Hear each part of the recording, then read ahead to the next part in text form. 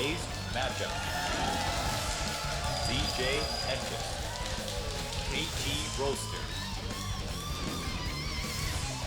SK Telecom T1, Jin Air Greenwing.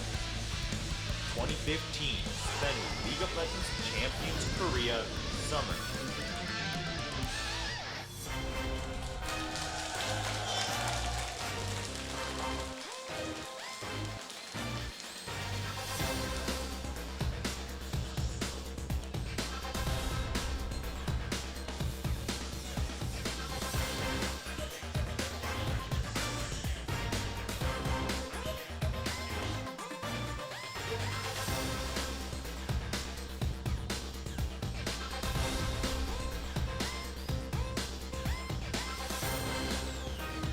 Hello and welcome to another day here of Champion Summer in Seoul, South Korea. I'm Monte Cristo. Joining me is Barry. He's back once again. Of course, we are waiting for Papa Smithy to get his visa processed, which is why Barry has graciously stepped in. I'm going to have a lot of fun today. Yes, good games today. We are going to have such a good time today because we've got some great games. KT versus CJ we're starting off with, and then we're moving right into SK Telecom T1 versus the Jin Air Greenwings, a match that last time Jin Air nearly took to 3 games. Game 2 was really quite good, and so we could see another close series there. Now, KT and CJ. KT will be playing Edge and Peekaboo again in the first match today. CJ will be playing Helper, actually. Yeah. I talked to CJ's coach, and Shai is having some issues with his index finger right now. Yeah. So he's getting some treatment from a doctor. And right now we have Hearthstone players. We have Zixo, we have Kranich, and Transit here watching today. That's right. From the Global Challenge, Yep. Zixo competed in that a little bit earlier this week. And Zixo looking to qualify for the OGN tournament here. So good luck. Yeah, it should be fun to see him later on in some more Hearthstone matches. I'm sure he'll make it. I'm pretty sure too. All right, well, talking about the matchup today, KT coming off that 2-0 win over Najin, CJ coming off that 2-0 win over Jin Air in what was actually very close to 0. And CJ won that match with Helper. So there's some interesting stats afoot coming in. And KT, they really bounced back well. They played Najin back-to-back, 0-2 and then 2-0. But they changed out. They've been using Edge. They're Peekaboo's first match. And Peekaboo was amazing on Thresh. He played amazingly well on Thresh. He played amazingly on Janna as well. So I think, we're going to see more out of this guy. Very dominant support player. So hopefully we'll see how well he stacks up against Mad Life, formerly known as God. That's right. Formerly known as God. Formerly Well, known. some people still worship the old gods, Barry. Oh, man. Rising from the depths. All right, well, let's take a look at our rankings right here. SK Telecom T1 still on top, 11-0 in best of threes, also on a 13-game winning streak and an 18 best of 3 win streak. CJ remains in third place, 1 point ahead of, or Jin Air rather, in third place, 1 point ahead of CJ. KT trying to make sure they get into the playoffs. They didn't make playoffs in the spring. If they want to have any shot at Worlds, they've got to make it this season. Yeah, and today's matches, first we're going to see CJ versus KT Roaster, but both of these matches today have huge implications in terms of the standings, because whether Jin Air can win or lose, whether they lose with whether they take a set or not, these are going to be huge for the way the playoffs are going to be determined. And the second match, SKT versus Jin Air. Again, Jin Air had an inhibitor down on SKT, and Faker stepped up, made a massive play on Rise in order to turn that game around. But it really looked like Jin Air was 95% going to win game 2, send it to that third set, and it just didn't end up happening. Jin Air had some problems closing, which we'll talk about a little bit later. But that's going to be very exciting. And if SKT wins 3 more games, they will have beat their 15-game win streak in Champions Winter. Yeah, it's going to be pretty nuts. But first, we're going to look at CJ Entis on that side of the stadium. And this team, hot and cold. They look good, then they have their moments where they falter, and then recently they look like they've picked up their form once again. So we'll see how good they look today against KT Roaster. And so much of CJ's performance depends on Coco. Because in Game 2 versus Jin Air, first off, Jin Air, I think, played better than CJ in most of both of the games that CJ ended up winning. They just couldn't land the final blow to knock CJ out. And CJ did a good job of getting back in. But especially in game 2, Coco really hard carried CJ on Twisted Fate. No, he played extremely well. We're going to see Helper today instead of Shy played that Maokai, played that Rumble. His Rumble was... He had some really off ults there. Yeah. Of course, Ambition busting out that Jungle Echo. A pick that we're seeing more and more, especially on 512. He's not that viable any longer in a solo lane. He's better tank, but interestingly, Kelsey Moser was talking about LPL statistics. Jungle Echo has like a 70% win rate in China right now. It's a very high priority pick, and we're starting to see that kind of come over to Korea. Yeah, mainly with Jungle Echo is that you build very tanky, and you still have to execute damage on the W, which is huge. And now we're going to see Coco, as we talked about, Twisted Fate, Rise, played very, very well on those champions. In the last match against Jin Air, yeah. And of course, Coco and Space are number 4 and they're actually tied it for number 4 for kills overall in the league, both with 114 right now. Madlife third in assists at 245. So having a pretty good season so far. And the last time KT faced CJ, it did go 2-1 to KT. But remember, that was with Fixer and Nagne. And interestingly, Someday crushed CJ with top Yasuo in that game. And from that point, Yasuo had to be banned for the rest of the series. And that's the big question right now. Someday is the carry of KT Rolster. Definitely. And he's going up against Helper, this player who has 2 professional games. On paper, you have to say KT probably has a pretty big advantage going into this one without Shy playing, because that is where KT's power lies. Yeah, but what Helper is known for, in solo queue for playing a lot of these carry top champions. So we'll see if he's kind of grinded his axe and like trying to come into this game strong.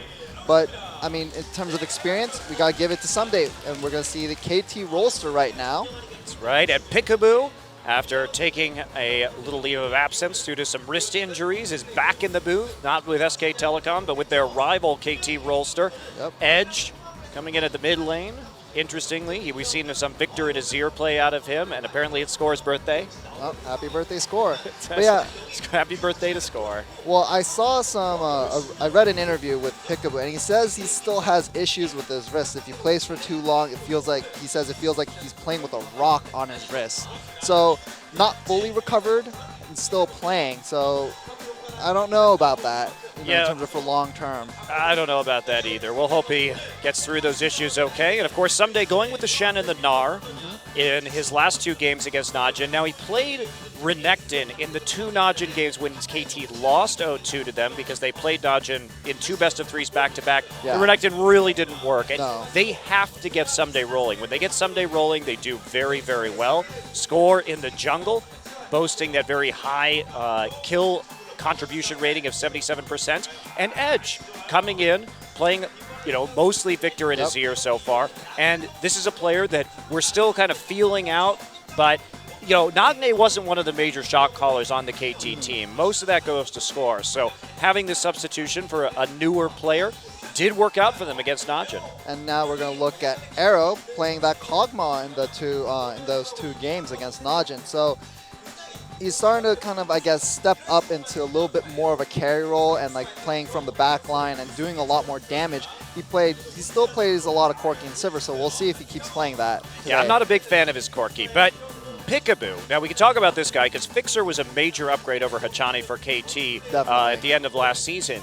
And Peekaboo and Arrow, remember, they actually used to be lane partners together back on Zenix Storm, the Zenix Storm that actually made the playoffs of a season of champions before getting knocked down in the quarterfinals. So these are 2 guys who have lived together before. They know each other's play styles. They were comfortable previously, and we'll see how fast they can get right back into that synergy. Yeah, and back on Zenix Storm, they're a very, very dominant bottom lane because they played so aggressively, and teams weren't used to playing against that kind of aggression from the bottom lane, especially with Peekaboo roaming. So we'll see how much of kind of the map play comes into play today. We'll see if Bard becomes a big pick too, with the amount of roaming that Madlife has kind of trended towards doing these days as well. And Peekaboo, the original roaming support in Korea. Yeah, we haven't seen Bard out of Peekaboo yet. Of course, he didn't play for a while thanks to his injury on SKT, but Madlife, a known Bard user, and Peekaboo could be taking away that Thresh one more time. Should be quite interesting. I'm wondering, because if I'm KT and I'm going into this match, I want Someday on a big-time carry champion.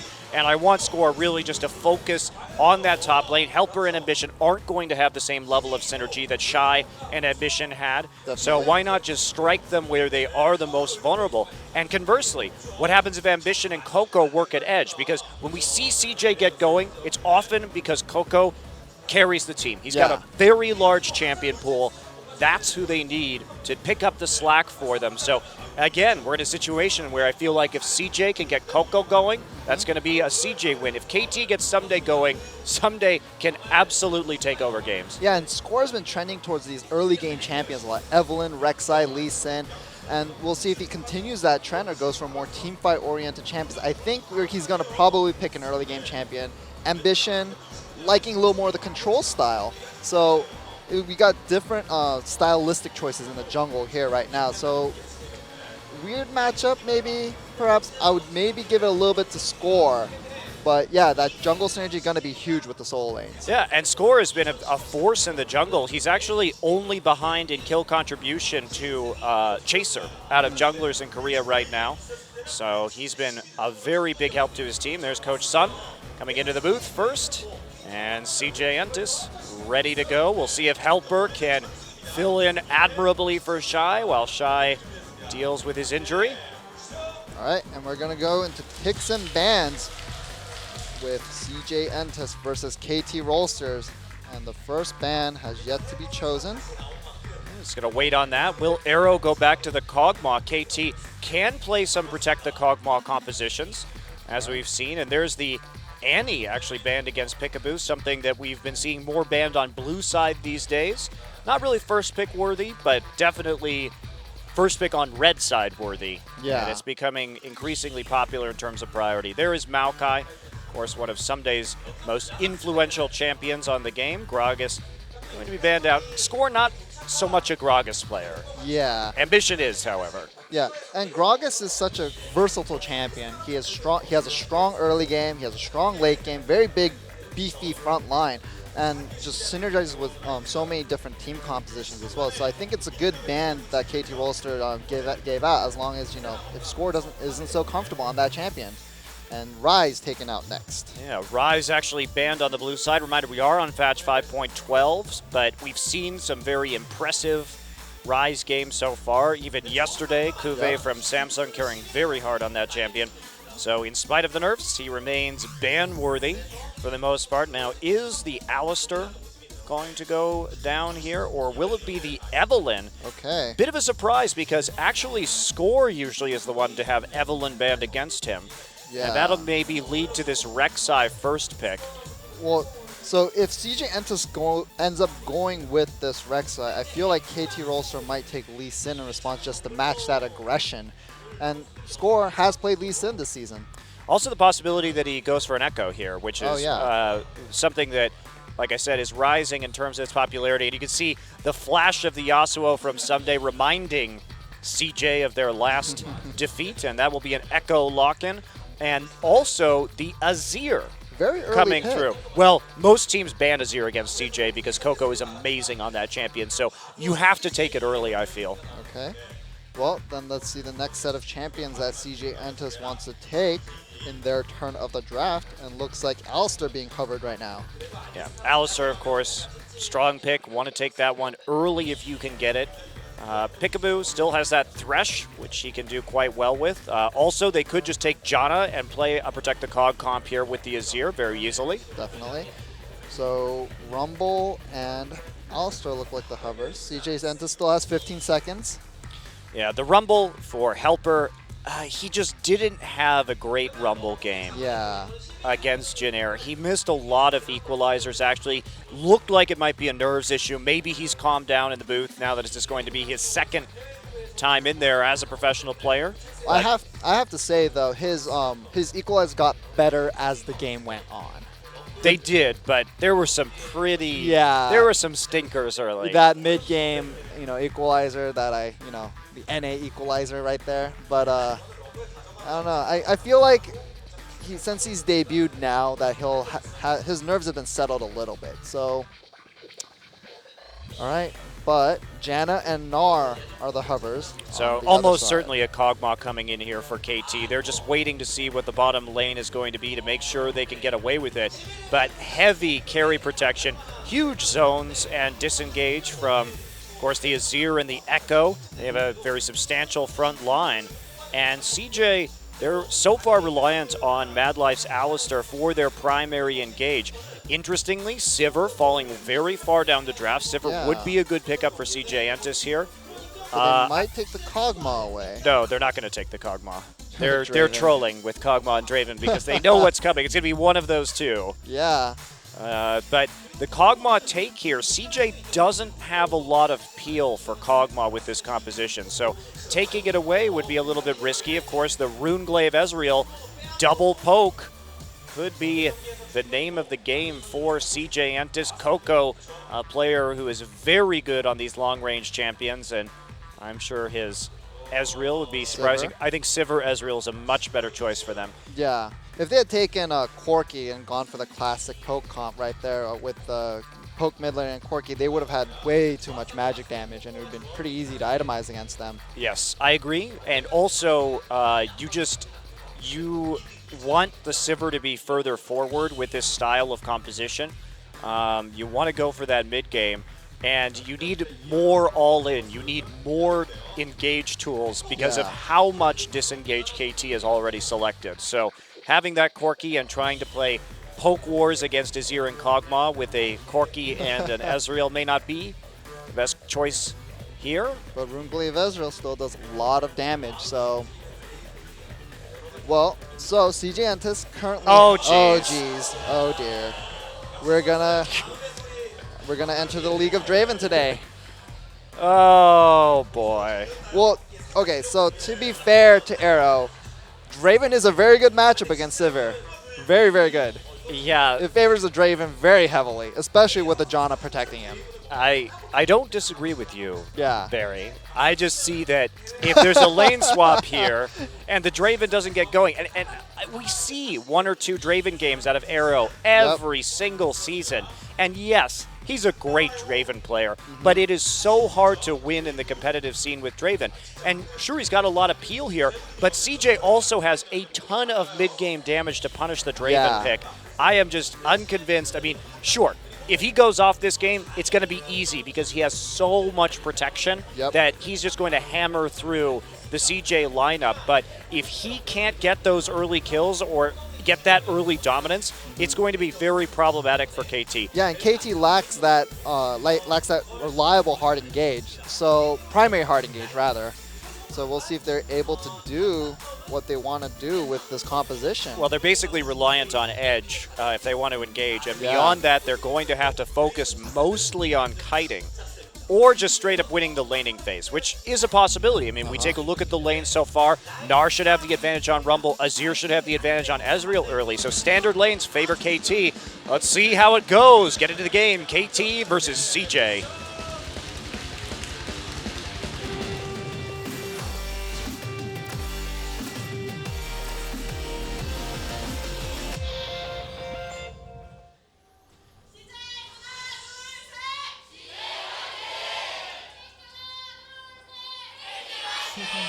All right, so we have the new pool party skins out today with Draven and his little squeaky axes.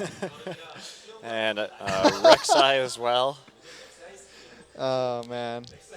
My favorite thing about the Rek'Sai skin is the little tugboat he rides when he The goes. jet ski. It's not Is a it tugboat. looks like a tugboat to me. I don't know. It makes a tugboat sound. Have you ever seen a tugboat? And then it just said, well, today looks like a good angle for chicken. And I think that was his gamer tag, Crazy Boy or something like that. That's what I could decipher from that one, Monte Cristo. It is a good day for chicken. I want some chicken right now, actually. Well, you can't eat while you cast, Barry. That's one of the first and primary rules of being a caster. I'm sorry.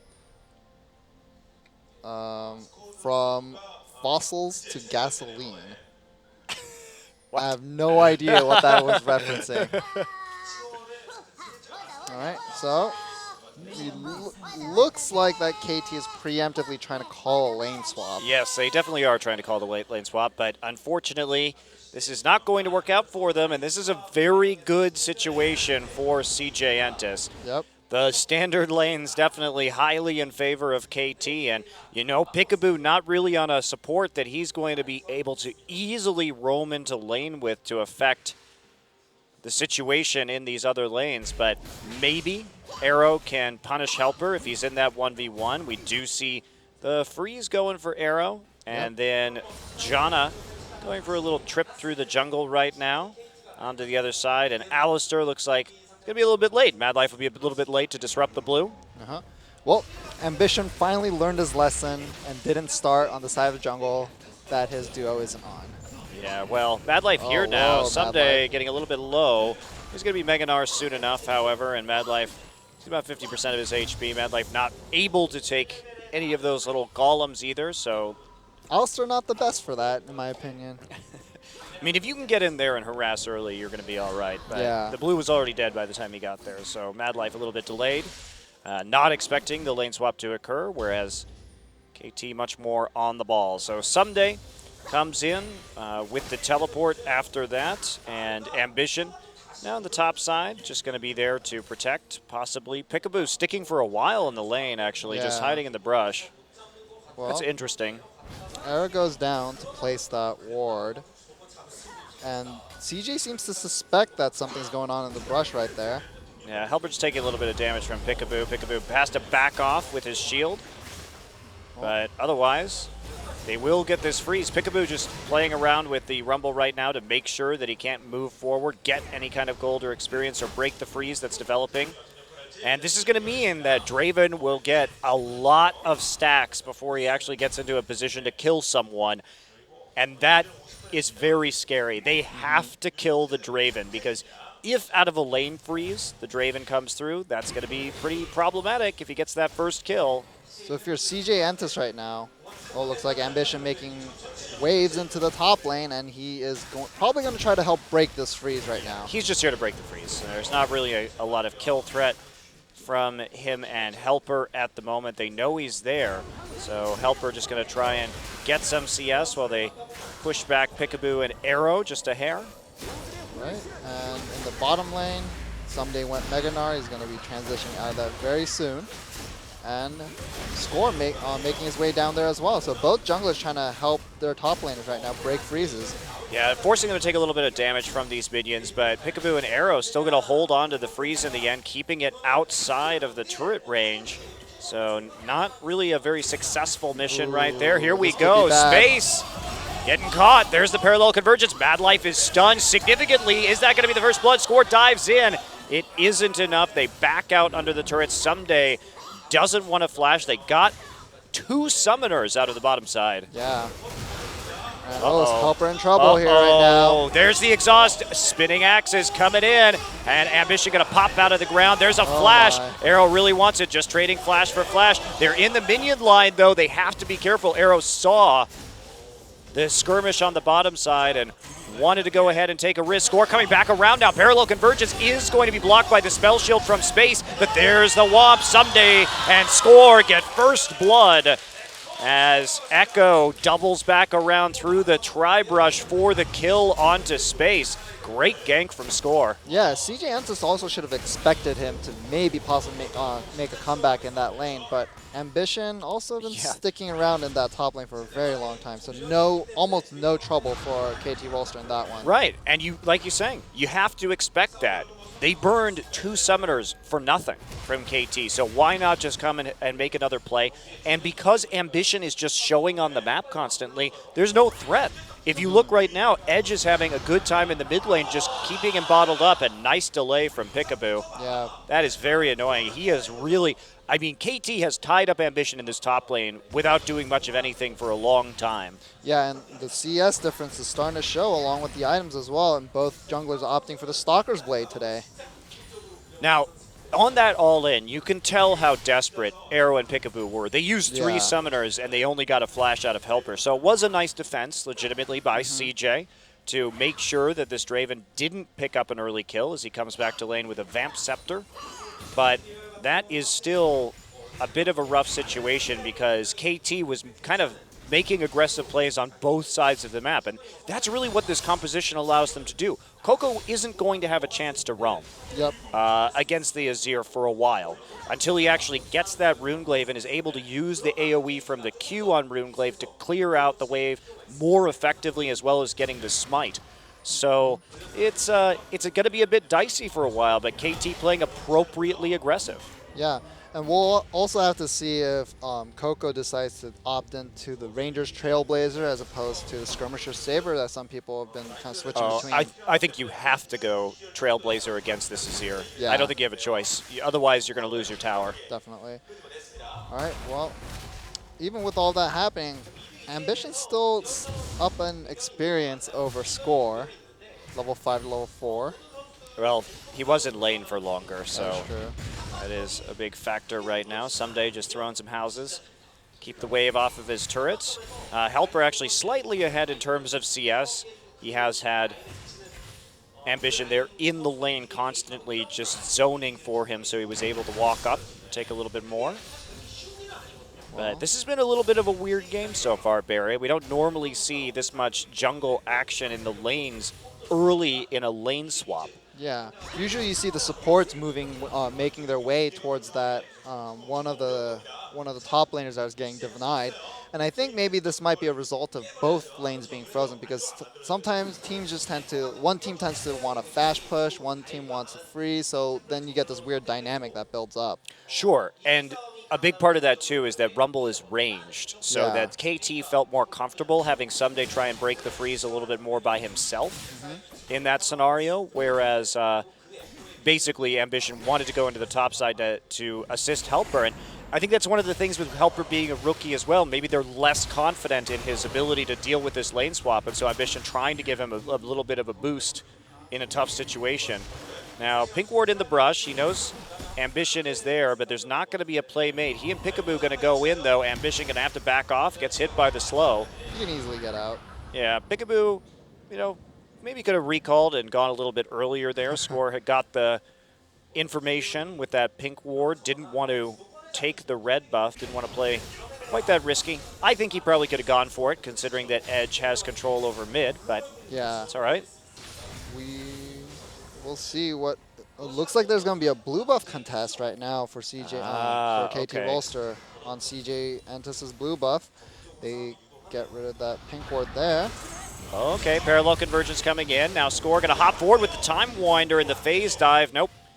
Has to back out. Edge is there. They're going to grab the pink ward, and Score will have a good time clearing out some of these tunnels to prevent Ambition, and they're just going to decide to trade blues. This is definitely the way you want to play it right now. Yep. If you're CJ, you're not really going to be comfortable walking into your own blue side, but no problem with going ahead and taking a blue buff away from KT, while Sivir has completely zoned Someday off of the tower. Yeah.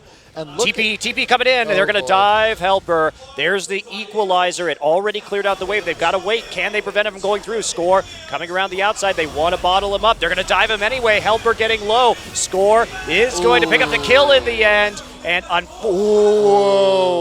very low. Probably single-digit HP right there. Peekaboo did tank most of those turret shots. Coco doesn't have True Shot Barrage. Now he's got it.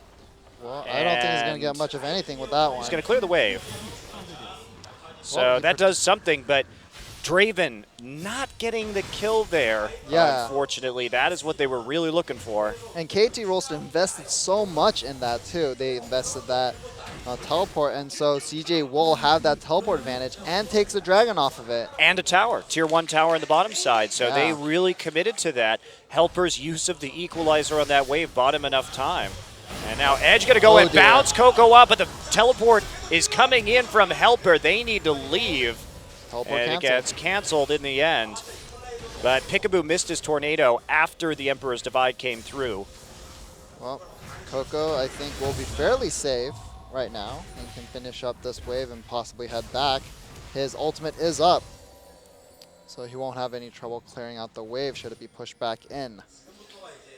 Yeah, so Arrow still looking for that Bloodthirster, but KT, we take a look at this so far, the gold is actually relatively even. Those 2 kills doing work to make up for the lost turret, but CJ still playing a cleaner objective game so far, but how long? Because KT still has a pretty nice pressure edge here, and they're not able to do much to keep these champions off the turrets. And you know, Space has to be pretty worried right now about Arrow now that they're in the 1v1. We now have the lanes that KT wanted, and KT fearless about playing forward even with that turret down, because since they have control over mid, you can see Score and Peekaboo doing such a great job of warding that side of the jungle. They have so many wards in CJ Antis' jungle. They know exactly what's going on at any given moment where Ambition is going to be as well. So there's just no surprises that CJ Antis can give KT. And Coco just out of mana right now while Edge just pushes forward, constantly getting damage onto that turret. So KT, and this was one of the big... Mad Life gets caught. He went into the wrong side of the jungle without that vision, gets knocked up by the tornado. Space is there, but not going to land the boomerang blade, and he has to leave Arrow alone. There's some more money for Draven on the solo turret kill. And when we saw KT versus Najin, oh Jesus, constant action. Ambition's gonna get out though. Yeah, CJ Antis just can't move past their river at all. They are not even safe in their own jungle right now. No, and this is what the standard lanes, the pick and ban did for KT. CJ had more freedom early, but now it's becoming harder and harder. Runeglaive is done though, so that's gonna buy them a little bit of breathing room, even though there's not much HP left on that mid lane turret. Yeah. Now, when we watched the KT versus Najin game, one of the things that we noticed that KT remarkably improved on was deep warding. Score and Peekaboo work really well together at that. Yeah, and Janna, great for deep warding as well. So much movement speed, especially if once you get your boots of mobility. And right now she only has just the boots, the regular boots. But even with that, just leveling up the W lets you move so quickly in there.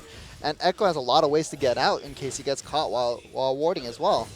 So, yeah, these 2 players just really just dominating CJ Antis in terms of vision right now. And that pink ward at the red buff is still up for KT Rolster.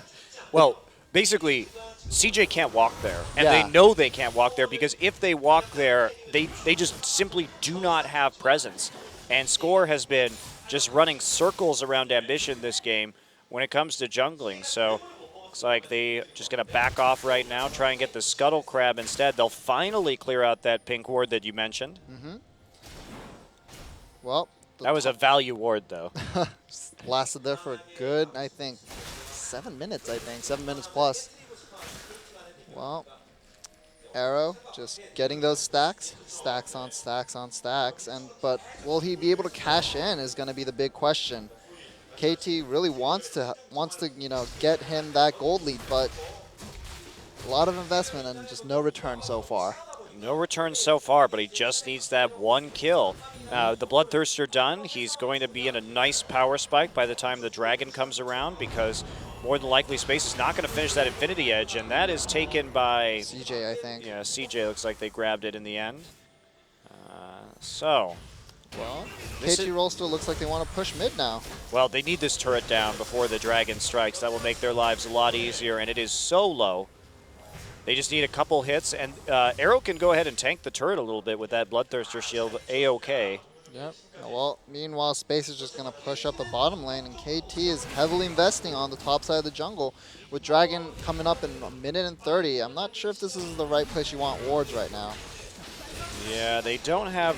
KT doesn't have the best vision. A lot of that was cleared out, and Space going to go ahead and start the blue buff.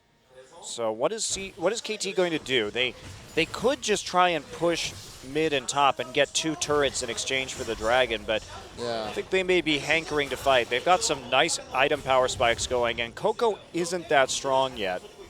No, he is not. He doesn't have very much AP, but he can still get a lot of poke off, especially with the Ionian Boots of Lucidity right now. Score's going to pop through the wall onto the Gromp. Doesn't want to box in Helper underneath his turret quite yet. That's going to be Score. That's some good damage. Yeah, Score needs to be very careful about that. Well, Helper also worried about the Echo ultimate, so didn't go for the all-in, I think. And meanwhile, CJ trying to give KT's get a bit of their own medicine. Well, they've got to push out now. The mid turret remains standing, so that is very helpful for CJ Entus as they have the vision control and they have the pressure on the bottom lane. Yeah, oh, So that's a lot of damage this early. that is a lot of damage, but he's not going to have it up for the Dragon fight if it occurs. Wow, mass recall from CJ right on Dragon Spawn. They are very confident. They do have the Void Rush to get back there, but... Well, both teleports are up for both top laners. And looks like KT Rolster starting to make some plays for vision right now. Ambition, just making sure where KT are. That was very bold from CJ to recall right then. They were very confident that KT was not going to go in without first pushing out the bottom wave. And with the lack of vision that they had, it turned out to be a good gamble, but still could have given that dragon up for not very much at all. And Someday just showed in the top lane right as his Mega Gnar ran out. So if there's a window for CJ to maybe go for a team fight, the window is now, I think. But Someday, no longer exhausted, building up that rage. Yeah, he's getting close, and this is what they want. And Coco is there over the wall. Mad Life's still going to try and zone in the choke right now. Space coming down. Are they going to commit to this? Looks like the answer is yes. There's the headbutt. Pulverized. Parallel Converge is going to zone everyone out of the pit, though. Mad Life has popped his ultimate. Here comes Gnar. Someday has his rage bar full. Peekaboo playing the outside, trying to zone out the rest of the team, but Edge not able to do much, and KT just doesn't have that primary engage, so CJ able to scatter and get out okay. Well, True Sharp Barrage goes through, doesn't do much. And KT Rolster is just going to commit to this mid push now, but against this Runeglaive Ezreal and the Sivir, I don't think they have a chance. Well, there is no True Shot Barrage, so they only need a couple of hits. And that was, I mean, KT a little bit late to that engagement. Yep. And Score looking for the flank right now, and the Parallel Convergence goes down. Let's see what they want to do. Just KT Rolster still playing a little bit cautious. Score's use of W this game has been very good. Yeah, very good. He's been doing it very aggressively, hitting the timings right to buy the time for the zones for his team. It's probably the best use of W that we've seen here in Korea so far that I remember. Yep. And here goes another True Shot Barrage over the top of the mid lane creep waves, and CJ really looking to hold this, but that mid lane turret looks like it's about to go down soon. Score is still trying to just pressure them off the tower. Space has very little mana to keep wave clearing at the current time. Yeah, same with Coco. And yeah, both of their wave clears down on mana, and they're still getting good poke off. Some days at half health, but we'll be transitioning into Mega Gnar very soon. I mean, CJ has no mana. If KT commits to this for a couple more waves, they should be able to eventually get this turn. What is Space doing? Actually has to Parallel Convergence coming in from the outside. Flash and the Monsoon from Peekaboo. Space is certainly going down. Score picks up the kill with the Chrono Break, and there's a Gnar into the side. Ambition and Coco locked up behind the turret, and are we going to see Mad Life die? Also, yes, we will. Helper picks up Peekaboo. Helper with a double kill already. Can he get in range of Score? Actually, no. Score gonna juke the other way. Gets saved by Someday, but did Arrow get a kill in any of that is the question. No, he did not. No, he did not. 3 assists. Oh, he had one before. He got 2 assists in that dive, but they got the turret. So a favorable trade for KT Rolster, even though Helper picks up a couple of kills. However, Arrow still needs that money. And that was just such good echo play from Space. From Score coming in, actually gets the Chrono Break down and buys enough time. And Peekaboo had a good engage for the dive under the tower. Everyone lined up right there, but a 5-man equalizer comes in from Helper so that he can at least get a couple of kills in that engagement. And that was a great equalizer. Yeah, much better than last time. And KT just going for this blue buff again. That mid lane turn has finally fallen for KT Rolster, and the gold lead is in their favor by 1.4k. But CJ is still up on Dragons, and I think if we have to go into the late game, I give it to CJ Entus right now.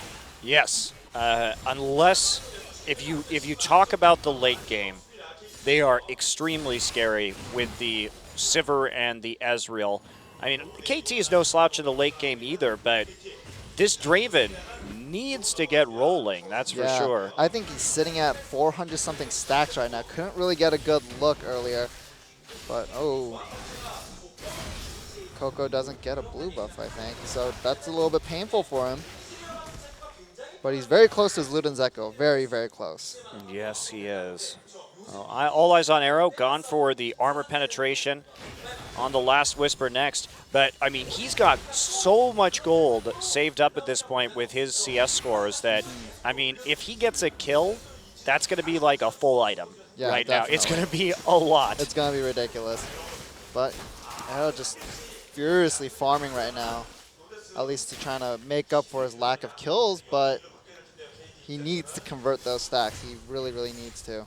Yeah, and he was so close. The Whirling Death. Space actually had to spell shield the second tick of it coming back through. Yeah. Had he not done that, may Well, have not been a good time for him underneath the turret. But, you know, score, 100% kill contribution rate so far, and he's just been having an outstanding game. Yeah, and KT looking to establish control over the bottom side jungle of CJ Entis, and they maybe want to take this tier 2, but they're just going to back off. More true shot barraging. No, this is the time where if you're KT, look, you have the turret advantage, you have that slight gold advantage, you need to keep fighting now before Coco gets too crazy. Yes, he's got the Echo. This is a good power spike for Ezreal, but you know, the closer he gets to 6 items, the more insane this Runeglaive Ezreal becomes in terms of damage. So now is the time for KT. They need to fight and snowball now off of this dragon fight. If CJ's smart, they'll just give it up. I mean, frankly, from CJ's perspective, screw this dragon. You already have 2. You know you're going to get Coco to the late game. Why fight now? Go ahead. Take out mid turret. Take out top turret. Yeah, try and even up that gold score and just let him have the dragon. Yeah, right now it looks to be a 2K gold lead for KT Rolster, and most of it was invested in those kills, so it equalized very quickly, as you said, once they take those towers. And meanwhile, Someday just pushing up that top wave, and both teleports are up, and Dragon will be up in 15 seconds. Yeah, Someday well itemized against the AP damage so far. Yeah, well, he doesn't have any armor. Well, he has a little bit of armor, and that Sivir does have the Infinity Edge, and soon to the Static Shiv will follow very soon. Okay, Dragon is up, activated by CJ Entis. I mean, I think CJ shouldn't commit to this. If you get some lucky poke, yeah, maybe you can go ahead and force them off, but I think committing to this Dragon might be quite silly. Last time we saw Score do a great job of zoning the mouth of the pit with the parallel convergence. Someday just sitting there with nearly full rage. Arrow pushing up on the bottom side, and CJ is rightfully being very tentative about taking this Dragon. And Someday in that flank right now. His rage is running low. And, well, they want to contest it, I think, CJ Entis. They don't want to give it up for free. They might be able to get a lucky steal with Coco using his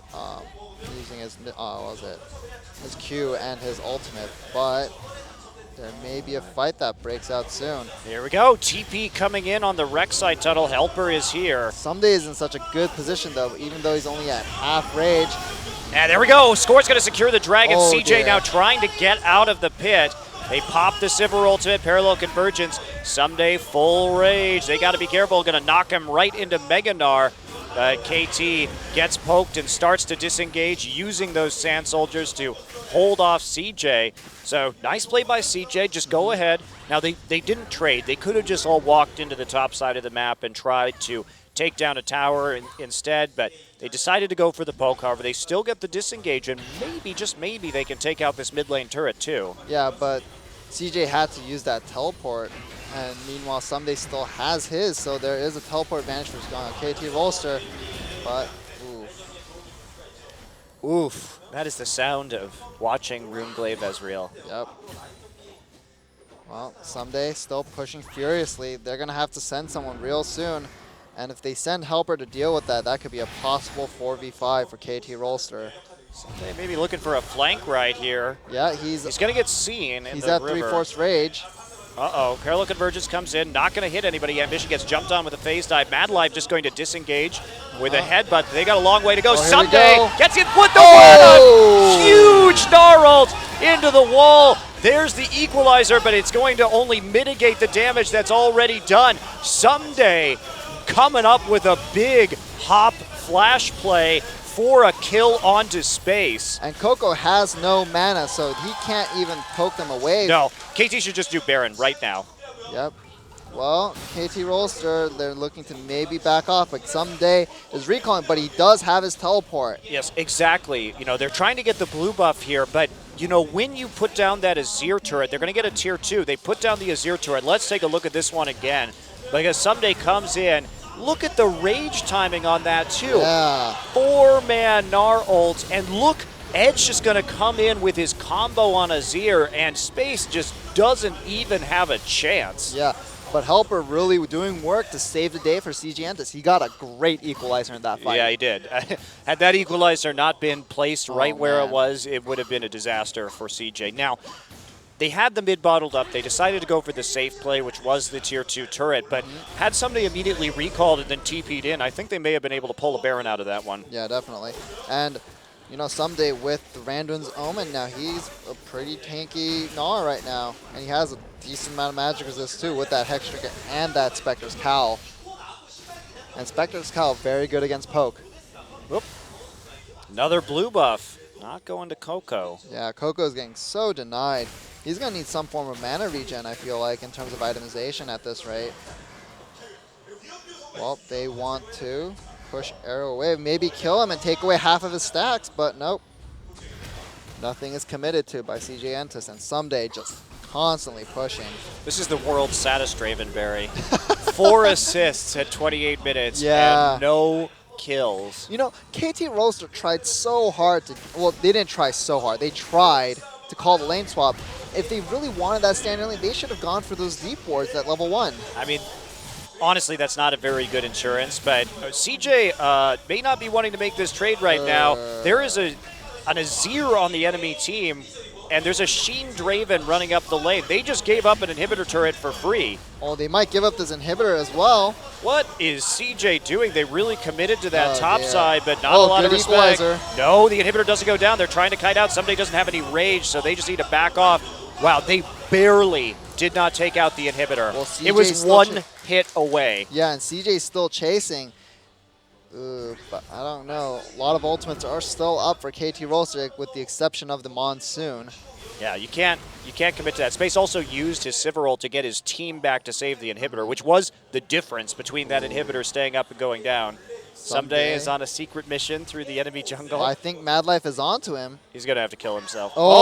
Oh! Smart man. And he's got TP. If he can bait Madlife into... Oh, there's a Void Rush. There's the jet ski. He's just going to die. Okay. Whoa. Are they going to go for a Baron in response, though? Well, Somebody's wasting so much time right now. He's got 2 people down there. He's going to turn into Mega Gnar. That's even more time. And there's the TP. There's no more crowd control. Goodbye. Oh! There's the headbutt. There's the Gnar. He dies. Well, this is a power play now for CJ Entus. They can push up this mid turret. But they only have 3 people there, however. Meanwhile, KT still has 4 in the lanes because of Someday's little adventure to kill the inhibitor. Turned out to be a good call. Someday, I guess, not really keeping track of the cooldown on that crowd control because he should have waited for both of those CC, the knock-up and the headbutt/pull, to be down before trying that TP. It was kind of a waste. I think the reasoning was that Madlife was just probably going to sit on that headbutt for a long time, so might as well just go for it at that point. No, because then you burn the cooldown and you put your team in a hole in terms of the TP presence on the map. So I think you just die there, honestly. Well, most ultimates up for CJ Entus right now. Meanwhile, I think Arrow might be breaking some sort of Draven stack record in this game without ever actually cashing in. I think that belongs to Cop, I think. Never cashing in. Poor, poor Draven. Well, sitting down. Well, we're going to go back to a lull. While teams just kind of form a zone, but that dragon has come up now. It's not going to be a very long lull, methinks. Especially since all those super minions are still in mid, and with the tier 1 not even destroyed yet for KT. Well, Someday is on the side. They got him. They got CJ Entus snarled up. Yep, and there they are. They're in the choke. They have to be careful about an equalizer. Here comes Rumble. Where is the equalizer? They're going to pop it now. Someday comes in. He gets into the back line. Space and Coco having a bit of a hard time, but Helper doing a great job of zoning on the outside. That is so much poke damage onto KT. KT just going to have to back off. Yeah, it's not, and Coco still has a lot of mana, but Edge goes straight into the fight. Ambition gets the kill. Arrow still killless right here. They're going to get him. Arrow falls without cashing in on the stacks. And KT gets desperate on the re-engage. Edge tries to go in and be the hero, but the rest of KT simply too low. Helper coming through for his team. Yeah. Had some great play in that team fight. Definitely a big change from our last match that we saw him play in. Yeah, we had these questions about Helper, and he's just delivering so hard for CJ Entus. And he just saved the day for them pretty much with his just zoning, the equalizer, just the amount of damage he's about to put out. He's able to put out in these fights. And CJ Entus going for this dragon. Will we see a Bloodwater here? Probably not. Probably not. Indeed, we shall not. And there we go, Coco. Especially with 2 smites on the side of CJ Entus. Yeah, Coco with the level 16 smite, so he gets it. So let's take a look at this again. I mean, KT was just completely bodied in this choke, and the Gnarl was okay. It got Space and Coco, but considering that there wasn't follow-up because of Helper's equalizer and his Flame Spitter in the choke, and then Edge tries to get the big play. Space has a nice flash in the end, and Ambition gets the kill. And look at this. There's just no mana either on Draven. Well, the thing about that fight is that Someday on Gnar jumped into the backline and tried to get that Gnarl, but Space with the heads-up play spell shielded the Gnarl, and so he wasn't even knocked back, no stun, and he was able to just put out damage, and Someday had to back off at that point. Well, this game has certainly been very intense so far. KT has the inhibitor down, but Baron goes over to CJ on the strength of that team fight. And you can see KT with the lack of engage. If you're KT, you don't want to just try and all in on that play. Yeah. You want to wait for them to walk through the choke. Just go ahead and take that dragon and force them into you so you can kite, because you don't have those primary engage tools. And especially after Gnarl is down, you certainly do not want to go in on that Azir. So CJ making it look a bit easy with all the poke that they had. And just CJ in general has very good team fighting, so I don't know if Kate... Oh, that's a lot of damage. This is one of those times where you actually start to think, maybe I need a Will of the Ancients on my Azir. I'm not even joking. Actually, Bjergsen will do that versus like AP champions or AP poke champions sometimes, and I think that's a very good build in this situation, because you can't just go back every time you get hit by a True Shot Barrage, because with the CDR from Ezreal, you're looking at one about every 30, 40 seconds. And we have Ambition split pushing for CJ Entus, and this mid lane turret will go down. So CJ Entus up up over 3K, in fact, gold.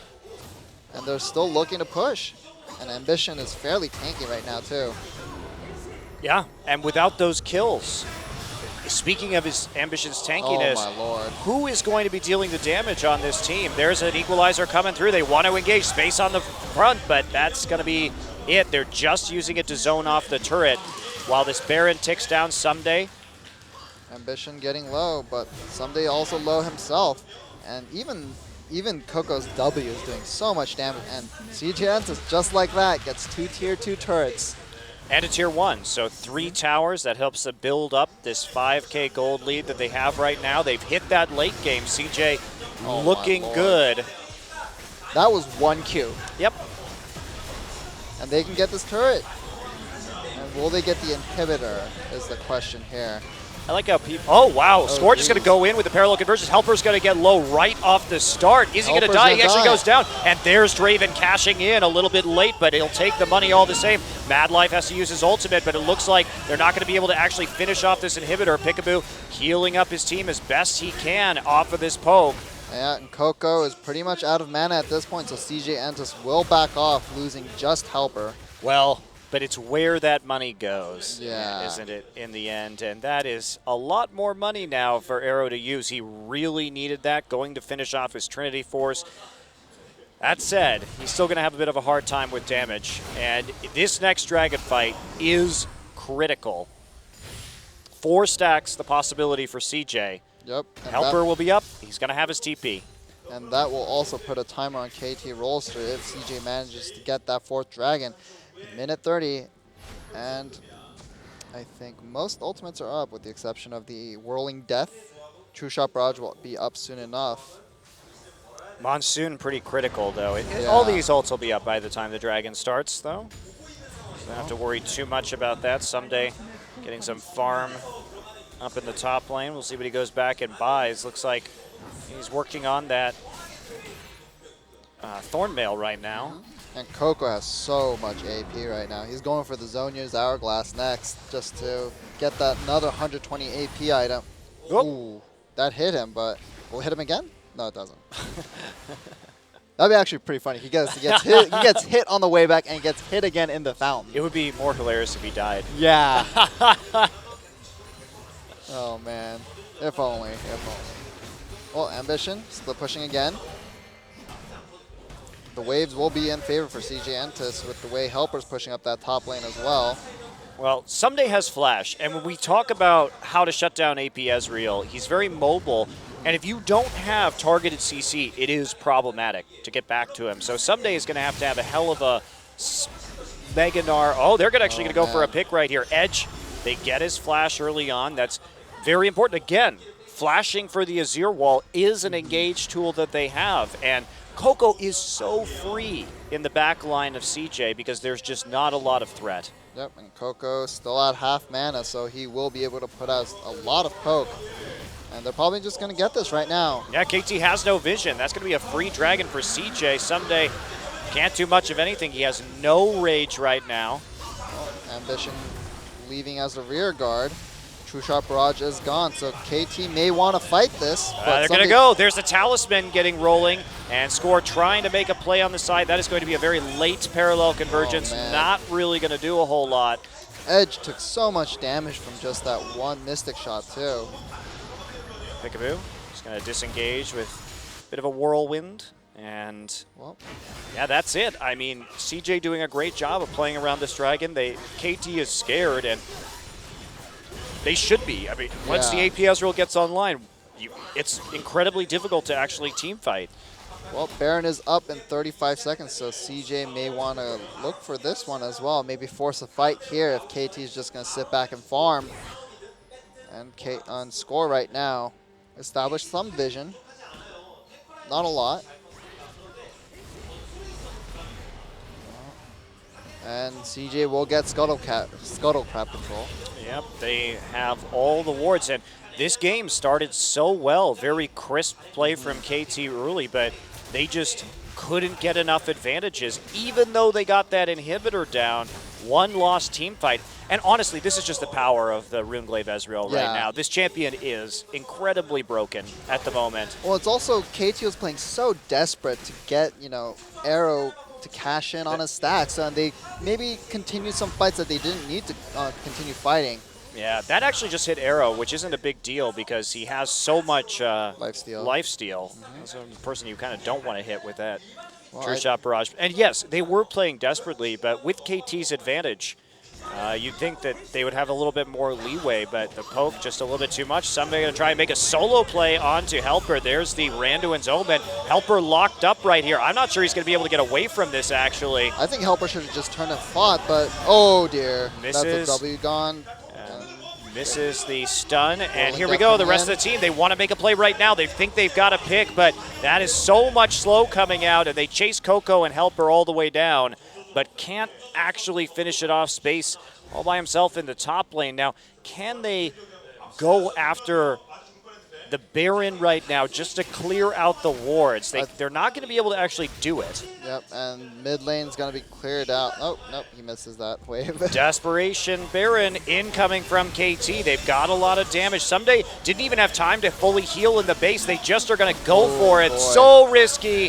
So risky. They're going to get it before Ambition can arrive. Big equalizer. But all those Sand Soldiers move forward. They've got some defense. Edge just trying to escape right now. Mad Life with a triple knockup. Arrow with the cleanse in the back. But Coco's do they have enough? The side. Yeah, Arrow's going to have to get out of there. Score. Does he have enough to get over the wall? Two members of KT down. And that, Someday may be the next to fall. He's got a lot of MR. Coco's got no mana, but Sunday's he's going to get the hop up. He's going to be all right. the boomerang to the slow, but this is a good opportunity for CJ. They've got about 40 seconds to work with here. But they'll be pushing up against Baroned Up minions, so their progress will be slowed at least somewhat. If they can get this turret before those Baroned Up minions get there, they will be absolutely fine, and they are going to grab it. So they're going to get an inhibitor, actually, for this Baron. Are they going to rotate to the bottom side and take that open inhibitor as well? Oh, my. Uh-oh. Ooh, He's Coco nearly getting caught out there.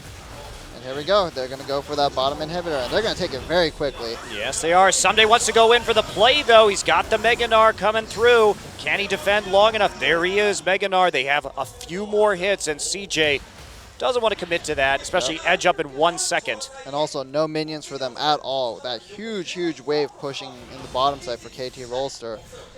So, Dragon coming up in a minute 40. A very back and forth game so far. And CJ Entus just playing these fights so well. Helper has showed up today. Yeah, he definitely has. Definitely has. Coming through when his team needed them. And his equalizers were responsible for CJ not losing fights while they tried to get this Runeglaive Ezreal up and where he needed to be. KT wants an inhibitor of their own. They have those Baroned Up minion waves, but the wave clear is excellent from CJ. They have a good mix of physical and magical damage to help take out these waves. And they have the 4th Dragon stack as well. So they're just going to take out these minions super quickly. But Dragon up in a minute.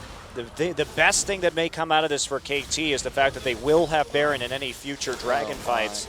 Edge already at half health from just one True Shot Barrage. I don't know if Mad Life wants to go in on that one, actually. He's going to take a lot of damage, and he's going to lose his ult immediately. That is not a good sign if they want to fight for this Dragon pretty soon. Parallel Convergence is down. Someday is in Mega Gnar form, so no big fight going to happen.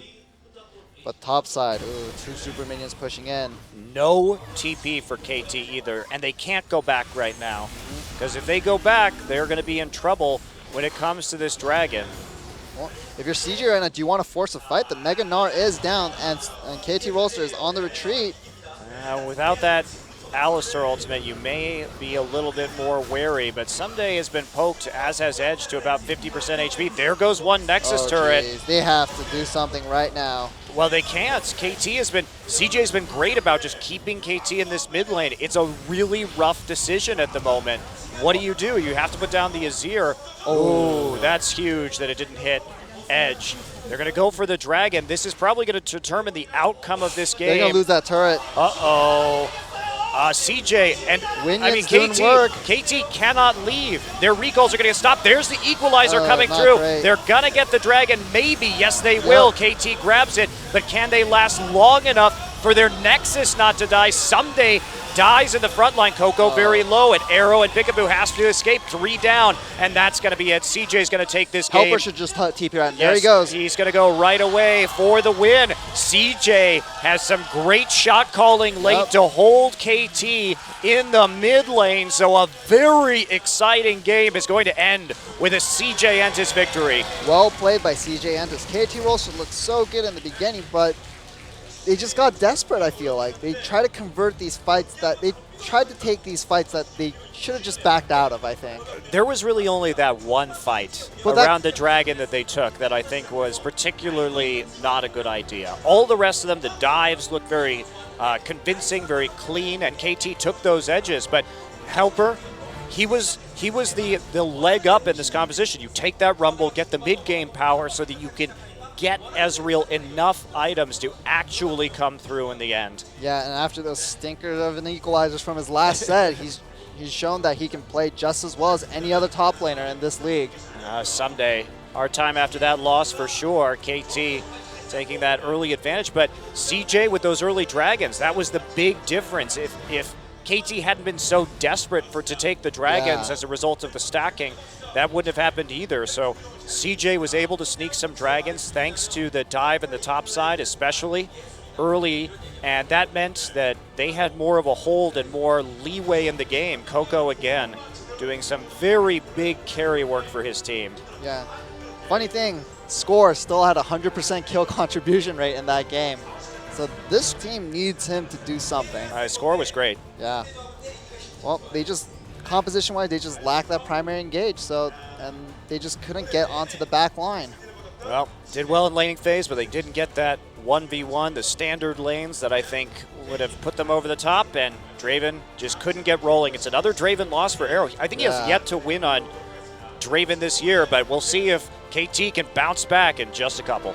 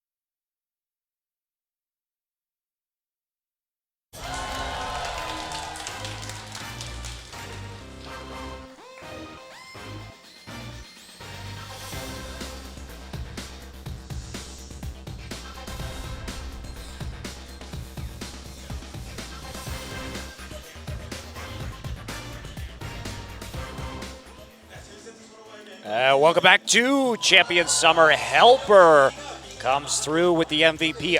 Very well deserved for this guy. Compared to his last Rumble performance, it was night and day. Yeah, and he really just saved CJ's bacon in these team fights where, the Coco down, items, down mana, and he just comes in with these big equalizers to make sure that at least they can minimize their losses during the power trough. Right, and also his key equalizers really helped KT not just destroy them really. Yeah. Because Helper comes through here, gets another nice equalizer, and that entirely prevents the follow-up from KT. They're not able to continue to pursue under the turret, but this was the really impressive one. Look at Helper's positioning here on the side. He just keeps all of KT's carries bottled up, and yeah, that was not a smart fight for KT, but Helper was the wall that they needed in the end, and Edge tries to go in with the Emperor's Divide, not very effective, and here's where Arrow loses all his stacks. Wah, wah, wah. Poor Arrow.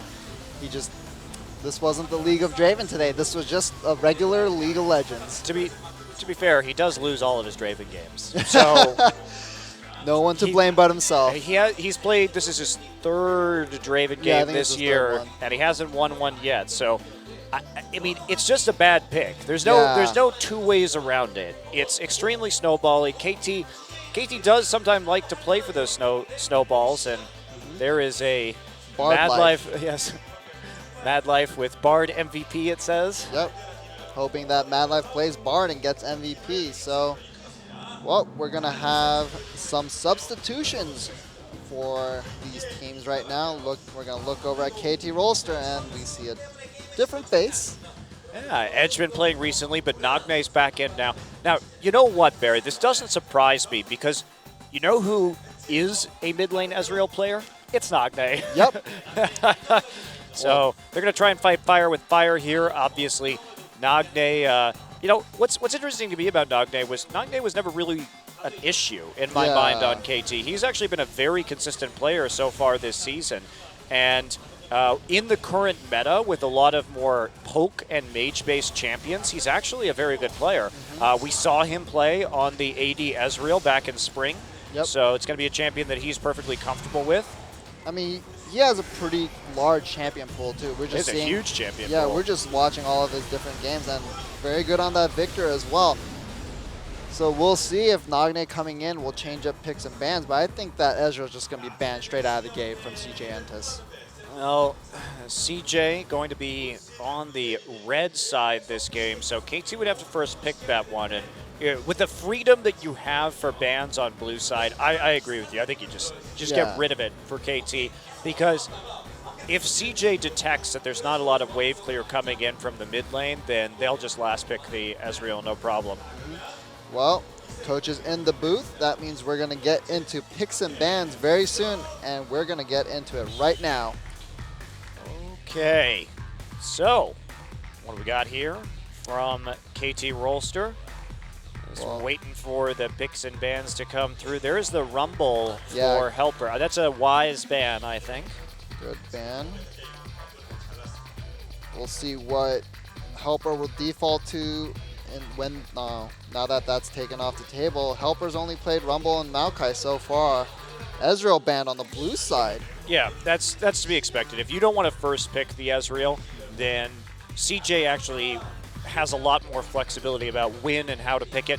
Plus, on red side, if you take Ezreal in the first round of the draft, you can just flex him into the AD carry role. SK Telecom too. Yep. So I don't know if you would ban that on red side, but certainly a very solid blue side ban.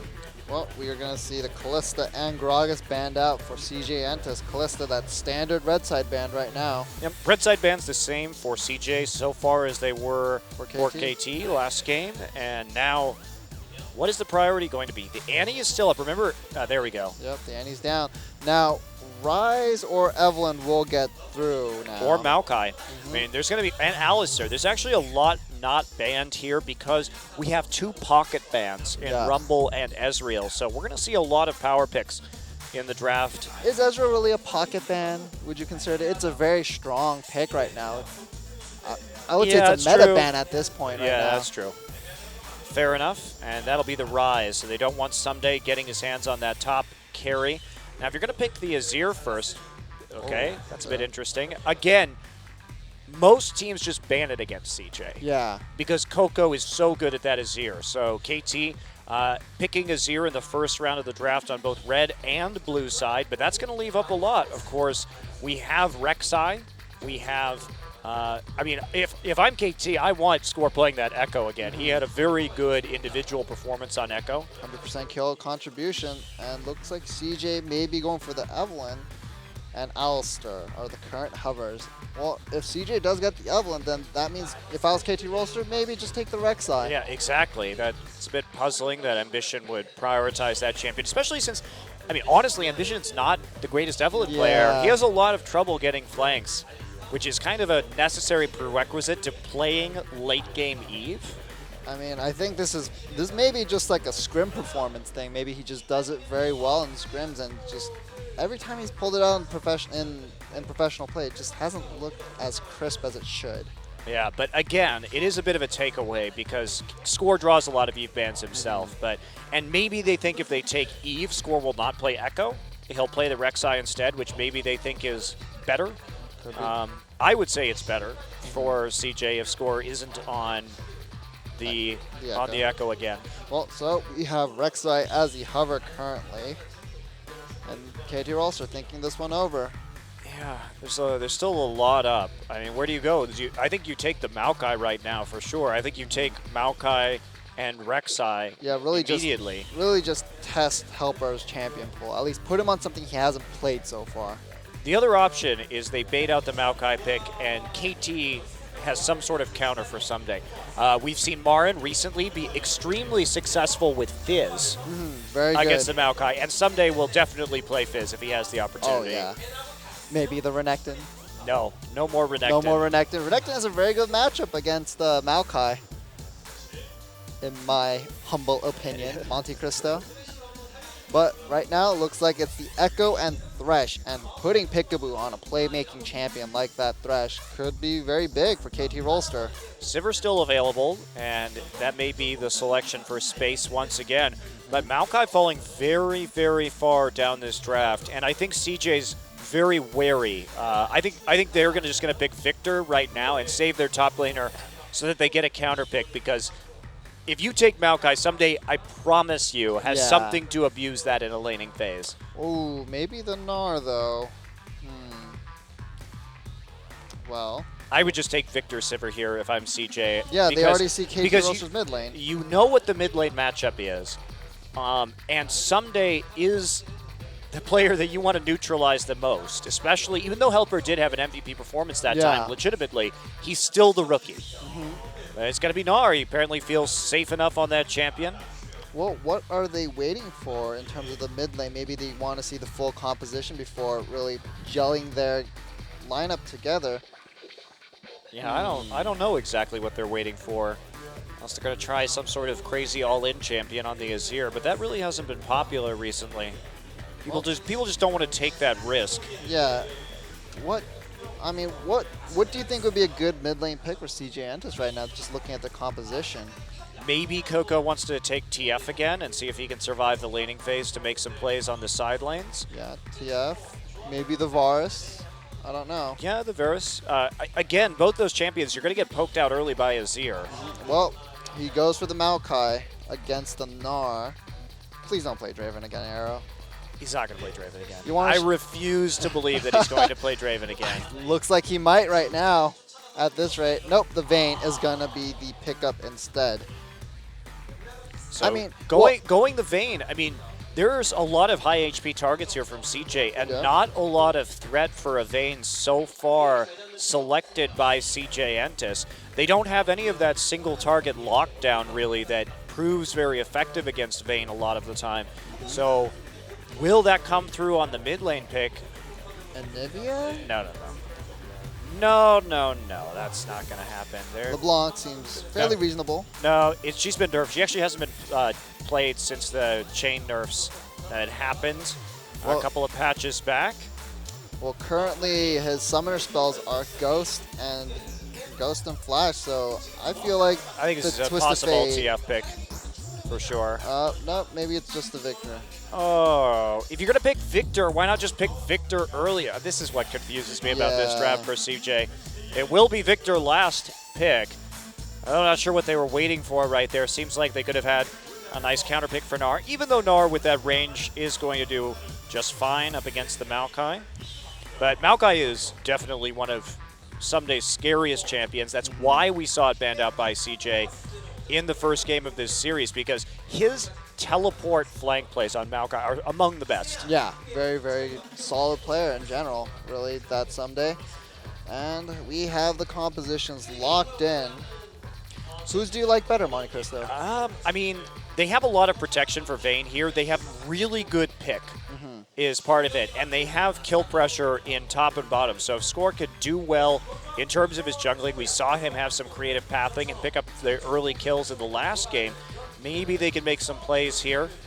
Probably going to be camping for Someday again. Helper's going to have to be very careful. And as for the late game, so much damage from KT Rolster. They have much better engaged this game. And it's a more balanced composition. CJ, kind of the same story, though. CJ has a very good AoE damage comp, though. If this is the big question, can Ambition get those flanks on Evelynn? Because if he doesn't, slows them up, then they can destroy them. That's right. Well, let's get into game number 2. Can KT come back against CJ? Let's find out.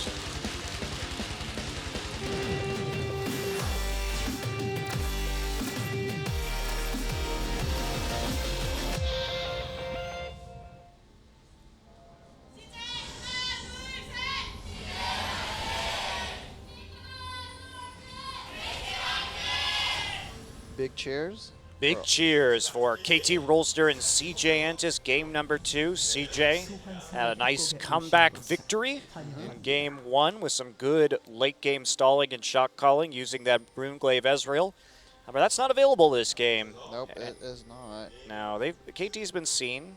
Ambition saw people stacking up in that brush. He's remaining outside of vision range, so just trying to track Score at the moment. So he does get seen. Pings go down. So KT looking for the deep wards. This is what I wanted to see from KT in game 1, because if they really wanted to pick all of these, good lane matchups, then they really should have invested, just like this in terms of the vision.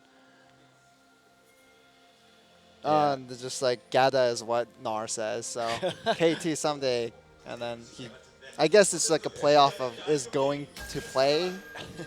I don't know, it's weird because Kada is to go. Right. So, similar warding patterns from both teams. When the CJ sees that, they immediately place the exact same ward. So we are going to see that start where this is something that Korean teams have started doing in the past. A couple weeks, SKT punished this very hard with an invade. We could CJ try the same tactic here.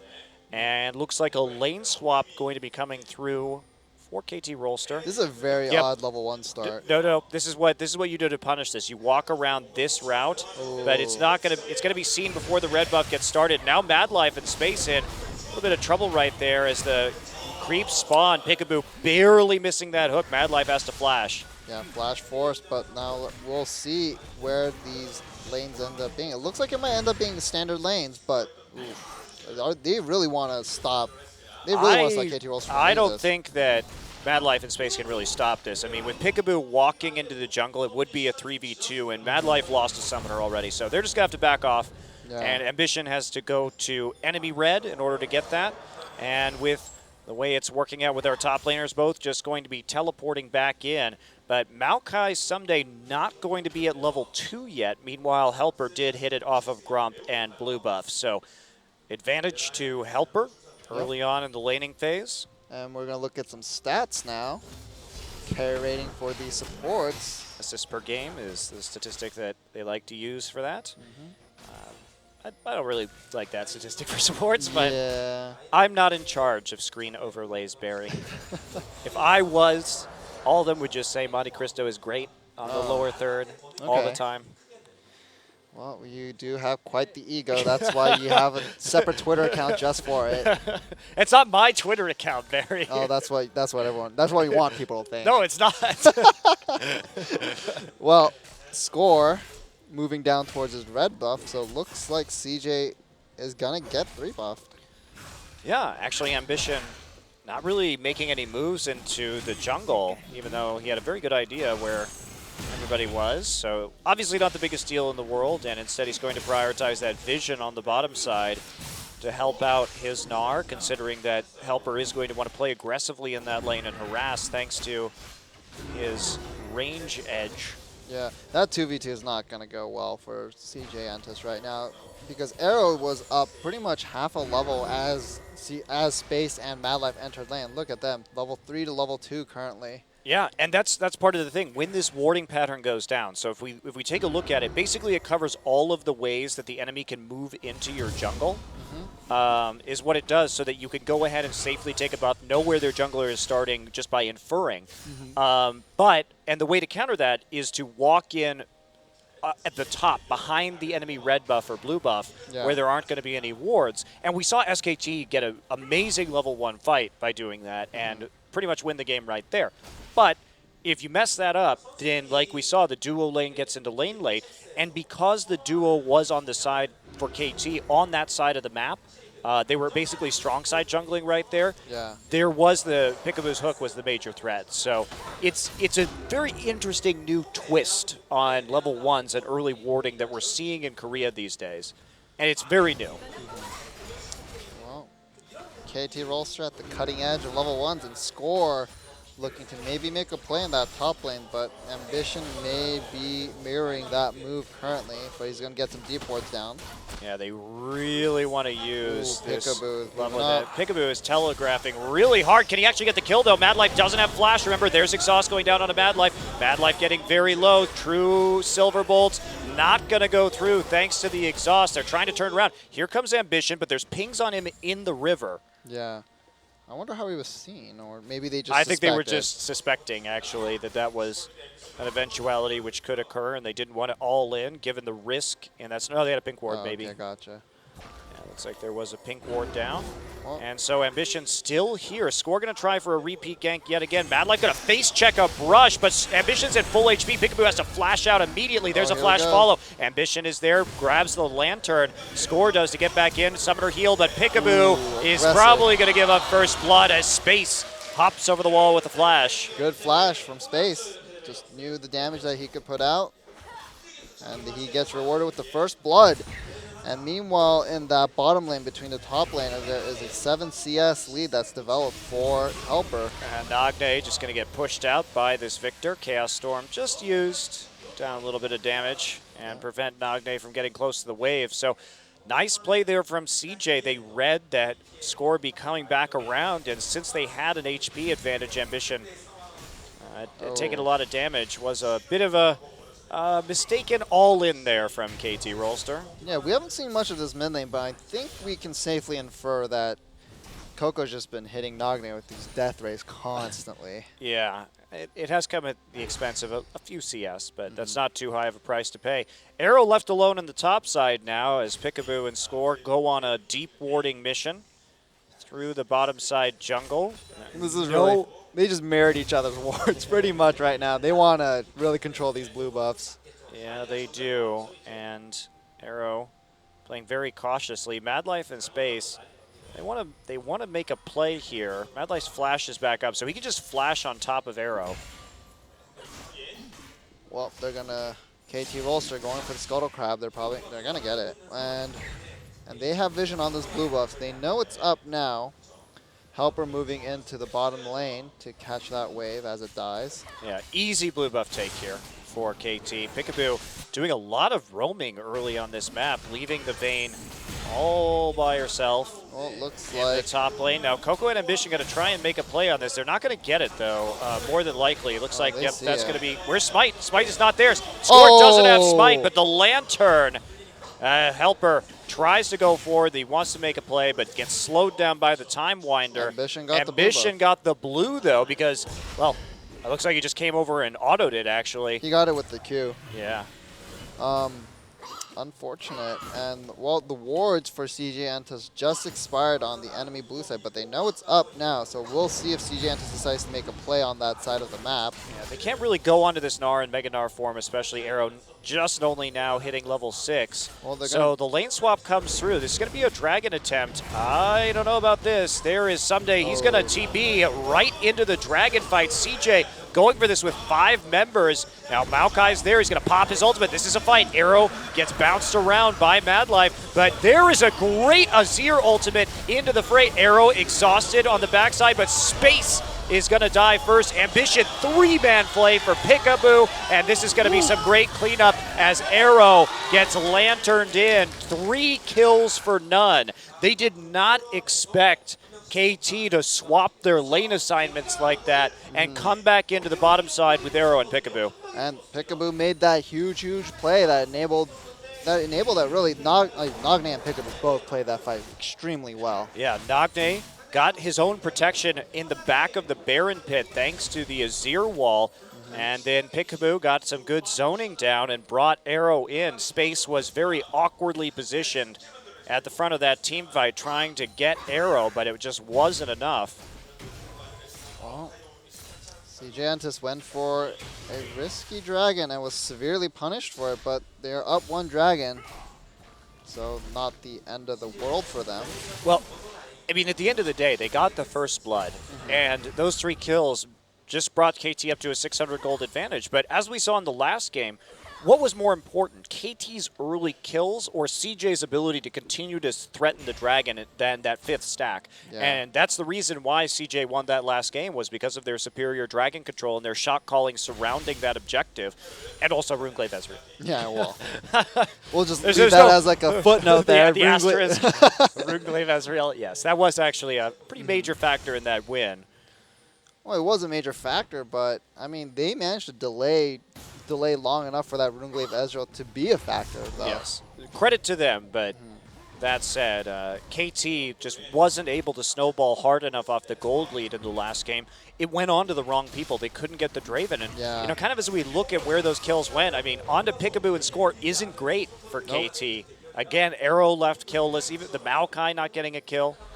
So, not the best situation overall. Well, Azir did manage to pick 1 up and 2 assists, so that is a hefty amount of gold.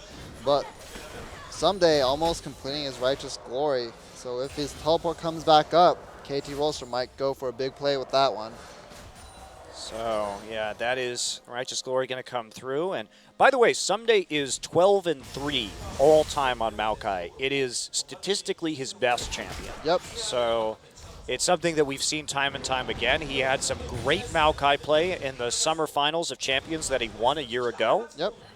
Really coming up clutch for the KT Arrows and their victory over the team that was then Samsung Blue. Well, he won the games with Maokai and lost the games with Riven. The game with Riven, yes. Yeah, That was that was silly. that was silly. It's not as much of an ideal pick, or was not then as it is now. I do think Yeah. it's viable in certain circumstances these days, but Well, he probably, now that I think about it, actually, I got nothing. I was thinking maybe that our earlier Gnar pick was to kind of shut out maybe the Riven pick or whatnot, but well, interesting. that So kinda score, fell flat. I don't think score was seen by that, considering that I believe the ward was blacked out by a, oh no, that was his lens, so Yeah. he was seen. So lens used in the bottom side. Now lens used by Peekaboo to make sure they don't know. Oh, Up, geez. here we go. Ambition's going to pop the Agony's Embrace. Flash immediately from Peekaboo. But Coco's already roaming. Score has to chrono break back in. There's a stun coming through there with the parallel conversions, but it's just not going to be enough. Score caught out with Peekaboo in the river, not respecting the fact that Coco could have been roaming down on that side. Finds 4. Yeah, it looked like KT Rolster was trying to set up an ambush for CJ Entus right in that brush as CJ Entus came down to maybe catch the wave, but they just To be fair, just got turned on him. CJ had what the likelihood of 4 CJ players being in that location when there wasn't even remotely like a dragon to set up for yet was it's very weird that they were there, but Yeah. they were just waiting for the blue buff transfer. Maybe 2 of them, but the fact that Space and Madlife were also there was quite strange. I think they were going after some blue buff pressure, actually, is what they were doing. But Gotcha. Well, Nagne gonna start dirty farming a little bit. Try to really get that CS league going. And Coco upgraded to Hex Core. So exciting. I know. Farmville once again. Well, we have pretty much equalized gold. Actually, no. Somebody's probably up maybe about 300 gold in that top lane right now. But CS is fairly close. Considering how many people got assists off of those kills, I'd be surprised if he was that far up. But yeah, he has a nice little advantage, and Maokai generally going to be the more reliable. Of course, if you can get the big Gnarl, then you look like a hero. But for the most part, Maokai is going to be the more reliable tank in the late game in terms of team fighting. Well, as I said earlier, if Ambition can get the flanked ult engages, then it just sets up Helper so perfectly for when he's in his Mega Gnar form. But it's just Evelynn not the best champion for Ambition. Yeah, that's the thing is, certainly if we were talking about a player like Chaser, Wisdom, or Chaser, yeah. These are guys that have proven demonstrably that they can set up the engages on Evelynn, but Ambition has been very disappointing in that department so far this season. He still has a chance to turn it around, though. Well, he's going to get seen by that pink ward in the River Brush. He's forced to back off. And looks like KT is starting to maybe gravitate towards the bottom side of that jungle. Coco zoning out Nagne from the mid lane, though. Yep. And so Arrow has the Blade of the Ruined King right now. Ambition still wants to slow down this Vayne as much as he possibly can. Well, he knows exactly where that pink ward was, so he's just going to sit around. Someday is actually waiting to see if he needs to use his teleport right here. You can see him backing off into the jungle because it's unclear what's going on with Peekaboo and Arrow in this bottom side.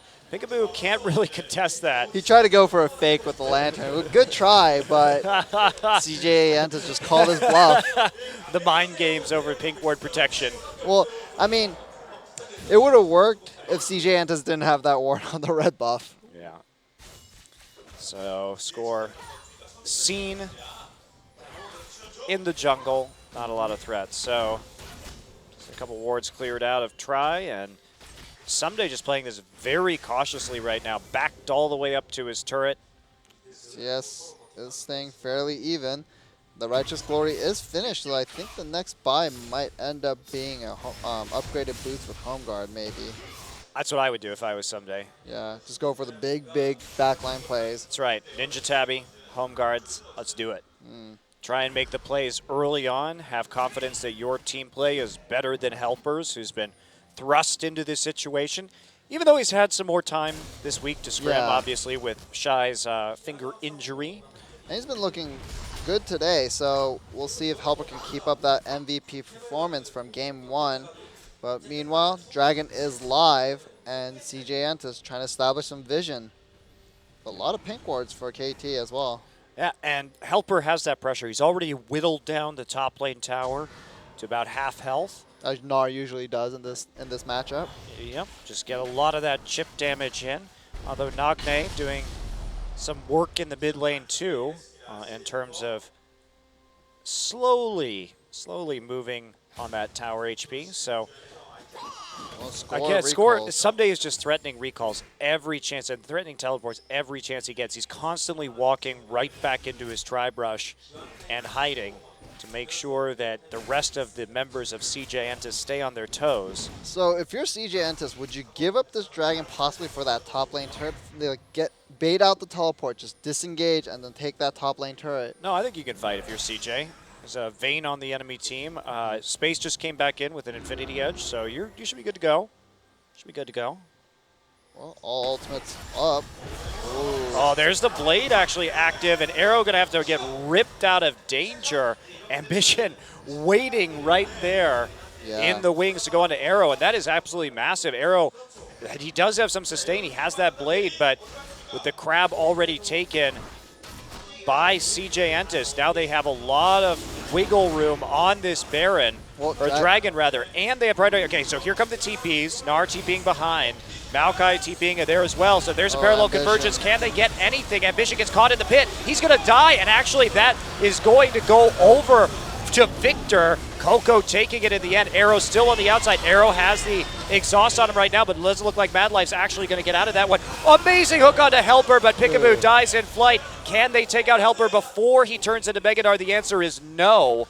Still 3 for 1, but Coco actually grabbed the dragon in the end. Yeah, that is huge for CJ Entus. It looked so bad when that started, and it still ended kind of not great for CJ, but at least they have the 2 dragons.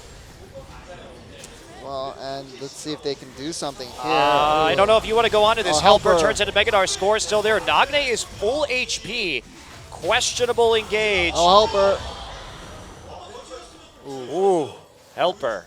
Easy there. Playing straight on the edge. This isn't solo queue, buddy. Yeah, that was a little pointless by CJ. Nagne was there taking the blue buff and was still full health.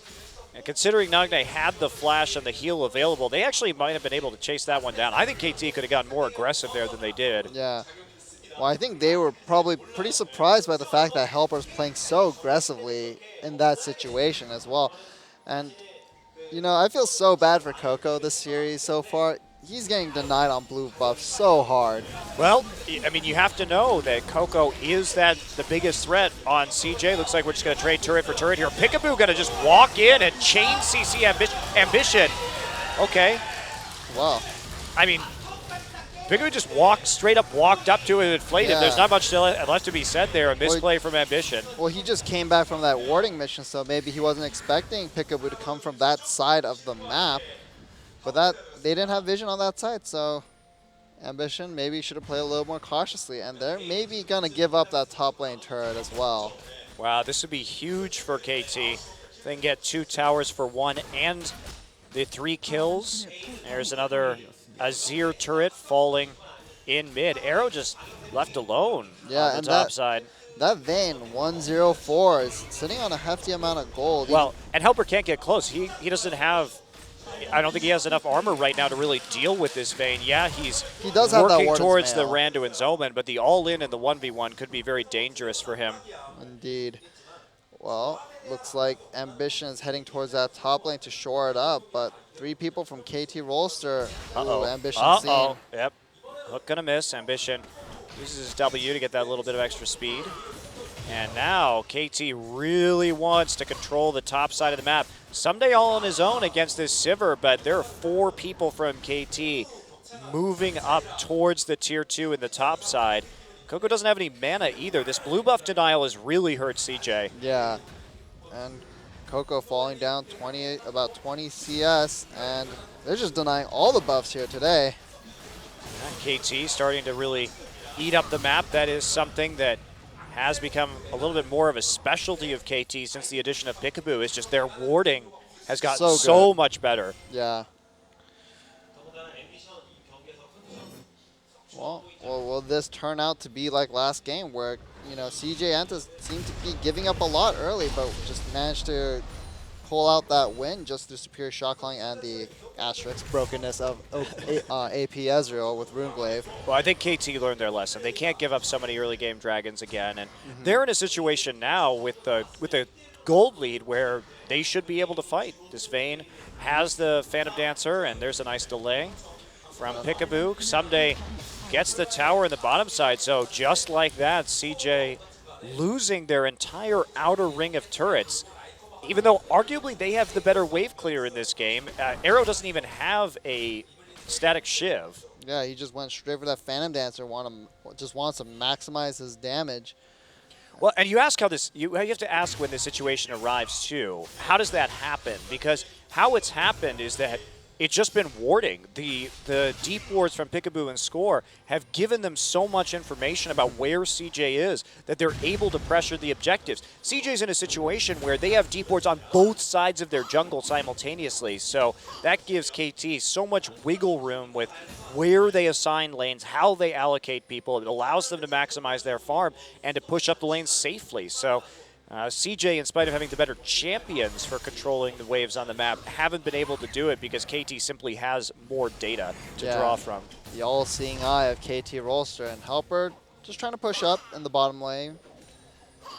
And he's going to do fairly well. Let's see how much chip damage you can get onto that bottom tier 2, but looks like this top tier 1 is the current objective for CJ Entus. Yep, not much health left there, and no one on the defense, and even if there had been, Arrow could not defend that with just his PD Vayne, but PD Vayne means you're going to give up some of those towers. You have to say, well, I'm just going to lose this. The trade-off is I'm going to be super powerful in the late game, and I'm going to be able to deal with the big tank line of Alistar, Eve, and Gnar that's coming through, because that's obviously going to be superior in these team fights. But that also means that KT has to fight this next dragon very well. Yep, 15 seconds.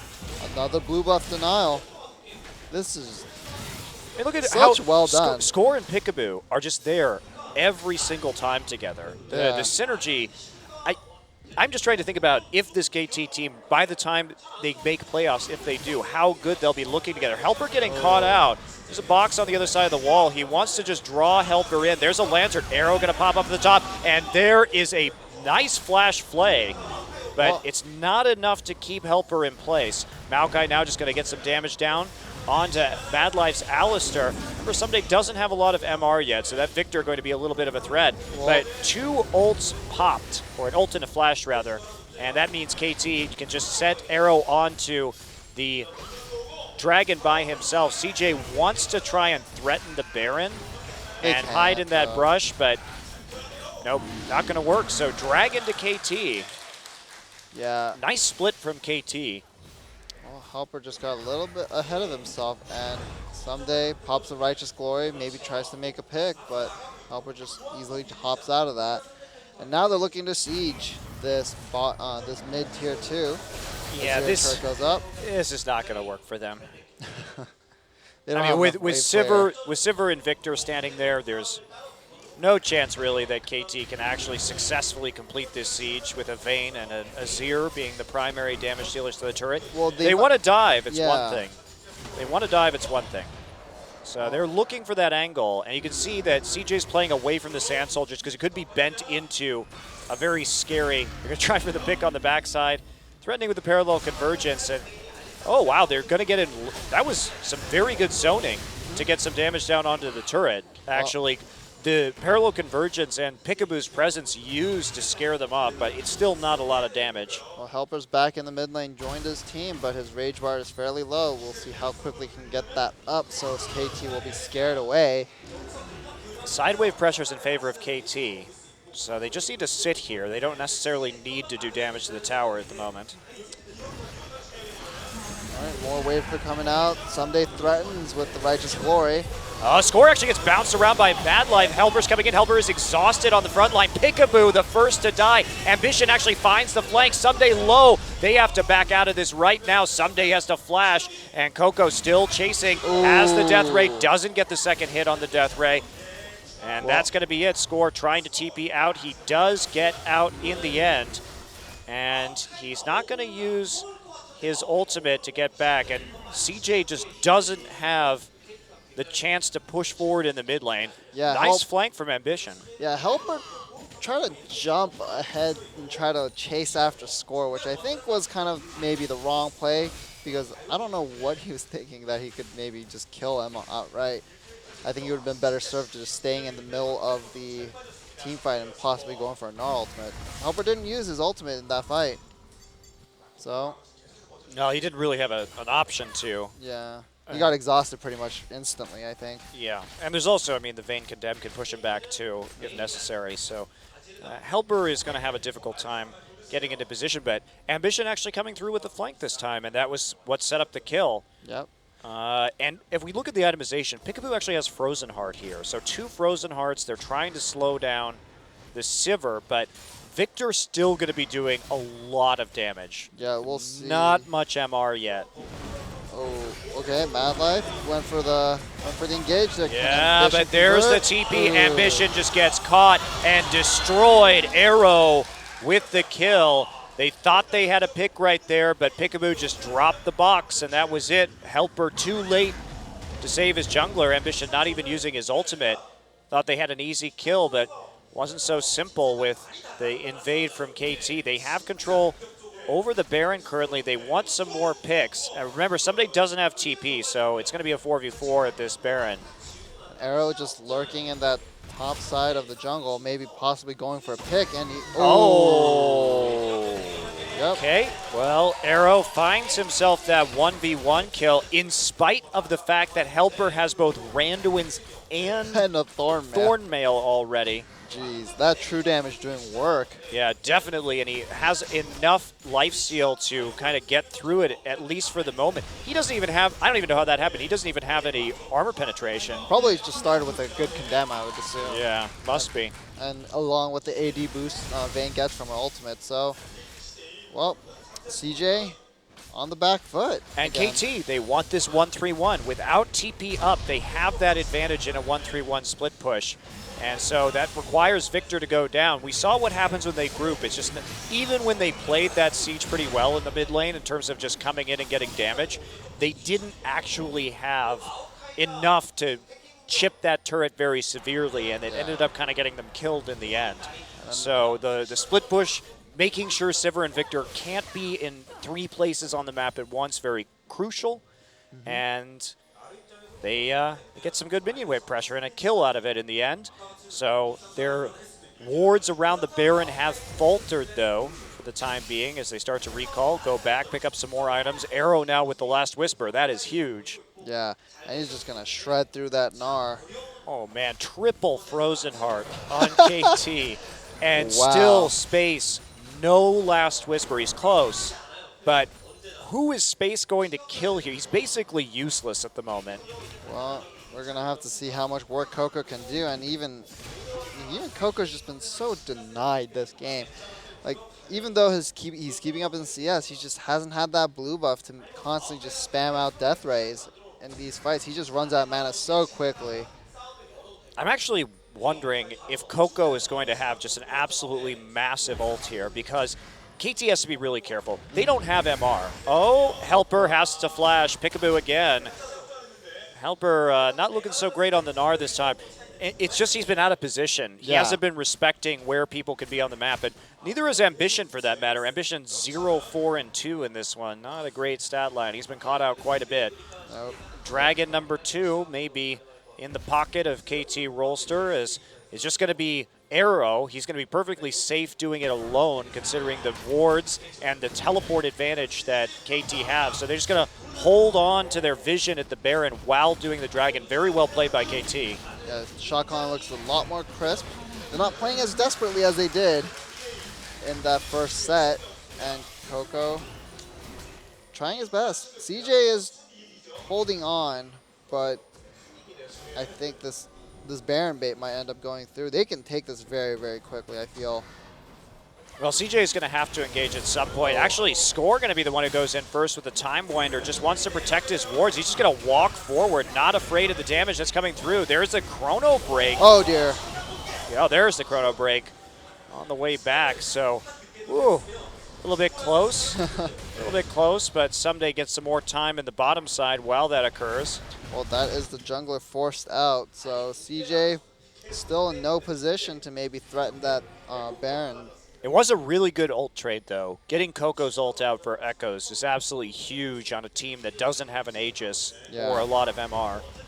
I wonder who's going to even build that Aegis of the Legion. Probably, I would assume, the Echo. Oh, here they go. Yep, Sneaking that. TP going in. They want to take this. Arrow's already at 50% HP. Took a few Baron shots, and now Someday going to eat a Death Ray from over the pit. Are they going to be able to get this? Box don't already think so. down. They've got the zone. Yes, they will. There's no way for CJ to get in. They're going to try and team fight right afterwards. Space free in the back line. Ooh. Coco getting tied up by Someday. Someday just all over Space and Coco at the backside. Vayne still very high HP. Someday not dead yet. There's Someday's going to take out the Gnar, and it looks like it is 1-0. No, double kill, actually. Helper escapes in the end with just a sliver of HP. Helper played that fight extremely well. He got that good Gnar ultimate into the Yep. W stun on Nagne and Score, I think. Vayne was still doing damage, but I think just couldn't find a good position to really lay the hurt on CJ Entus. And that's right, and Helper actually managing to get out in the end is pretty nice. And also, killing the Maokai, pretty important while that Baron buff is up, because KT, again, they're going to want a 1-3-1 here with that Baron buff, and now there won't be Baron-empowered minions while they're doing it with Maokai. And CJ has TP advantage, so I'm not sure KT's going to be able to do a whole lot with this Baron because the Victor and the Sivir, again, still going to be so useful in defending these turrets. Definitely. And, well, KT just establishing vision.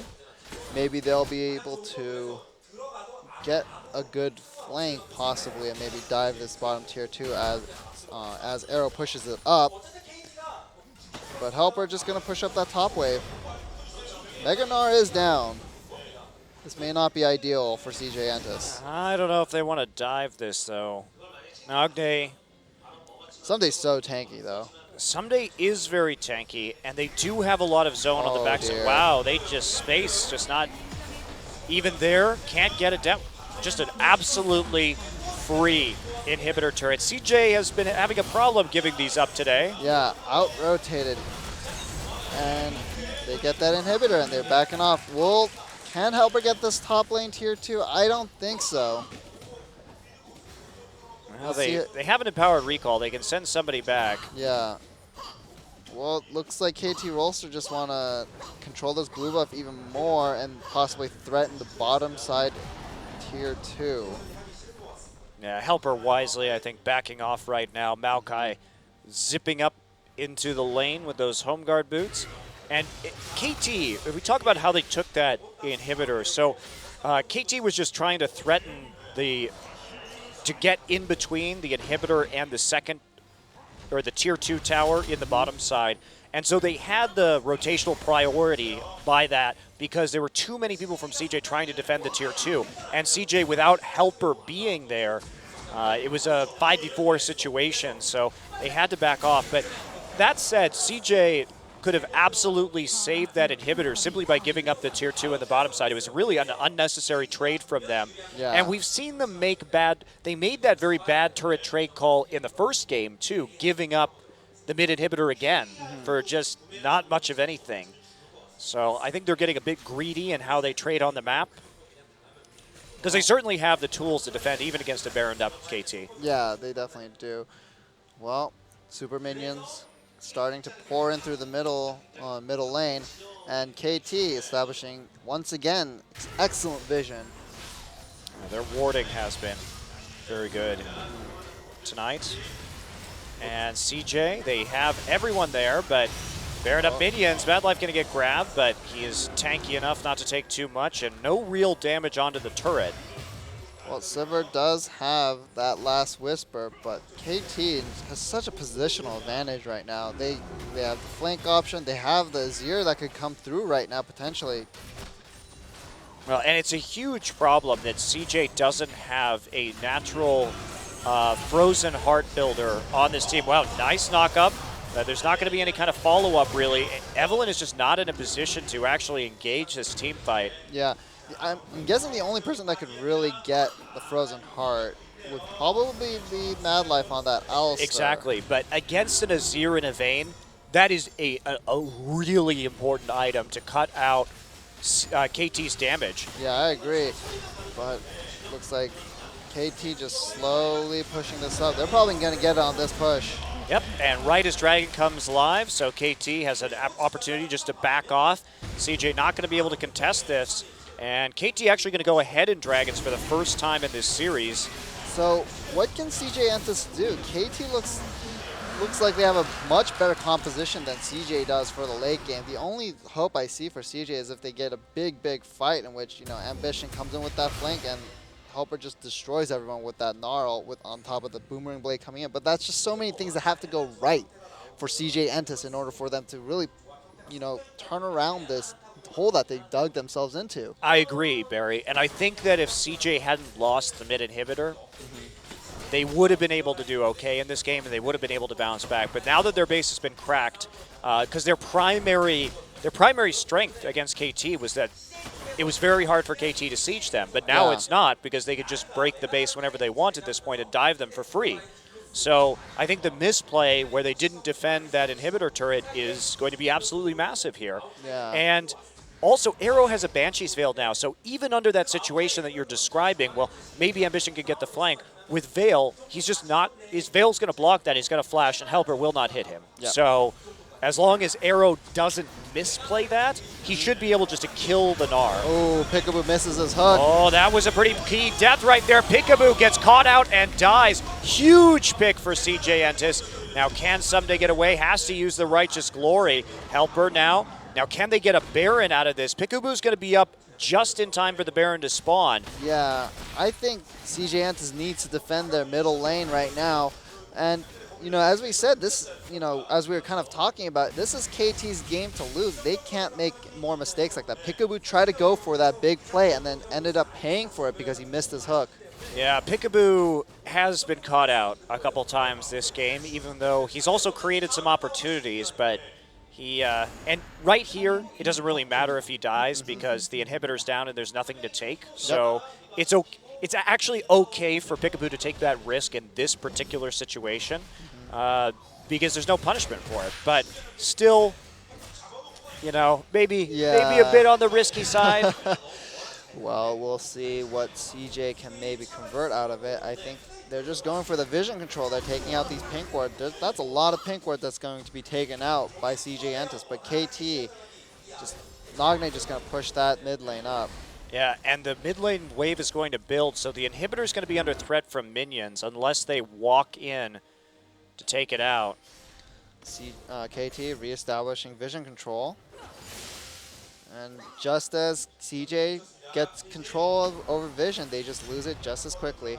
And KT, Righteous Glory is down. They have a couple seconds in which they can maybe try to turn a play.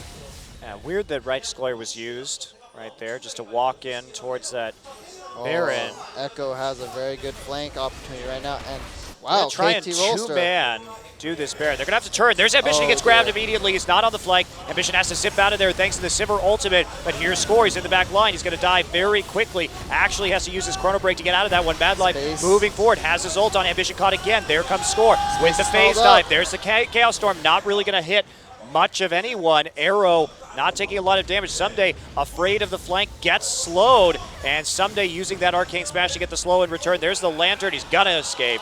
Very even fight. Yes, surprisingly, actually, considering that started with Ambition in a really rough spot. And Helper didn't use his ultimate at all. So I feel like maybe, just maybe, if CJ Entus can get Helper to use his ultimate.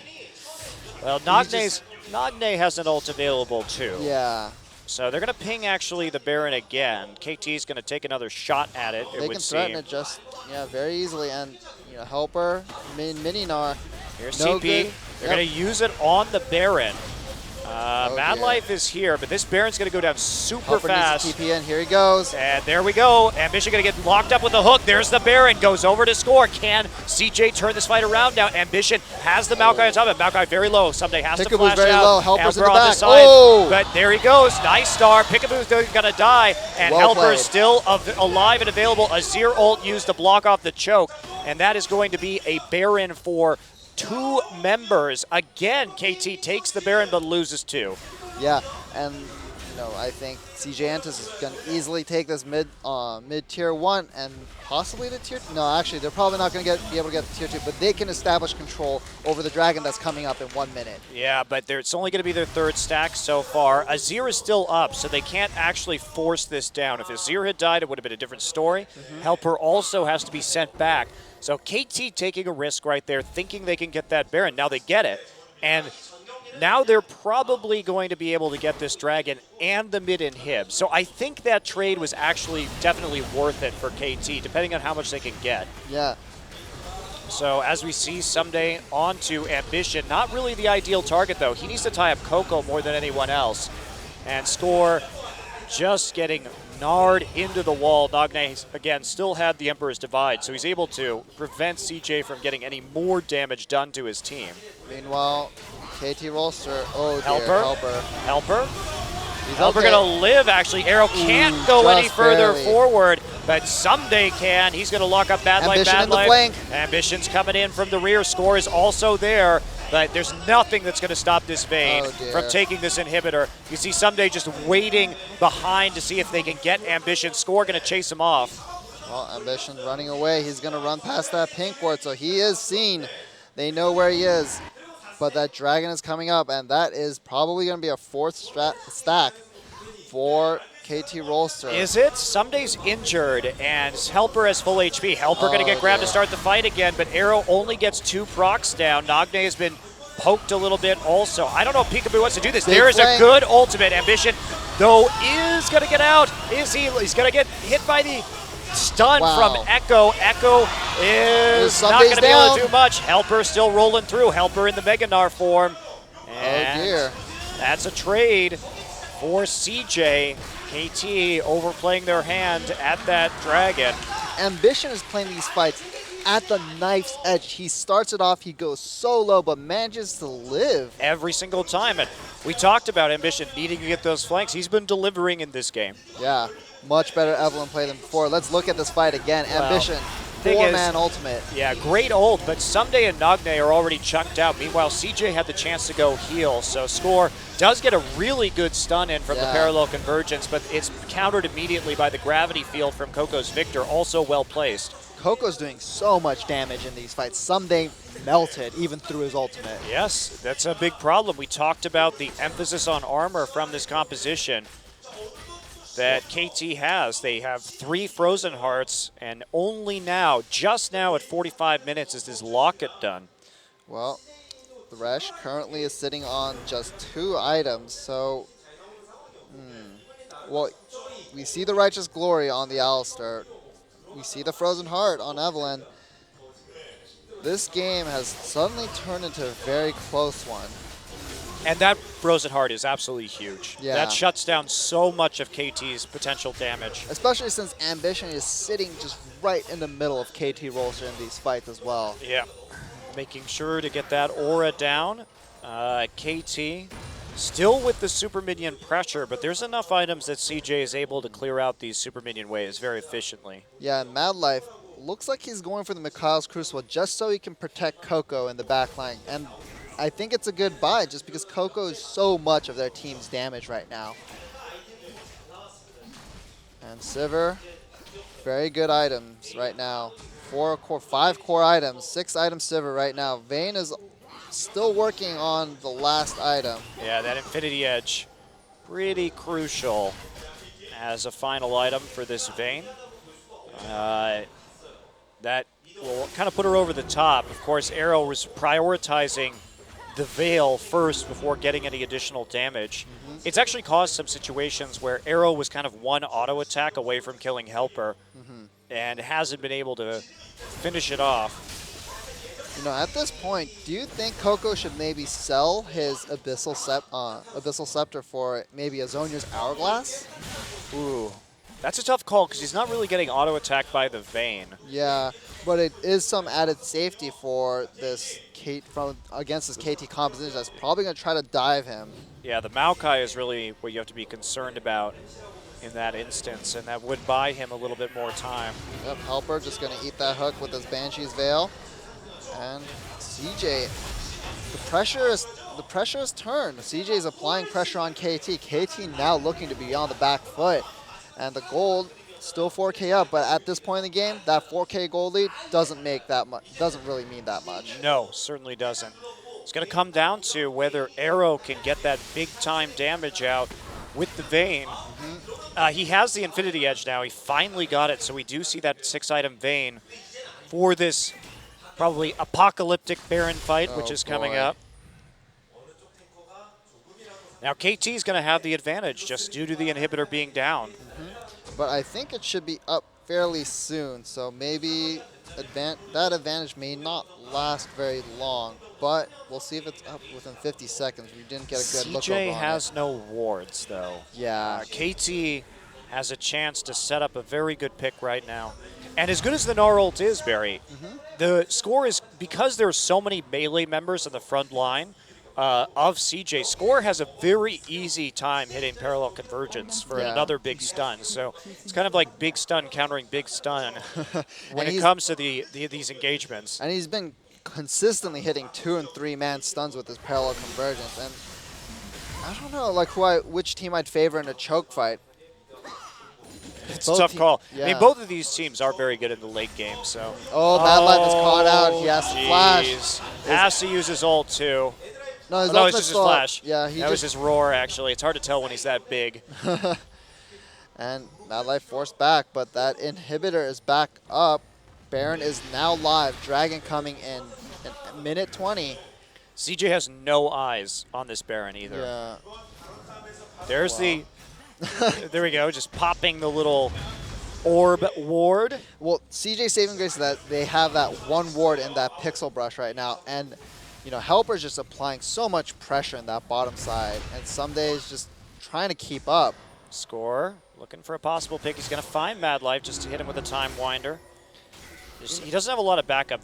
That's quite dangerous. The gravity field going to go through the choke. Score not hit by the Death Ray. Yeah, and as big as Mad Life is on that All-Star. TP, they're going to go on to Coco. They're going to try and get the hit. Someday there in the back line. He comes through. TP coming through with her Helper as well. Ambition caught out in the front line. He's trying to stop them. Had his ult down. Someday already quite low. There's the crowd control coming in from Peekaboo. Gnar is still there. Gnar is still alive. Vayne is by herself. Vayne's going to flash the Gnar ultimate, but Space manages to take out Thresh. It's a 1-for-0 right now. There's the slow. Can they get more? Space coming through. Emperor's Divide, but they're going to go right onto this Baron.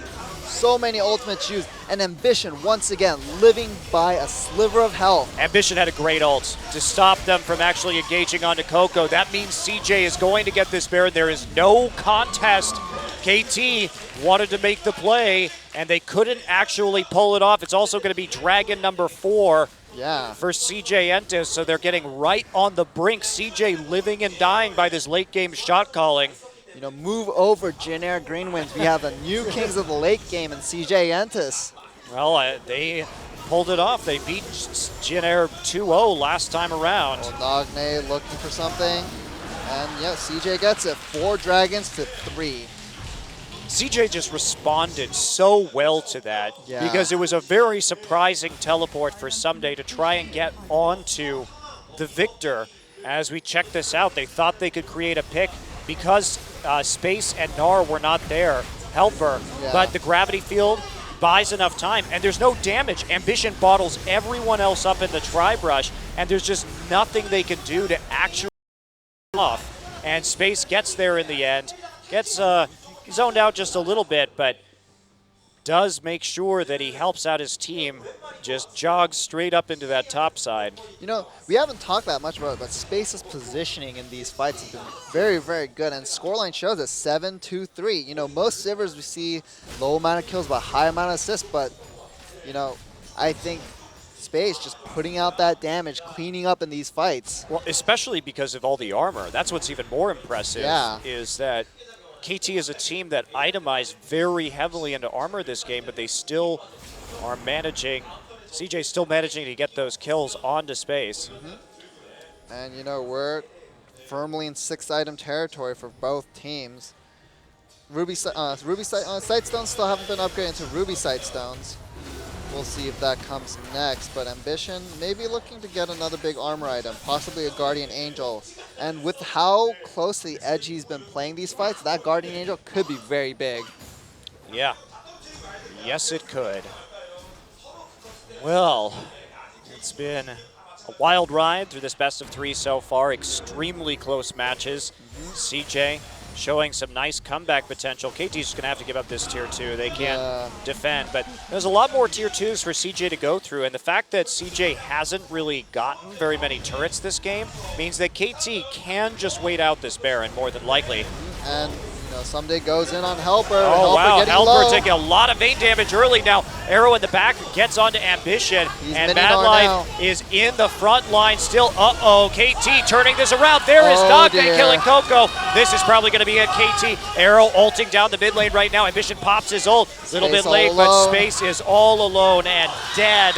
And KT can probably just charge through. The carries are dead. The wave clear is gone as Someday finally finds the pick onto Helper on the mid lane. Arrow just moving through the enemy team. Yeah, and you know, CJ Entus can't wave clear this. They can't contest this. All the damage dealers for KT is up. What is KT going to do? They're just waiting for that minion wave to come in. Yeah, they don't even really need it. I mean, Maokai is so tanky right now, but they're still just waiting. They're hesitating. Well, there's still 40 seconds. They have a lot of time. So they're going to try and get the damage down, but they're just a afraid. little bit afraid at the moment. They have a big minion wave. They have to end here if they don't want this to go even longer. Oh boy, this is looking very Parallel dicey. convergence means they're going to get one turret. And Okay, here they we go on to number 2.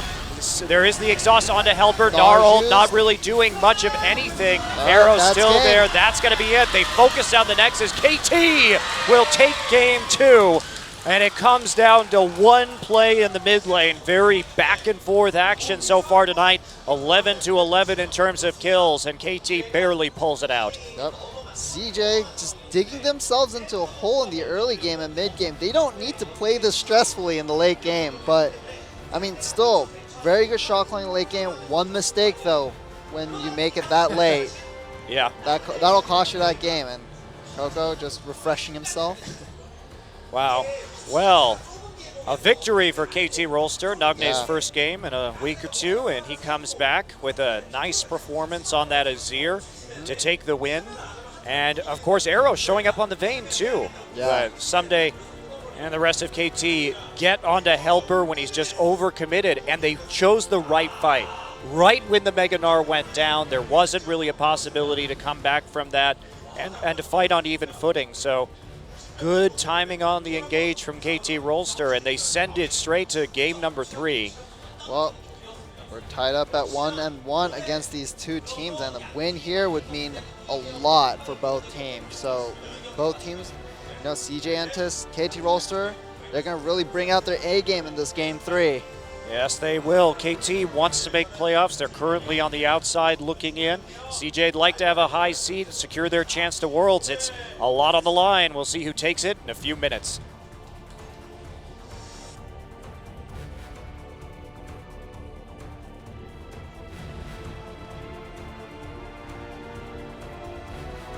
I don't know where you're going, but do you got room for one more troubled soul? I don't know where I'm going, but I don't think I'm going home. And I said I'll check in tomorrow if I don't wake up dead. This is the road to ruin, and we're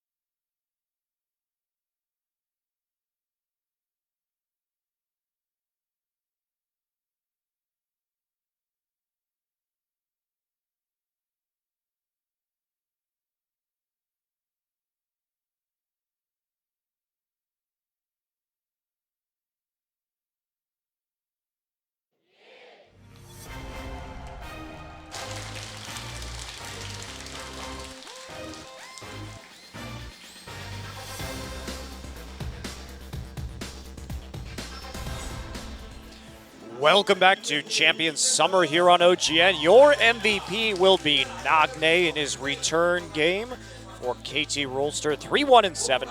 Well And played. let's check out. This was a really good and clutch play early in this game to give Arrow an advantage. And even though, I mean, he just destroys space there as Arrow was getting auto-attacked while Arrow was exhausted, and then moving those Sand Soldiers forward to take out. And here we go. This will be Yep. the last fight of the game, actually. Let's check out Nagne and what he does. Pokes out Coco, zones him out of the fight. Oh, man. And Coco then he's just going to did just no destroy him right here. Perfect. That was Well an played. incredibly good play from Azir to make sure that they bought enough time. Also, it gave Vayne a lot of auto attack time onto Ambition and to Helper. So Nagne coming up with a couple of clutch team fight plays.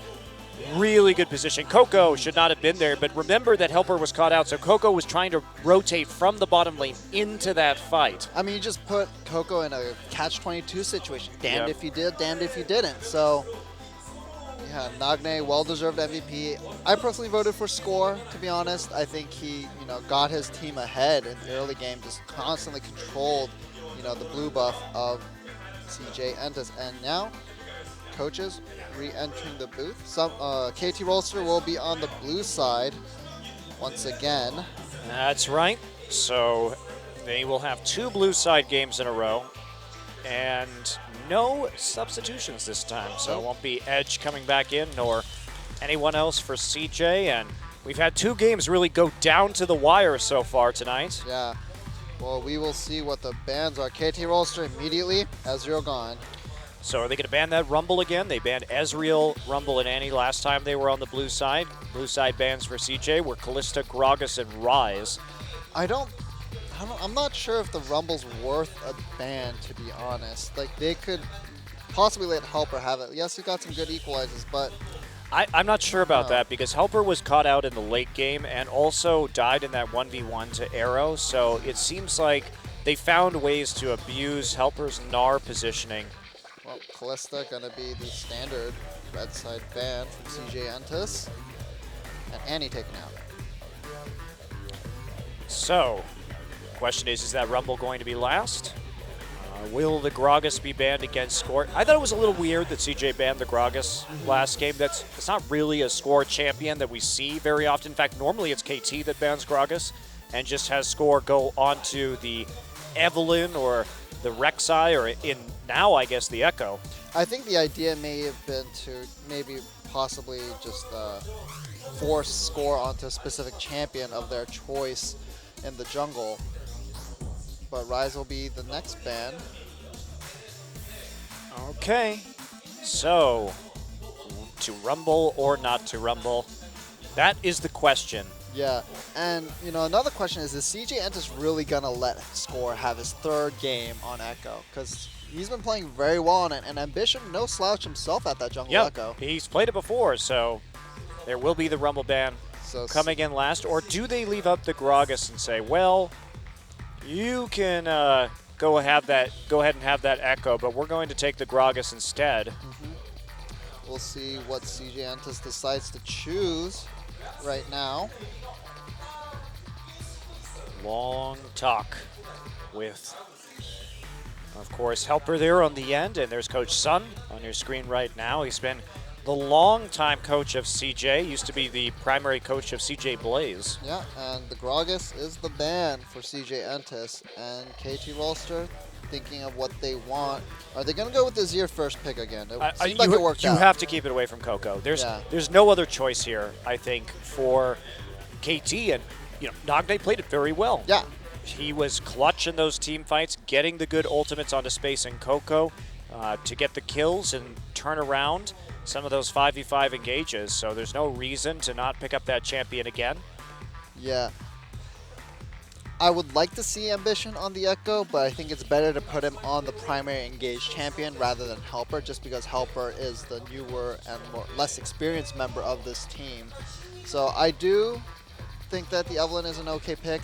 Yeah. What else? The same picks and bans, I guess. Are we just going to see an identical draft to the last game? Alistair and Evelynn coming through. And so, of course, will it be Echo and Thresh? That was the picks from Glitch in the Matrix. KT last time, and CJ's like, do over, guys, do over. Yeah. We had that game. We just made that one mistake late. Remake. Score, maybe switching it up to the Rek'Sai against the Evelynn. Of course, that is usually the common pick that we see, but no. Yeah, why do just that when why you take? change it? Why change when you could take Echo and Thresh? KT's just going to say, no, we won last game. I really don't think you need to take the Echo right now. He's not going to be used in another lane. Just take the Maokai. Because he scores just laughing right now. Yeah, just gonna do it again. Hey, if they do make the same exact picks and they win again, it could be a big statement, to be honest. Gonna go for the swag Well, points. we've seen some of these matches in best of 3. Sometimes we haven't seen identical picks. We've seen one champion changed from game to game. Well, Coco wants to break out of it with the AP Rammus bid, with the Runeglaive maybe. No, it's not. Runeglaive Rammus, the dream. That would be All right, actually so really funny. Gnar and Sivir were picked up in this round of the draft for CJ. Now, I criticized them. I said, if you're just going to pick Victor anyway, just pick Victor here. Yeah. And counter pick for Helper. So I would say, just clean up the draft a little bit. Sivir Victor. Do it. Do it, CJ. I don't know about this Gnar. Take the Maokai It just here. seems like a lot of stress to put a new player on a champion that requires so much communication with the rest of your team. And mismanagement of the Rage Bar is what cost the team the game. This time, it will be a Kog'Maw instant lock. Yeah. So we're changing things up a little bit, and that probably means a different AD carry. Now, I think KT took the Victor away, or took the Kog'Maw away because CJ was setting up here to maybe take the Kog'Maw themselves. Indeed. And I would take the Kog'Maw over the Sivir in that lane matchup personally. Yeah, I would take the Kog'Maw over the Sivir in that lane matchup. So will CJ Entus continue and take that Sivir into possibly a losing matchup? there? Yeah, I don't think you take that Sivir into the Kog'Maw lane. And they're really limiting CJ's options. So CJ, they show all of this AoE CC from Gnar and Evelynn and Alistar, and they said, hey, we want to play this matchup, and we're just trying to set up for a Protect the Cog comp, and then KT turns back around and says, no, we're going to deny this. Now they take the Shen, a champion that Someday was quite successful with in their last match against Najin. And, you know, it just adds another layer to that protection for Kog'Maw, that big shield that comes up from the Shen ultimate. And a lot of plays that could potentially be made. Corki is the current hover. Pretty decent lane versus the Kog'Maw. Of course, the big flaw for KT, no primary engage this time. Yes. There's no Maokai anymore to really get in there and make those kind of plays that KT was making last time. This is much more a Protect the Kog'Maw kiting composition, but they're used to that. They've been playing. They played Kog'Maw 2 games against Najin, and they actually executed it quite well. But they need to get to the Dragon first. They need to have priority over Dragon. And frankly, that's been a problem for them early this series. Getting to Dragon first has not been their forte so far. So CJ's going to be on the Corki instead, so they have good poke with Victor and Corki. They also have the superior engage with the Alistar and the Evelynn following up into a Gnar ultimate. So CJ a little bit more flexible in terms of how they can play the map. KT, if they can force a kiting situation, will be spectacular. So much zone control, so much CC, but they have to be moving backwards to really effectively use it, unless they're going to rely on something like a Thresh hook to start a pick. Or maybe even just the Azir, you know, doing the Shuriman Shuffle with the Shen coming in on top of it. That would be actually very good engage. And you know what? CJ's a team that knows how to do that. So they're not going to be surprised by this, because that has been CJ's trick this season, has been Azir Shen. Yeah. Using the all-in with the Azir ultimate and the Shen shield on top of him to set up a play, because conveniently, if you time it right, everyone ends up in a line at the end of the Azir ultimate, and they actually just sets you up for like a perfect taunt across 2 or 3 people. Yeah. Well, we'll see if CJ Entus can play maybe a cleaner early game, because Coco just got so denied off of that blue buff, and he needs that blue buff to apply the pressure to really allow Ambition freedom to go into the enemy jungle. That's right. Well, we're going to load into Game 3 now between KT Rolster and CJ Entus. Similar styles of compositions. Who's going to win and take this series home?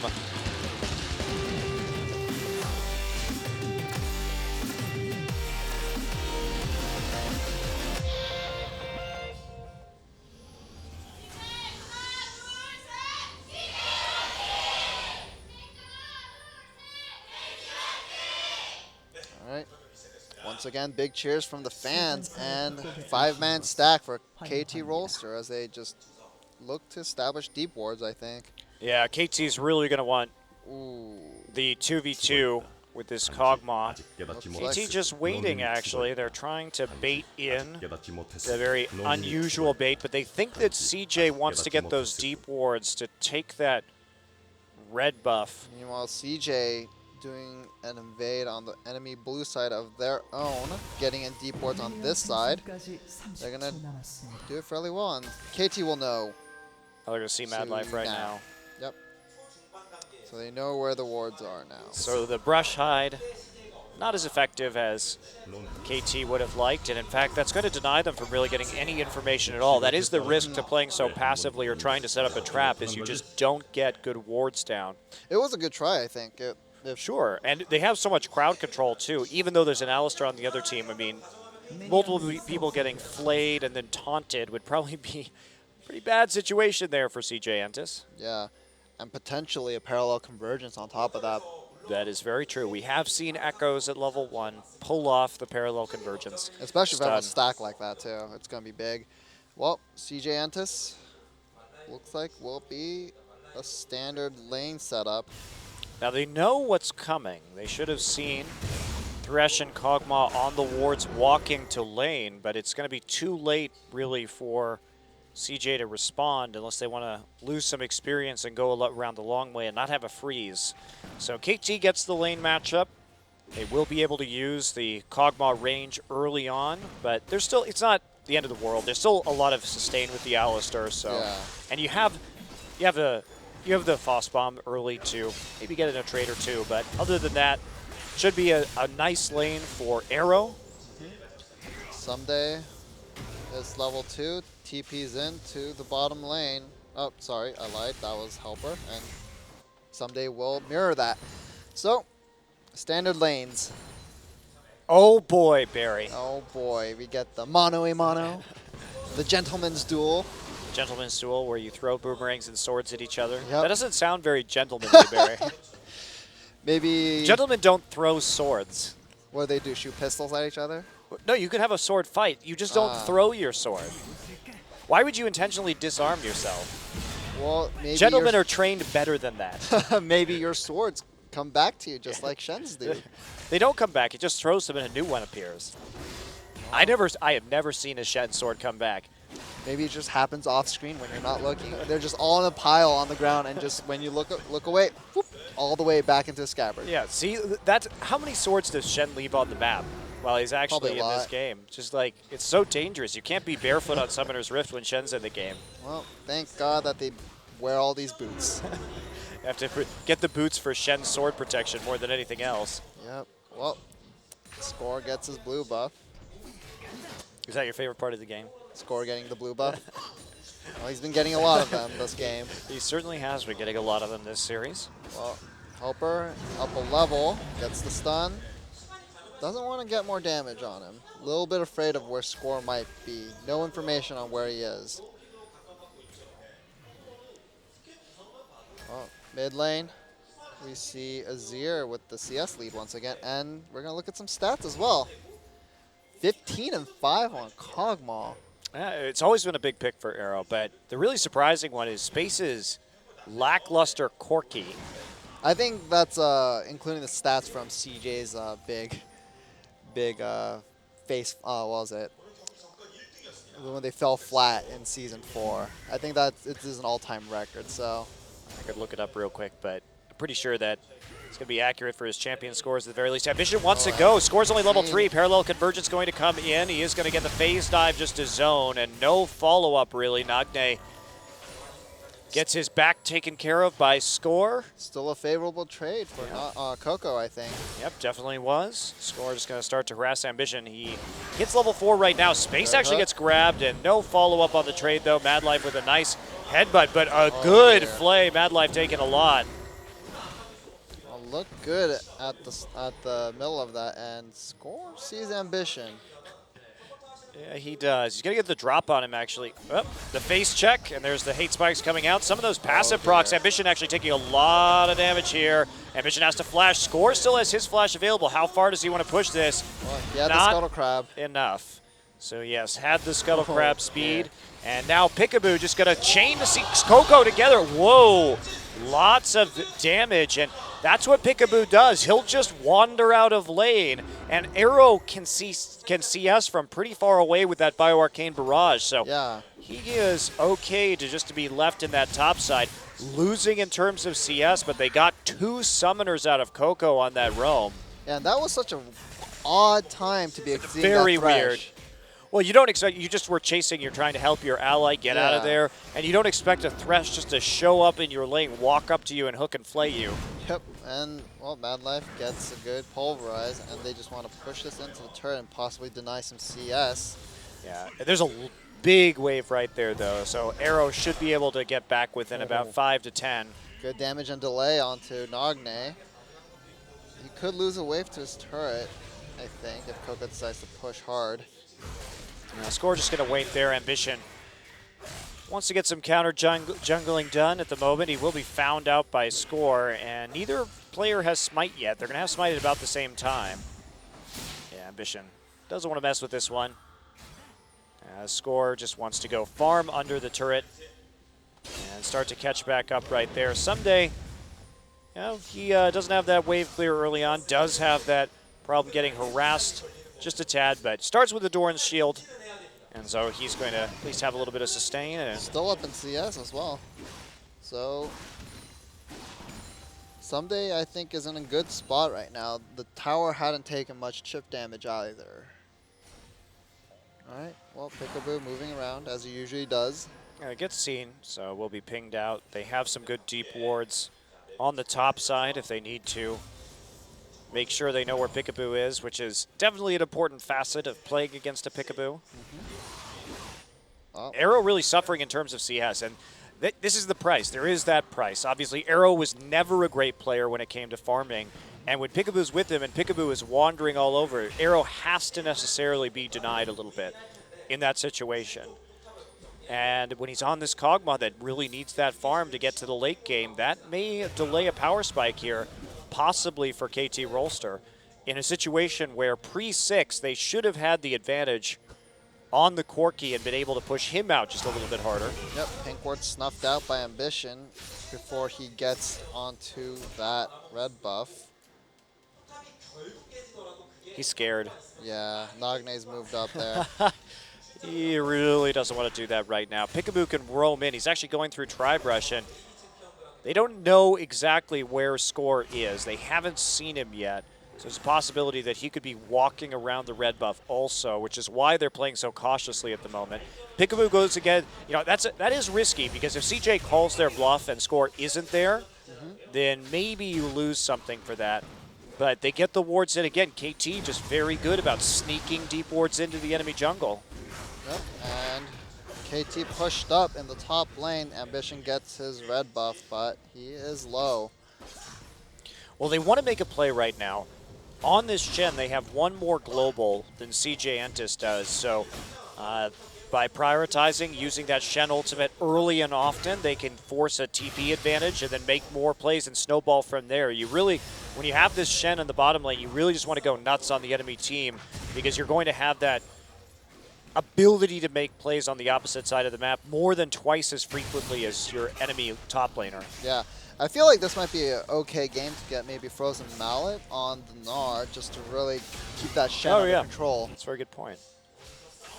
But I don't think this probably isn't going to be one of those Frozen Mallet Black Cleaver games. Probably not. That is true. But I think Frozen Mallet probably a very, very good buy against this KT team. But yeah, while Helper has has Shen bullied in that bottom lane. It's still even in CS. It really depends on how much damage he's getting on this turret to see if it's really worth it. Right, and it's hard to make a play yet because neither of our top laners or our AD carries is actually recalled at all. Yep. So there's such a small amount of damage coming out that there's not really a great way to make that gank work. But this actually does end up in CJ's favor because the longer they can prevent Shen from getting items, the less dangerous he is going to be, and the more reluctant he will be to make cross-map plays. Helper just really needs to try to chunk out Someday so he can't TP or ult away, which he's trying to do right now. But Someday using his W very well to prevent as much damage as possible. Indeed. No more roams from Peekaboo for the instant, for the moment, even though they have a lot of wards. So KT trying to play around this top side right now and get themselves back in the race when it comes to the CC. It's been a really long time without these recalls. We're well behind in itemization between what we would see in this game compared to a normal one. Yep, and, well, Ambition and top side, possibly looking for a play. They don't know exactly where score is. No, they have to be so cautious here. The junglers are really the only people with items. Oh, that misses the missed. taunt, actually. Helper gonna have a chance to hop out of this one. Parallel Convergence not going to land. He is slowed up by the Time Winder. Where's the next taunt? There's a flash coming in. Two flashes for the first blood on to score, and Ambition just nowhere close to answering that gank on another lane. So a few summoner spells burned right there, but Someday will be happy to recall, and maybe they can do something else. Peekaboo goes back, and you can see CJ just wants to get out of there as fast as possible right now before there's an answering gank onto them in the top side, because Peekaboo decides to flash Flay while he has a Shen ult on top of him. It could be very bad for Corki and Alistar. Coco gonna run to score. Parallel Convergence goes down. Doesn't get the stun. There's the Shen ult. They want to get onto Coco. Nogne's going to follow up. Nogne over the wall. Coco actually going to dodge the Azir ultimate. Now score getting low. Summoner heal going to save him from Nogne. But Nogne gets a kill onto Ambition on the follow-up. Someday will escape. Mad Life there just a little bit too late, and there's not anything else he can do right now. So Coco gets away. But it comes at a pretty dear price of Ambition going down. Well, CJ once again starting on the back foot in terms of, just pressure, it seems like. But no objectives have been taken, so game's still fairly even. Arrow starting with Blade of the Ruined King this game instead of going for the Trinity Force. Maybe they're trying to set him up for a 1v1 versus the enemy top laner? Not sure. I think they actually just want to sustain against the Corki poke. That would be my guess. Wouldn't just here. a Vamp Scepter be enough then? Well, yeah, I would think so, but it would also delay the completion of the Trinity Force. There's also the possibility that they want to team fight with him earlier, and because Gnar is stacking MR and HP right now, the Blade of the Ruined King is going to be incredibly efficient against Gnar. We'll see. Without any armor. We'll see if it pays off soon, but one can only think that the Triforce is probably the next item that will be built by Arrow. Yeah, certainly. I would assume that was going to be the case. Peekaboo playing aggressively while he has a pink in his try and a score in the brush as well. Oh, Peekaboo moving up. Flay, hook, not going to hit space. I think Mad Life has started to try to figure out how Peekaboo tends to use his hook after he flays. Well, he definitely wanted to hook space right there, not Mad Life. You don't hook Mad Life because Mad Life will just pop his ult and walk away. Right. So going on to space, the more valuable target. So looks like KT starting to threaten the dragon. Trying to turn the control wars over on their side. And yeah, well, let's see in the top lane. The Helper has Someday pushing under his turret. He hasn't been getting a lot of chip damage is the thing. He's just really afraid of the Shen taunting him under turret. I mean, it's a legitimate threat, and he is playing respectfully, perhaps too respectfully, as KT zeroes in on the blue buff. And now Shen has that Sunfire cape, so he's going to be able to match that push to a certain degree. Score just going to smite away. Yeah, and the Sunfire Cape is absolutely that huge item on Shen. You do not have wave pressure before you pick that item up. You have to get it first. If you're delayed and you have to build MR in a top lane matchup, you can run into a lot of problems. But in this particular instance, he's able just to get it because, of course, he's going to build the armor naturally against the Gnar. So now he actually has a way to respond in the end.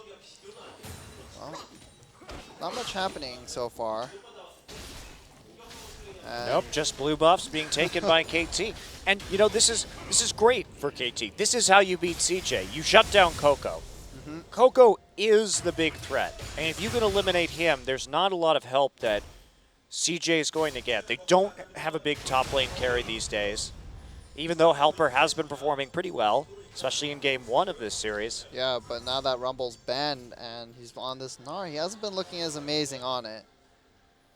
Coco opts not to recall once it's been delayed. Peekaboo moving around the map. They want to take this dragon before Echo even gets there. They'll probably get it with the Blade of the Ruined King on Yep. Kog'Maw. It's a great item to start out with because you can tank the dragon and you can get that percent HP. So Score just going to show up for a final smite. And Nagne is just putting so much pressure in that mid lane right Yep. now. Really good dragon timing for KT. They managed to make it work. And they also had 2 forms of teleport while Helper didn't have a TP up at all. So super safe, using the recall timing of space to get that dragon.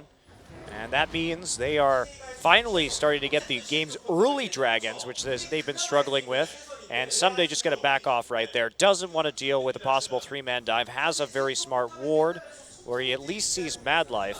And now he knows for sure that Ambition is in the top side, so they'll probably get this turret, I'd imagine. And again, Coco, no mana. Denied that blue buff, goes over to Nagne. Nagne has the pressure. He has that ability to push into the mid lane, and Coco just has to stand here helplessly and watch his tower get chipped. That's the last death ray he's got. Well, he has a null magic mantle, so maybe he's adapting and going for the Chalice of Harmony here. Or maybe just going for that Abyssal Scepter early. I Who bet he's knows? going for the Abyssal. Yeah. I feel like the Athene's Unholy Grail would be actually a good pickup at this rate.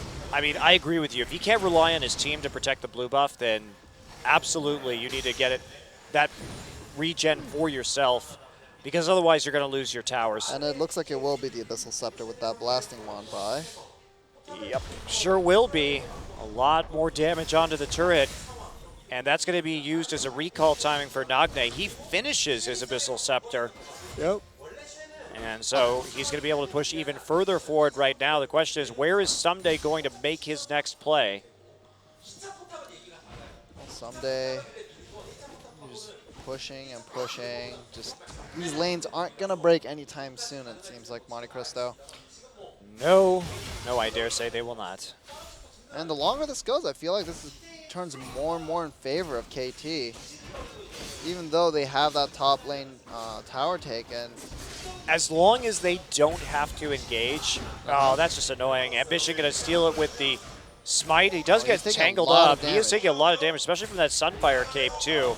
So, but there is a Mega Gnar in the top side to give him a bit of a helping hand. So not going to be the end of him by any means. There's also Peekaboo. Again, look at Peekaboo and Score. Just leave an Arrow. Arrow just walks back to the turret. He's like, I'm okay. Wow, Ambition actually has to flash. Score going in. He's going hard. And there he goes. Goodbye. As Score and Peekaboo flash for a kill. And this is what KT does. They play very weird in your own jungle. This is what Peekaboo has always done. And they give up a bottom tier 1 for it, though. And that's the question is, are these kills onto Ambition worth it? Because what KT kind of trades dragons and towers for early are buffs and jungle control. Well, And not even in this case. Peekaboo's coming back around. He's going to be there with a Shen ultimate on it. Mad Life immediately uses the Unbreakable Will, but Someday's already there, and Helper is just not in a position. And there's a hook. Good hook. Beautiful. Arrow has a chance to come over. If he needs to, he will. And there is Mad Life. Dead. He resigned himself to his fate. Oh, he's wow, being pushed back. Coco Coco.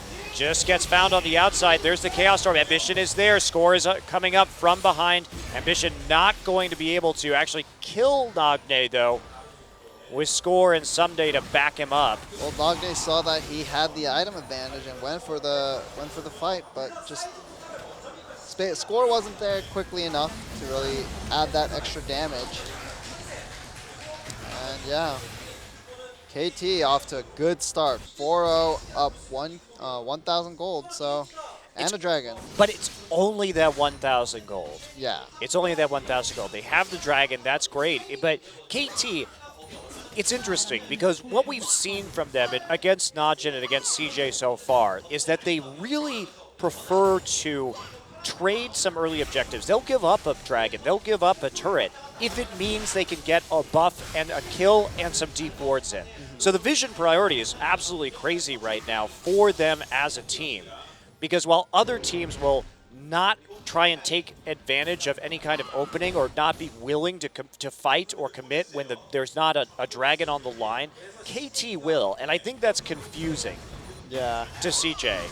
Now, is it worth it? Maybe not. Last game, I think it was. As Peekaboo gets caught out a little bit right here. There's Ambition popping the Agony's Embrace. Peekaboo on the run. There's an Exhaust to follow up. Coco coming through, and there Peekaboo trying to save himself with the Lantern, but Coco flashing over the wall for the kill. Good kill. But they are deep in enemy territory right now. Remember, Someday still has a TP, Well, on but top they're of going to that, get out. Dragon coming up in 50 seconds, so CJ can use this chance to kind of set up for that dragon, and Nard just pushing. Story of this game. CJ losing their mid lane tower, though. That is pretty huge right now for them, especially if they want to try and make a game out of this around the next dragon. You know, I wonder if it would be worth it for Helper to match Someday's Sunfire Cape with one of his own. Then at least he'll be even in items, and since he was winning that kind of push war already, he'd be winning it even harder. Yeah, I mean, I'm not sure how much that would help in this particular instance. I liked your idea of going for the Frozen Mallet in this matchup. I think that might be quite strong. At least you can win the harassment. So if he actually walks up to the wave, you just hit him with your auto several times and make sure you get that percent HP proc so that he's less likely to walk into the middle of the minion wave. Well, looks like he's going to get that chip damage onto that turret, but Someday coming back to lane very quickly with the Helm Guard. And a lot of armor on Someday. Like, Space also ahead. He's got the finished Trinity Force. Arrow does not, but CJ's just nowhere near this dragon. They have the Scuttle Crab, but they're not going to fight it. yeah, I feel like they just wanted to give that up, maybe farm up a little bit more, maybe catch up Coco a little bit. Well, as long as KT gets that dragon first and they get in position in the river, CJ should be very reluctant to try and fight them because that Shen ult is going to do a huge amount of work if they can use it defensively instead of offensively. It's so much easier to use that ability while the enemy's engaging into you than to try and time it with one of your allies engages. Oh, Someday. With the, Oh dear. the sexy sword throw and then the nice little dodge at the end. The taunt. Well, pressure starting to turn against CJ, and Nagne starting to roam down. Looks like KT may want to go for a dive on this turret, or at least a big play in the bottom lane, but Nagne seems a little indecisive. No, I'm not sure they want to do this quite yet. They could try for a 5-man dive. They may just try and zone them off the tower.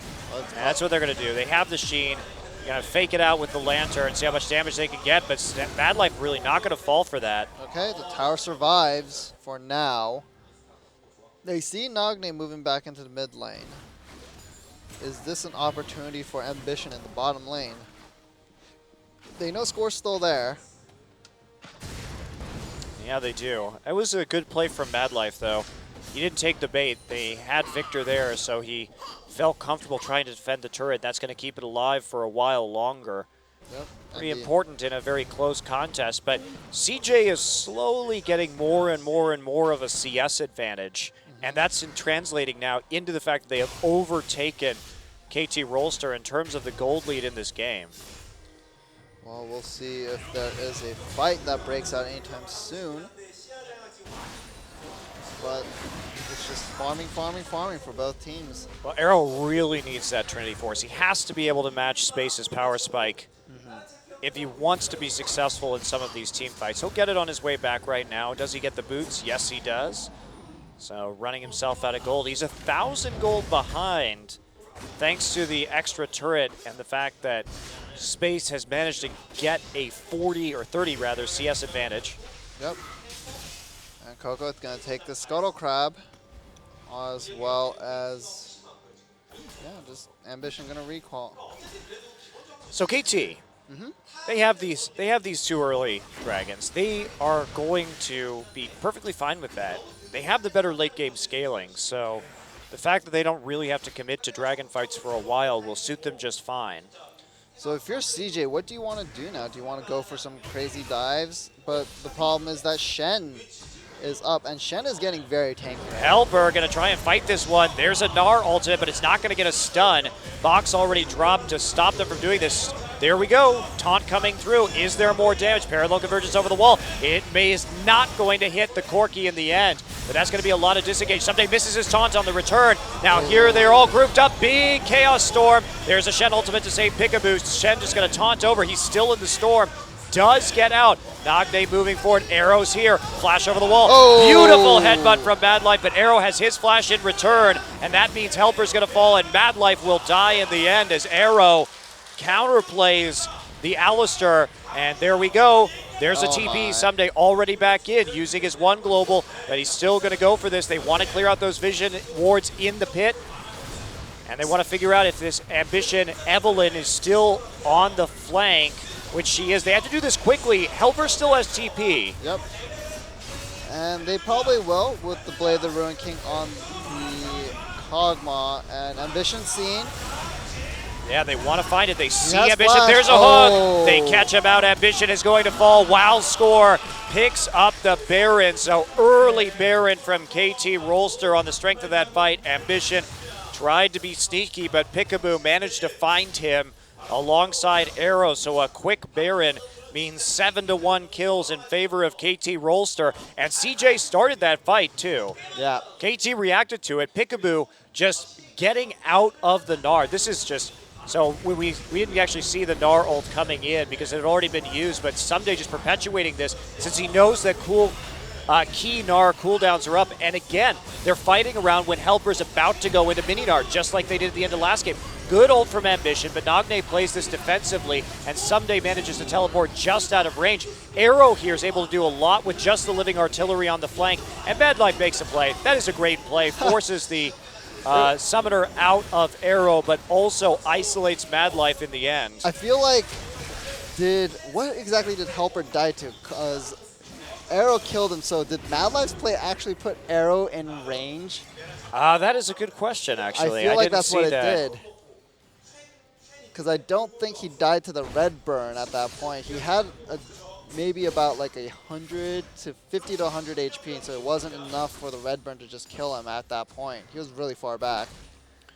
Yeah, it's also worth noting that when Mad Life punted Kog'Maw in there, there's no supplemental CC after that. There's no way to instantly lock up the Kog'Maw and keep him from doing damage. Sure, he popped the exhaust on him to cut the damage, but there's nothing to stop him just from flashing back out like he did. So there wasn't a lot of synergy there, even though it looked like at first glance that that Kog'Maw movement was going to be good. If the flash is still up, he gets out relatively easily. Yeah, and once again, so that fight started out with Helper getting caught out in the enemy jungle. So Helper... It wasn't that. They tried to go onto Pickaboo. That was the Yeah. thing, is that Pickaboo was alone, and Pickaboo turned that fight around by boxing and then flashing out, and then Helper burned key cooldowns without getting the stun off on the Gnar.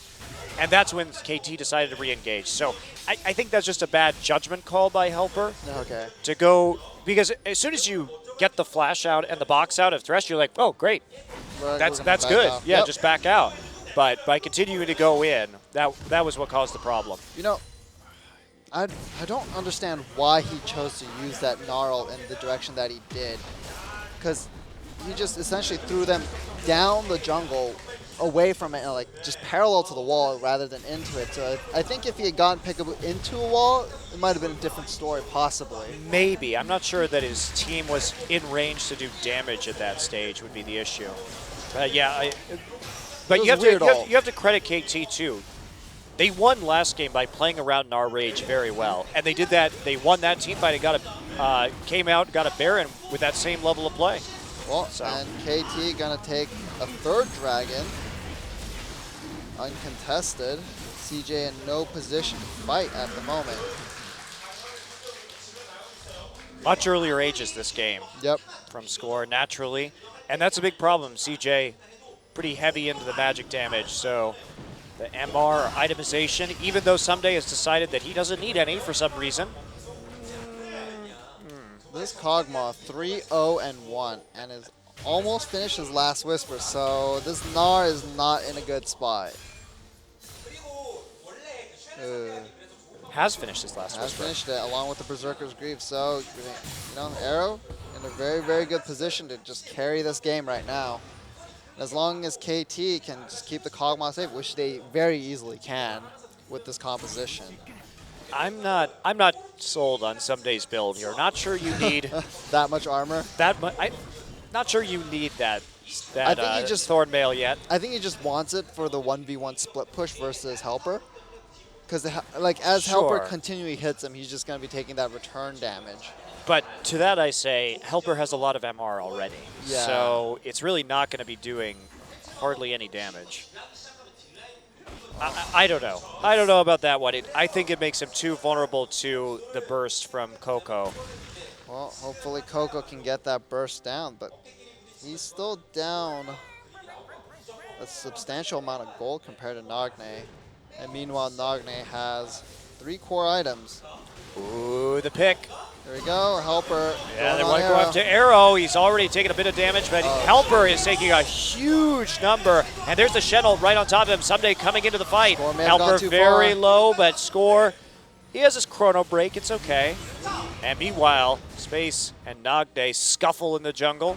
Yeah, it's ridiculous how much damage this Kog'Maw is doing, especially now that he has that last Whisper and the Triforce and the Blade. Here we go. Here we TP go. coming in. They want to get onto Arrow. Can they do it? Great engage. Arrow gets nearly blown up immediately. And there they go. They get the Ooh. kill onto the Kog'Maw. Shutting Arrow down. Score on the run right now. There he goes. Falls before they can siege the turret. So Helper takes damage, but then immediately TP's back in for a counterplay. Now they have TP disadvantage. How far can CJ push this? The Azir is still up. And there's no Dragon and no Baron. Well, the Azir is going to be zoned out. Helper looking to maybe zone Nagne away. Helper creating that zone. And he gets taunted, jumps away. Has his ultimate up, so they could potentially go for this dive. They want to take this. They have to take this right now. Ambition, take some damage. Yep, just give up the turret. That's Yep. what the KT, they did what they could on the defense. The most important thing is being alive when the Baron spawns. So if all CJ gets out of that is 2 kills off the pick, but they have no TP now. Yeah. So the question remains, how is CJ actually going to contest this Baron when they have no mid turrets and KT still has 2? If KT can just go ahead and siege down this tier 1 in the top side and then take control of the Baron pit without the TP, it's going to be really hard. Coco's still down in bottom. Yep, and Someday moving down towards that bottom lane. That wave is pushed up fairly heavily towards the side of CJ. So Someday, both globals are up, his ultimate and his teleport. Well, this should in theory be a very easy Baron take for KT as long as they can get priority over the vision, or Shen is just going to split push rapidly into the inhib turret. So easy times now, and while they did get the kills, that's why you can't use TP like that, especially against a Shen who has twice as many globals as you, because otherwise you find yourself in this situation, and it simply is not worth it. Well, Shen pushing up. CJ can't afford to send anyone right now towards him because, just like you mentioned, but Mad Life gets caught. All right, is Shen going to ult, though, is the question. Shen just staying firm. He's not going to do anything. He's gonna get They this turret. tried to hard engage it, but they didn't get it. I mean, it's either the inhibitor or the Baron. That's CJ's choice right now. That is the kind of grave they dug for themselves. This is flashbacks to Season 3, Monte Cristo. Space going to have to go down and deal with this, but Someday is going to just wait for the next wave. KT has to play this very patiently. Baron is activated. Yeah, they can take this very quickly. They can. Of course, the Kog'Maw and the Azir are there. Score going to get the Shen ult onto him, so they're just going to commit to this immediately. A little bit dangerous for KT. They could get this stolen, but they're not going to. Nara's not there. There it goes. Yep, CJ Well- gives up that Baron. And that is the problem with making teleport plays like the one we saw CJ making, is that you're forced into a really, really rough situation. And it looks so promising for CJ after they made that, but as you said, just with the Baron coming up that quickly, and now the Dragon up in 30 seconds, will CJ Entus be able to possibly take this, or will they be able to take a fight here? Shen ultimate is down, so that is one big cooldown down for KT Rolster. Doesn't matter. Still has teleport. Right, but like I'm thinking more. I'm thinking more in shield? terms of the shield of that Shen ult, because it could definitely stop a pick from occurring. And that's what CJ Entus needs. They need a good pick. So KT lining up for Dragon number 4. Scuttle Crab steal. That's nice for Ambition. Smite. He has a second charge. Nope. Blind hook, not going to work. Of course, he didn't have vision thanks to the ward being blocked by the sweeping lens. So there we go. Pink ward down. They're going to clear out. I'm not sure that's really necessary, actually, because they have the crab. So you don't really need to clear out their wards right there, because they're going to have no vision no matter what you do. Yeah, and Ambition tried to go for a flank, but that pink ward was in his way. KT has a strong 5-man unit. If they want to fight this, CJ needs to go in relatively soon. Well, W's down for Echo, so that means KT needs to walk away from this until the Echo W is up again. So Dragon resets. Bottom wave is pushing in favor of CJ Entus, so the longer they possibly drag this but out. this mid lane is kind of disastrous right now. Shen's ult is back up, so KT could just stand here forever. And Helper has CP up now. Oh, Right dear. now. Ambition's still looking for the flank. There's no pink wards to prevent him from getting it. But there's Someday, and he has Baron minions, so KT just perfectly happy to sit here as long as this takes. CJ needs to make a decision right now. Here comes Ambition. There's the TP coming in from the side. They have the home guard. Can they win the fight? They've all in on this. Arrow so safe in the back line, facing the mountain, and the Shen ult on him. He's going to flash back and then keep on auto-attacking. No threat onto Arrow. Arrow is just going to kill everyone after that. KT so ready for that play from CJ. CJ with the Hail Mary attempt. They wanted it, and now Someday Coco hunting. Coco tries to run away with the speed boost, trying to delay as much as possible, and dead. Flashing with the Sod. Coco not looking too happy about that one. Score just going to pop in with the phase dive and see if he can get that last little bit of damage out. Oh, we're doing a lot of damage. Yeah, they have to blow Summoner Heal. They should just be going for the win right now. They have Baron empowered minions. No reason that they have to deal with Helper. Well, Arrow has no mana right now, but there are 4 people from KT still in that middle lane. Yeah, they can't win now. They waited a long time chasing down Coco and Helper, and now Space and Madlife and everyone are back up. No TP, so they can get the Dragon A-OK, but they only got an inhibitor when I think they may have been able to take just a little bit more.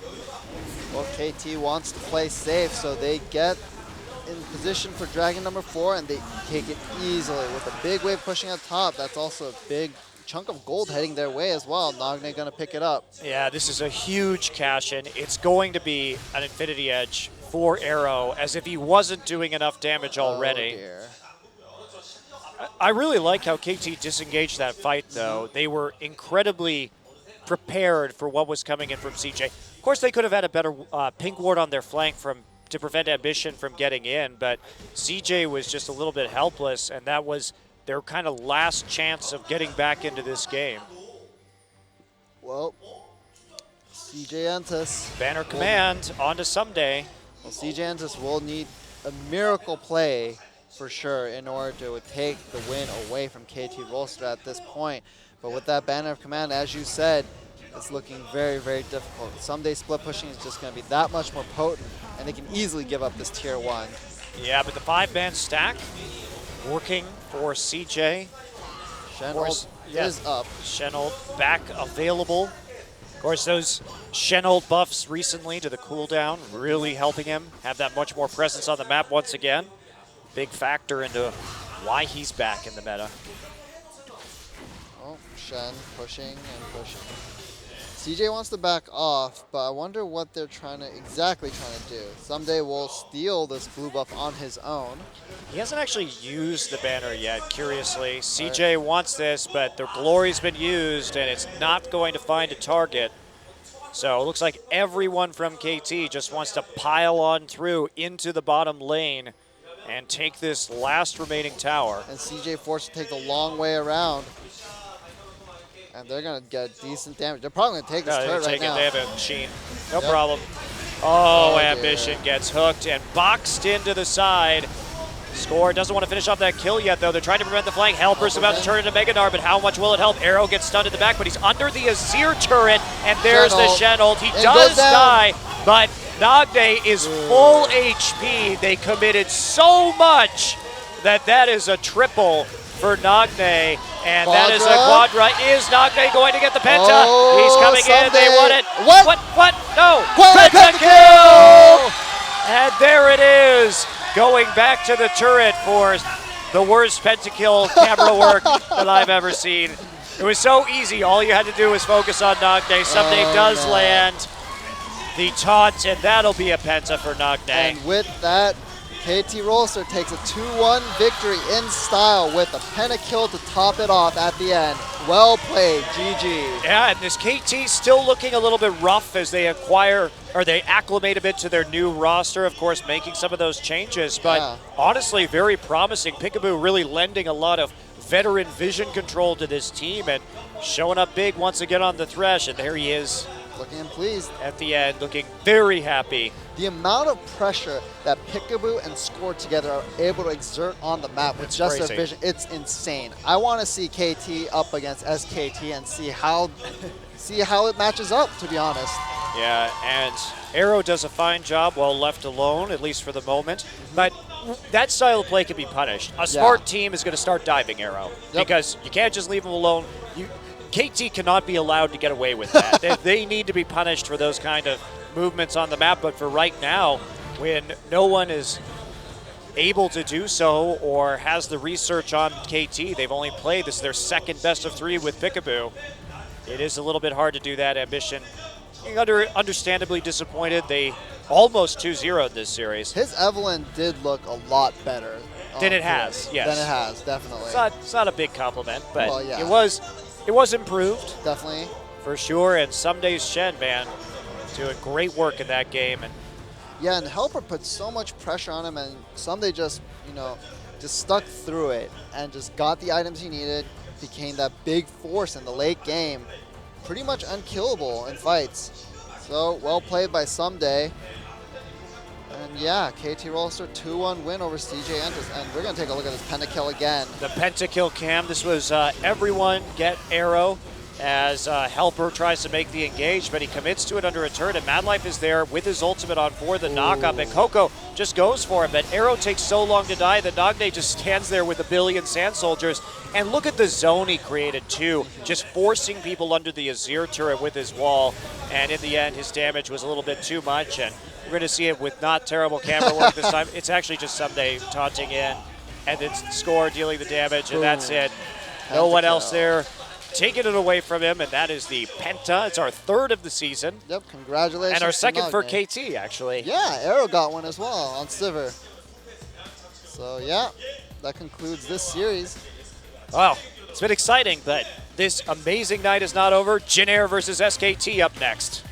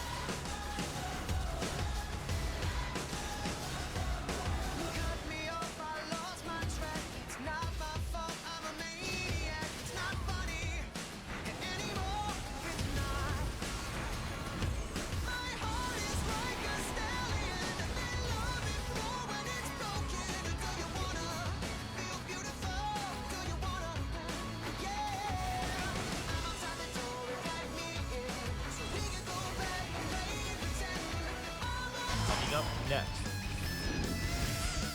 SK Telecom Team 1, Jin Air Green Wings. 2015 Sped League of Legends Champions Korea Summer.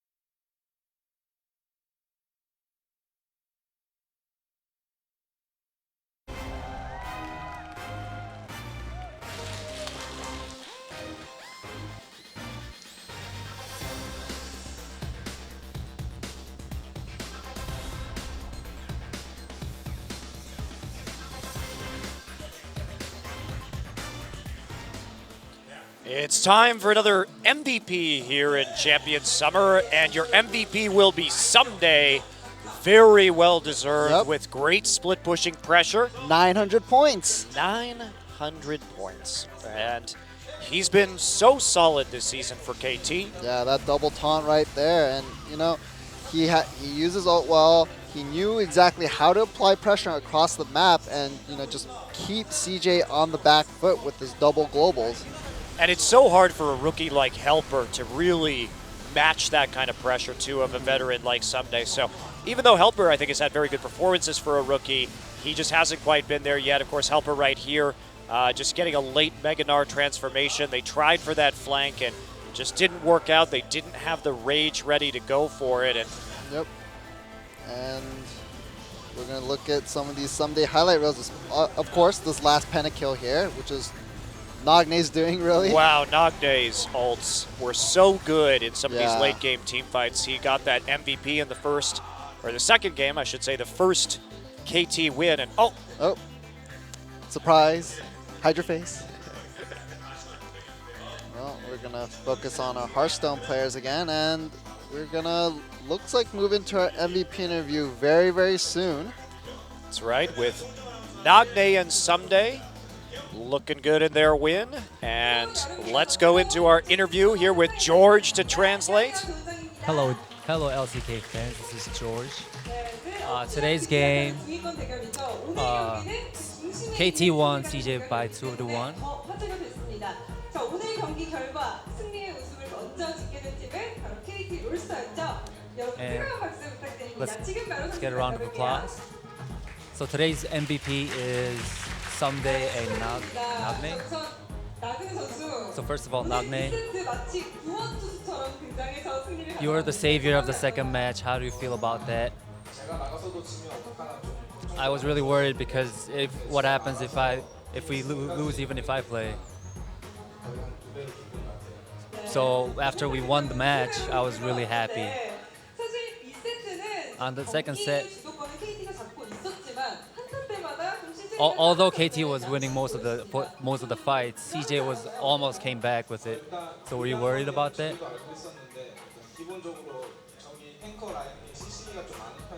I know the tanker line of the opponent team had a lot of CC, so we were worried about that. We wanted to watch out for that. But I think of most of the team fights, I think they didn't engage a really good team fight. That's why we were able to win it. 굉장히 뭔가 설명충처럼 말씀하시다가 기승전 나그네. So 근데 좀 it's- 방금도 말씀해 주셨지만 So you've talked about a lot of stuff. 안 맞은 것 같다고 말씀해 주셨어요. You said 마오카이 the 이니시에 engaging 좀안 된다고. team fight wasn't really harmonious. So how do you feel about that? Our AD was Shibir.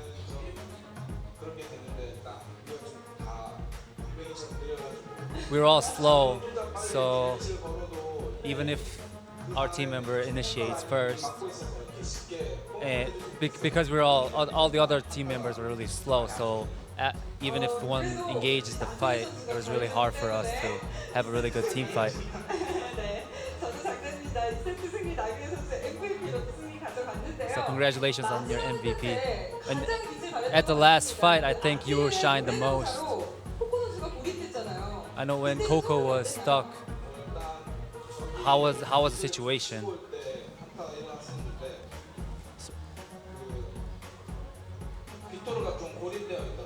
I saw that Victor was really stuck by himself. So I kind of moved backwards a little bit.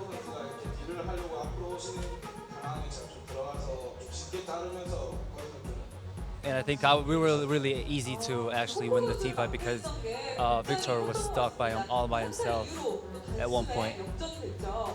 자, 가장 중요한 3세트. So for the third time, there was a pentakill on the third match. How do you feel about the pentakill?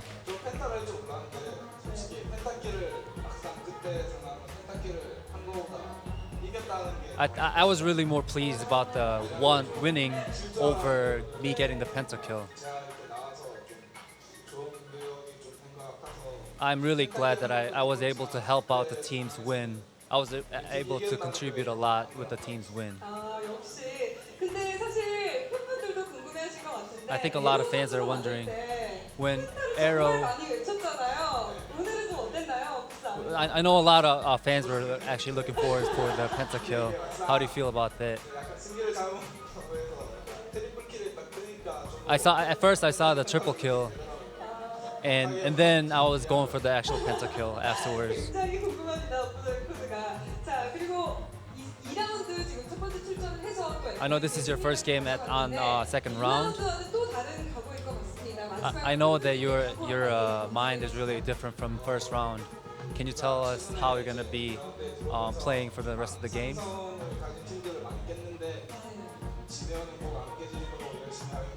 I know. I really don't want to lose to Jin Air,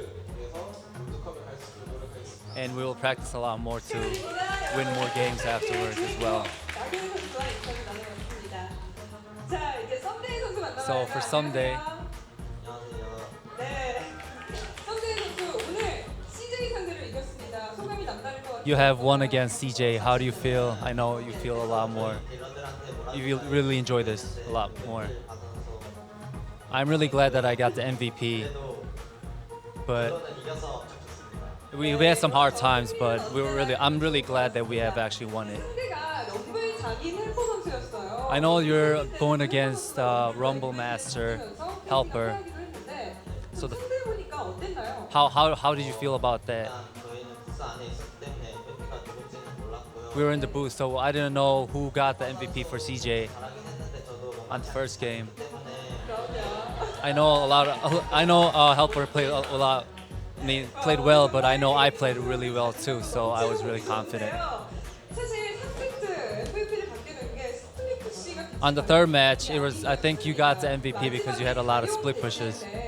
미드를 스플릿 푸시 하다가 또 한타 때 합류하기도 하고. I know you were just moving around all the lanes and you're split pushing, and then one point, and then you would be coming to help the team fight as well.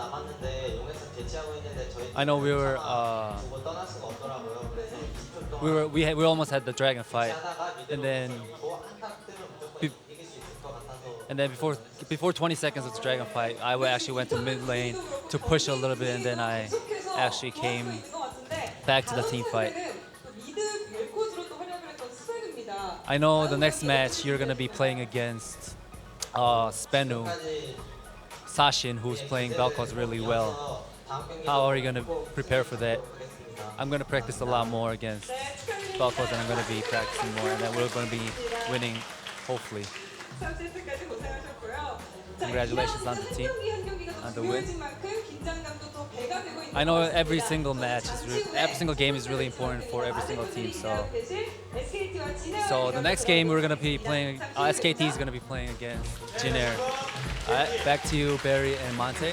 All right, thanks, George, for your translation. And yeah, SKT versus Jin Air. Before we get to that, I just Yeah. want to say I had a little chat with Peekaboo outside after the game, and he was saying that we were talking a little bit about how KT has transitioned into this new period, and KT, he's the primary shot caller alongside Score, so he said it's been a bit rough, but Looking good so far. looking good so far. Well, we don't get any time. We just get SK Telecom T1 Oh, in our and next match against what is Jin this? That doesn't look like Faker in the mid lane.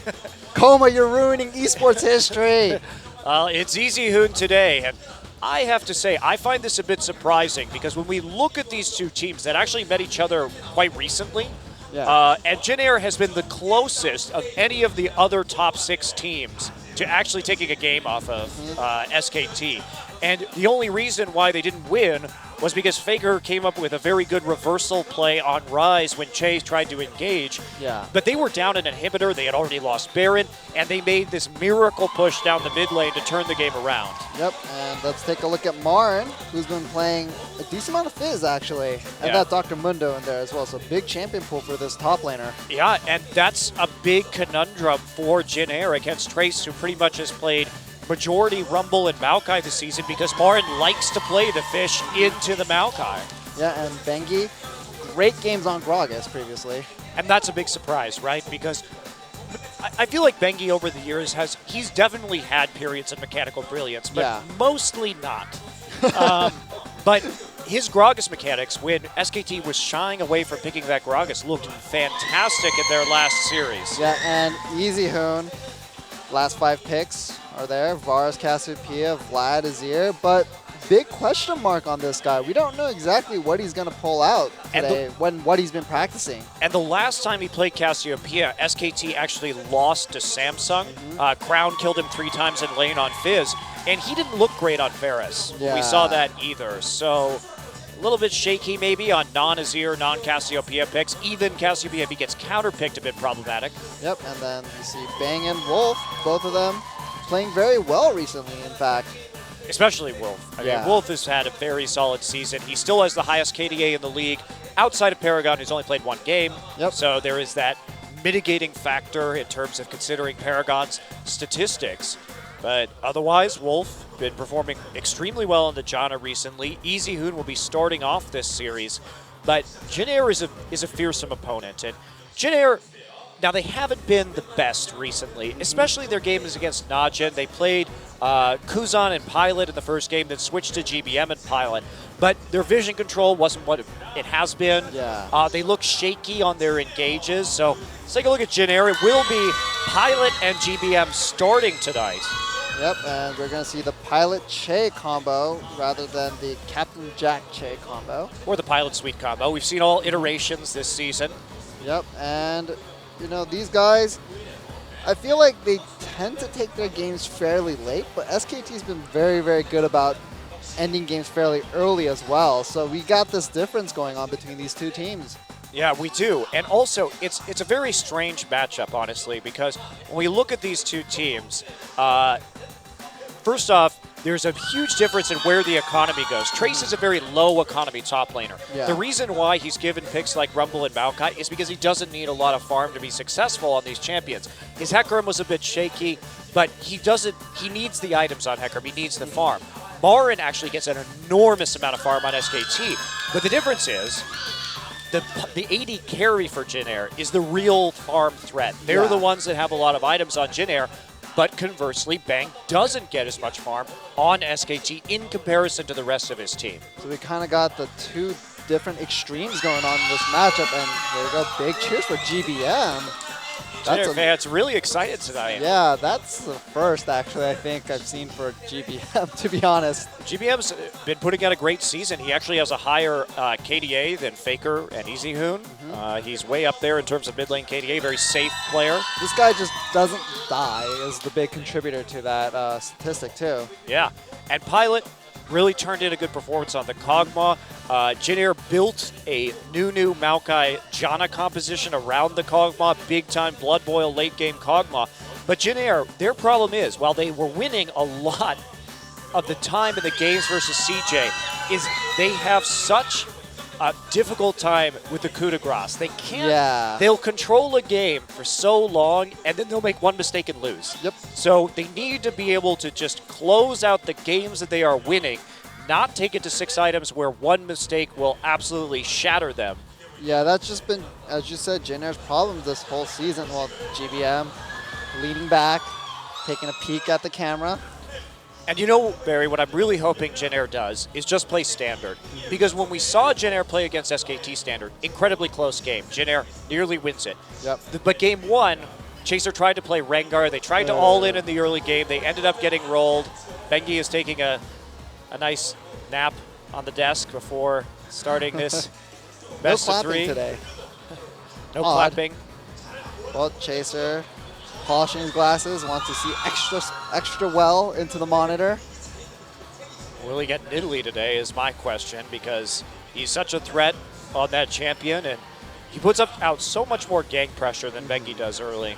Yep, and we have coaches entering the booth, which means that we are going to be getting into picks and bans very soon. And here we go. Picks and bans begin with SKT on the blue side, Jin Air on the red side.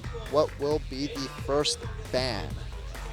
So, question is, can Chaser play Jungle Echo? It's something we've seen from Bengi. It is a pick that is worldwide rising as a priority pickup, and there's the Victor. So, not too surprising. GBM and the rest of Jin Air will just first pick Victor on blue side. They have no qualms about doing that. GBM has been able to turn around games. Yep, and meanwhile, Callista is banned out by Jin Air along with Nidalee from SKT. No surprise there. Yeah, no surprise there. And there's an Azir against EasyHoon. Will we see the Cassiopeia or the Rise to sort of round out this pick and ban phase? Rek'Sai against Chaser. So basically they have to ban Gragas now if they don't want a high priority early game jungler available. Yeah, I don't know if Easy Hoon will end up playing that Cassiopeia, especially after those nerfs that came through. Cassiopeia just kind of fallen out of favor in terms of the mid lane meta picks, Unless you're GBM. unless you're GBM. And you yes. play Rylai's Peel-O-Matic Cassiopeia. Yeah, To be fair, they did lose that game to CJ. They didn't have enough damage to actually... convert that win, yes. And Evelynn is the first pick for SKT, so they're going to put Bengi on that early game champion. And Jin Air looks towards Rumble, a Trace favorite. No surprise. And again, Jin Air doesn't want to take Maokai because Marin will play Fizz into that, and he has crushed those laning phases and absolutely taken over games. So Yeah. don't give him that opportunity, I think. And you also get to take away the Rumble from Marin. Of course, that does make Marin able to play Maokai. Marin is something like 22-1 all-time on Maokai. Very, very high win rates for SK Telecom in general across the board Yep. due to their just their dominance this season. And it will be Sivir along with Rumble for Jin Air in first rotation. Yep. Well, it's worth noting that SKT, since this team came together, since the disbanding of SNK and the single team system, so far their win rate across all competitions, domestic and internationally, is 77%. Wow. Very And good. again, coming into this, SKT is on an 18 best-of-3 winning streak. They're on a 13-game win streak. Yeah. And if they win 2-0 here and then win their next game, they will have 16 consecutive wins, which is more than when they won the entire Tournament of Champions Winter without dropping a game.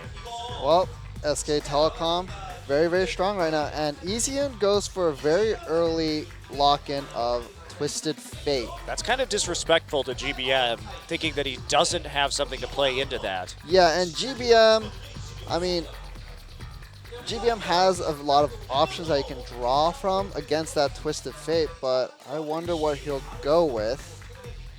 Thinking about it, Lee Sin, a possible jungle pick here. Now for EasyHoon, TF has long been one of his better champions. He's 8-5 on it all time. It's his fourth most played champion. So it's Well, certainly Xerath. something. Oh, jeez. Well, I think Xerath has a very good laning phase against Twisted Fate and can keep him pushed in. You look so disappointed right now. You look so disappointed. I'm not disagreeing with you, Barry. Yeah. And I do think that GBM is a wonderful Xerath player. I just think Xerath doesn't do enough to actually win games. Jin Air hasn't actually won a Xerath game in a long time. Yes. Even though GBM continues to end games with amazing KDAs on Xerath, they can't do enough damage to actually win a game. Well, with Rumble in this game, I don't think they'll exactly be lacking in damage, and depending on what SKT goes for, I would say maybe the Alistar might be a better pick here, just in case, just so that they can outlast maybe the poke. Yeah, exactly. Alistar, Maokai, perfect picks against this Xerath because there's backline threat with both of those champions too, and you're less vulnerable to poke. I'd take the Alistar over the Annie. And looks like it will be the Alistar and Maokai last picks for SK Telecom. And what is the last pick for Jin Air? Zyra is the hover. Well, that's just because Che has been a long-time Zyra player, but it's not actually going to be Zyra. I would be surprised to see that. Now, Annie's available, and Annie is frequently banned against Che, Yeah. but And Annie there's generally not really a good choice to hard engage here. The problem with SKT's composition is that they have so many flank. You need to take the John. Yeah, good Absolutely. pick. Yeah, good. That's probably the best possible pick. But Xerath, sure, he's got the cleanse. He'll be able to cleanse out of the gold cards and maybe stun EasyHoon right afterwards. But you're dealing with Maokai flank, Evelynn flank. How exactly do you think Jin Air, that you are going to be able to keep this Xerath in the fight for very long. Well, they have the Silver Ultimate, they have the Lee Sin Dragon Rage kick. I don't know. They have some displacement to create some space, along with the Equalizer to create a kind of like a slow zone. But yeah, as you said, very risky pick right now. It's a really narrow timing window. If Jin Air, with this early game composition, doesn't get a big lead early, SKT is just going to be able to outlast this game, get a Zhonya's onto the TF, and become so incredibly tanky that there's simply not going to be enough damage or threat to kill them. Yep. So I'm not a big fan of Jin Air's draft right now, especially since they tried the early game tactic against SKT the last time they played, and it just fell very, very flat. Well, I like the Lee Sin pickup though. It will apply pressure, and so, but GBM, can they get a kill in the mid lane versus a Twisted Fate though with that Lee Sin? At the least, they can keep him up in his mid lane turret and pushed in. Well, let's see if Jin Air can pull it out with this Xerath. We're into game one.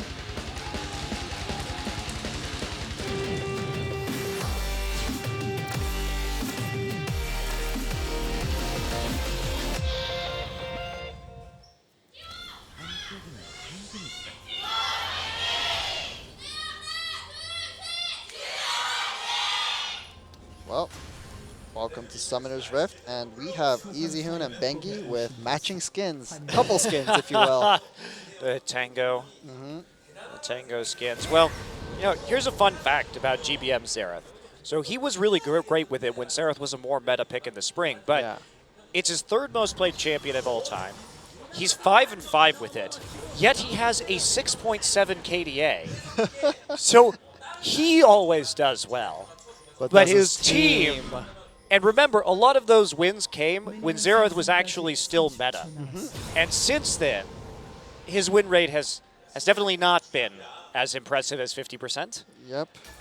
It is unfortunate, but I see it being, I can see the reasons why they picked it, but it's just going to be a tall order for him to stay alive in these fights, but well, we will see. The cleanse will help him survive for the interim, at least from the CC, with the extra boost of tenacity you get after using cleanse.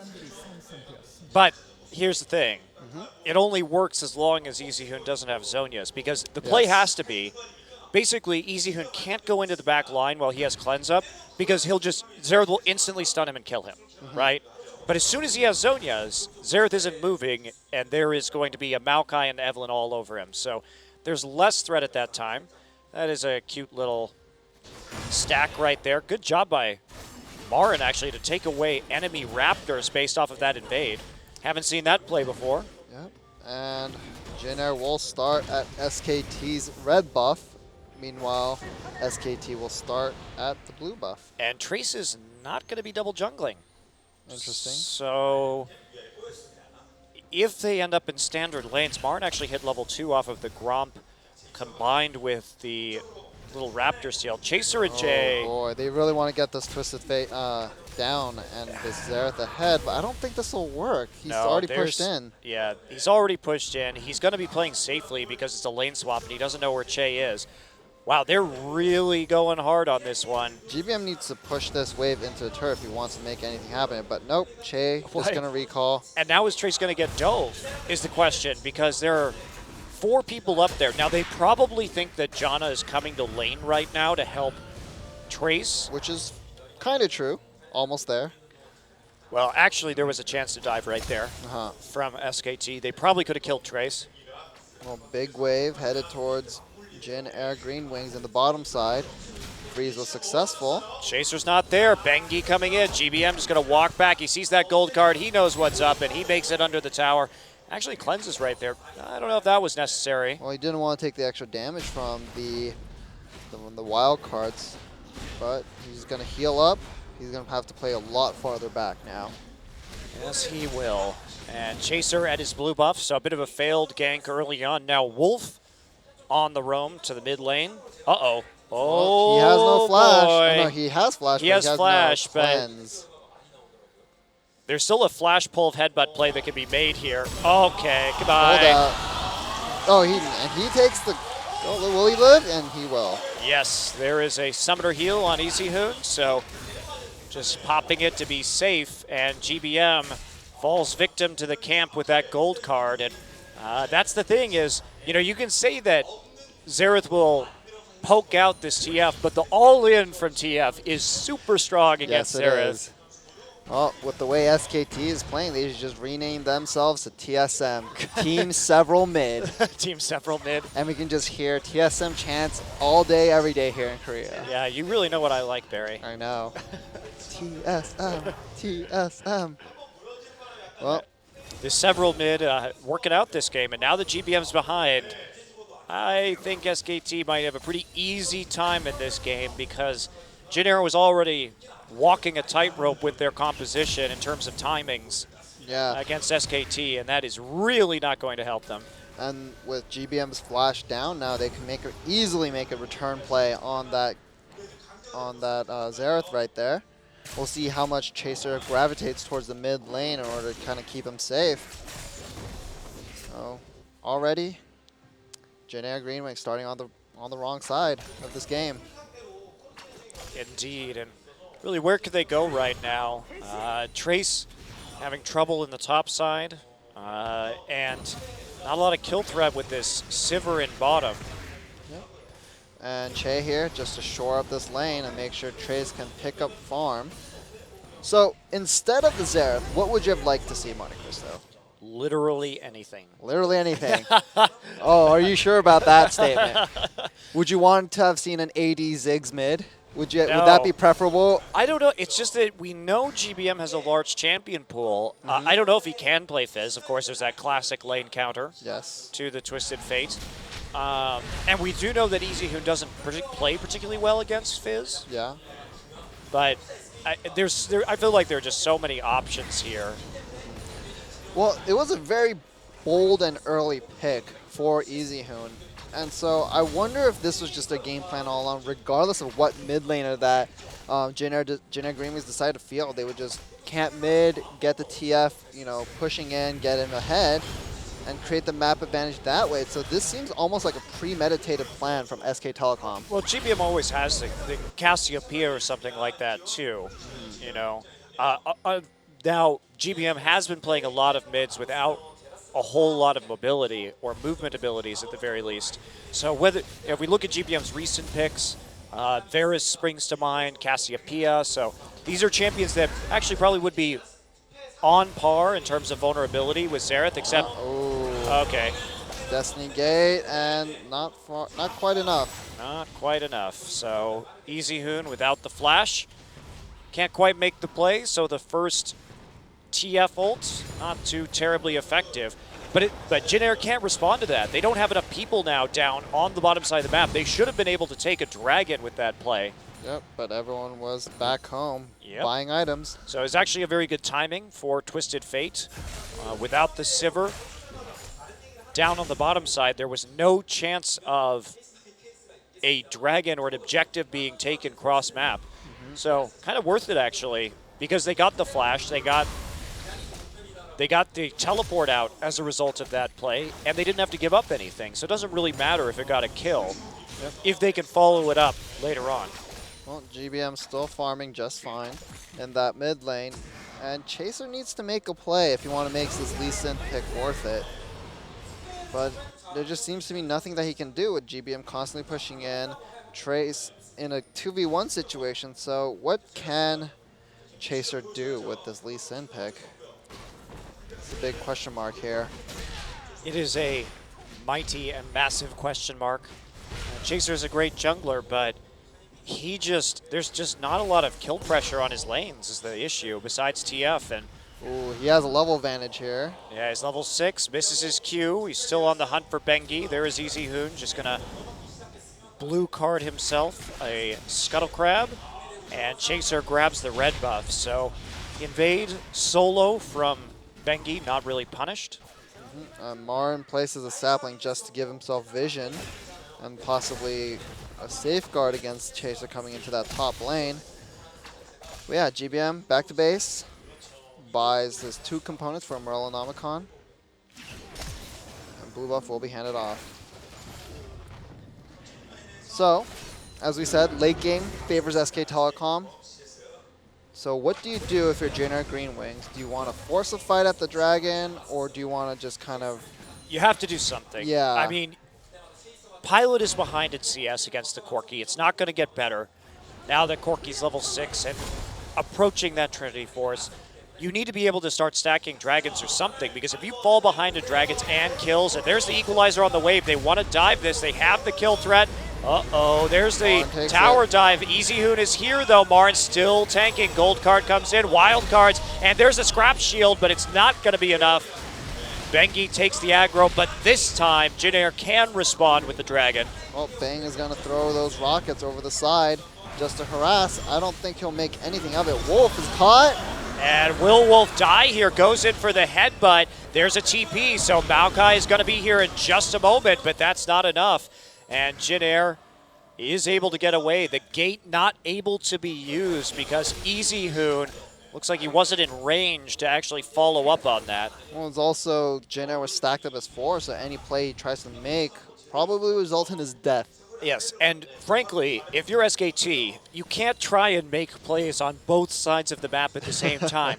Even though EasyHoon didn't use his ult to get up into top, he just walked up there. Yeah. That is not a true global anymore, and best case scenario, you're still going to be, what, in a 3v4 on that bottom side, considering that they knew exactly where Maokai and Evelyn were, and Marin was too chunked out to actually TP immediately into the fight. So SKT gets punished for their greed, and they actually trade out there in terms of kills. So GBM still farming, down in CS now a little bit, and Trey's pushing up.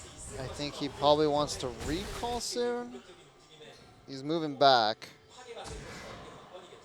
Well, we're going to see a bit of a lull and probably just a continuation of just farming with this Dragon now down. And Pilot not fooled by Bang's attempt at a brush hide there. But Bang looks like he gets a little bit of the better end of that trade. Of course, does have the Alistar to heal him up. And, you know, the scary thing about the Alistar TF combo is you could just dive at any time. And that is almost certainly going to be kills in favor of SKT. Well, Bengi. Both sides. Oh, here we go. Trace gets locked up by Marin. Bengi tries to come through. Equalizer goes down. That's not going to be enough.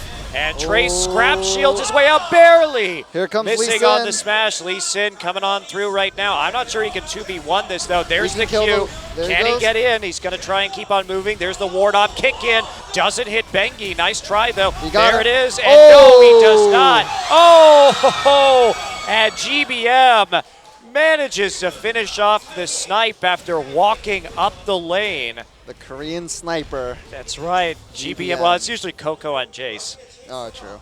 But yes, that was a great addition there by GBM, just picking up the trailing kill. And Bengi smartly sidestepping that ultimate from Lee Sin. Could have easily gotten knocked up right there. But does manage to escape the death. But the kill went on arguably the worst person in there. Yeah. Well, GBM now 2-1-0 against EasyHoon 1-0-1. And looks like EasyHoon going for a quick Lichbane. I wonder what his focus is this game. I think his focus is that no one's going to be able to stop his split push. Jin Air, if he has a Lichbane, there's not really a good person. Trace is just going to have a hard time getting in range of EasyHoon with all those gold cards. Well, buff's going to be taken. Chaser making moves into the blue side jungle of SK Telecom to get some wards in. Well, Jin Air made some good plays. We'll see if they can keep making those plays and build up a significant gold lead because they're currently down 1.2k gold. Yeah, this is it's a really bad situation. They're being out-farmed in all 3 lanes. So they're losing all 3 lanes. They want EasyHoon. Che is here with Chaser. There's a nice whirlwind. There's the follow-up and forces the flash. Well, that makes things a little bit easier for GBM. If he's able to get some good poke-off onto EasyHoon, then that means he won't be able to flash his ultimate hits.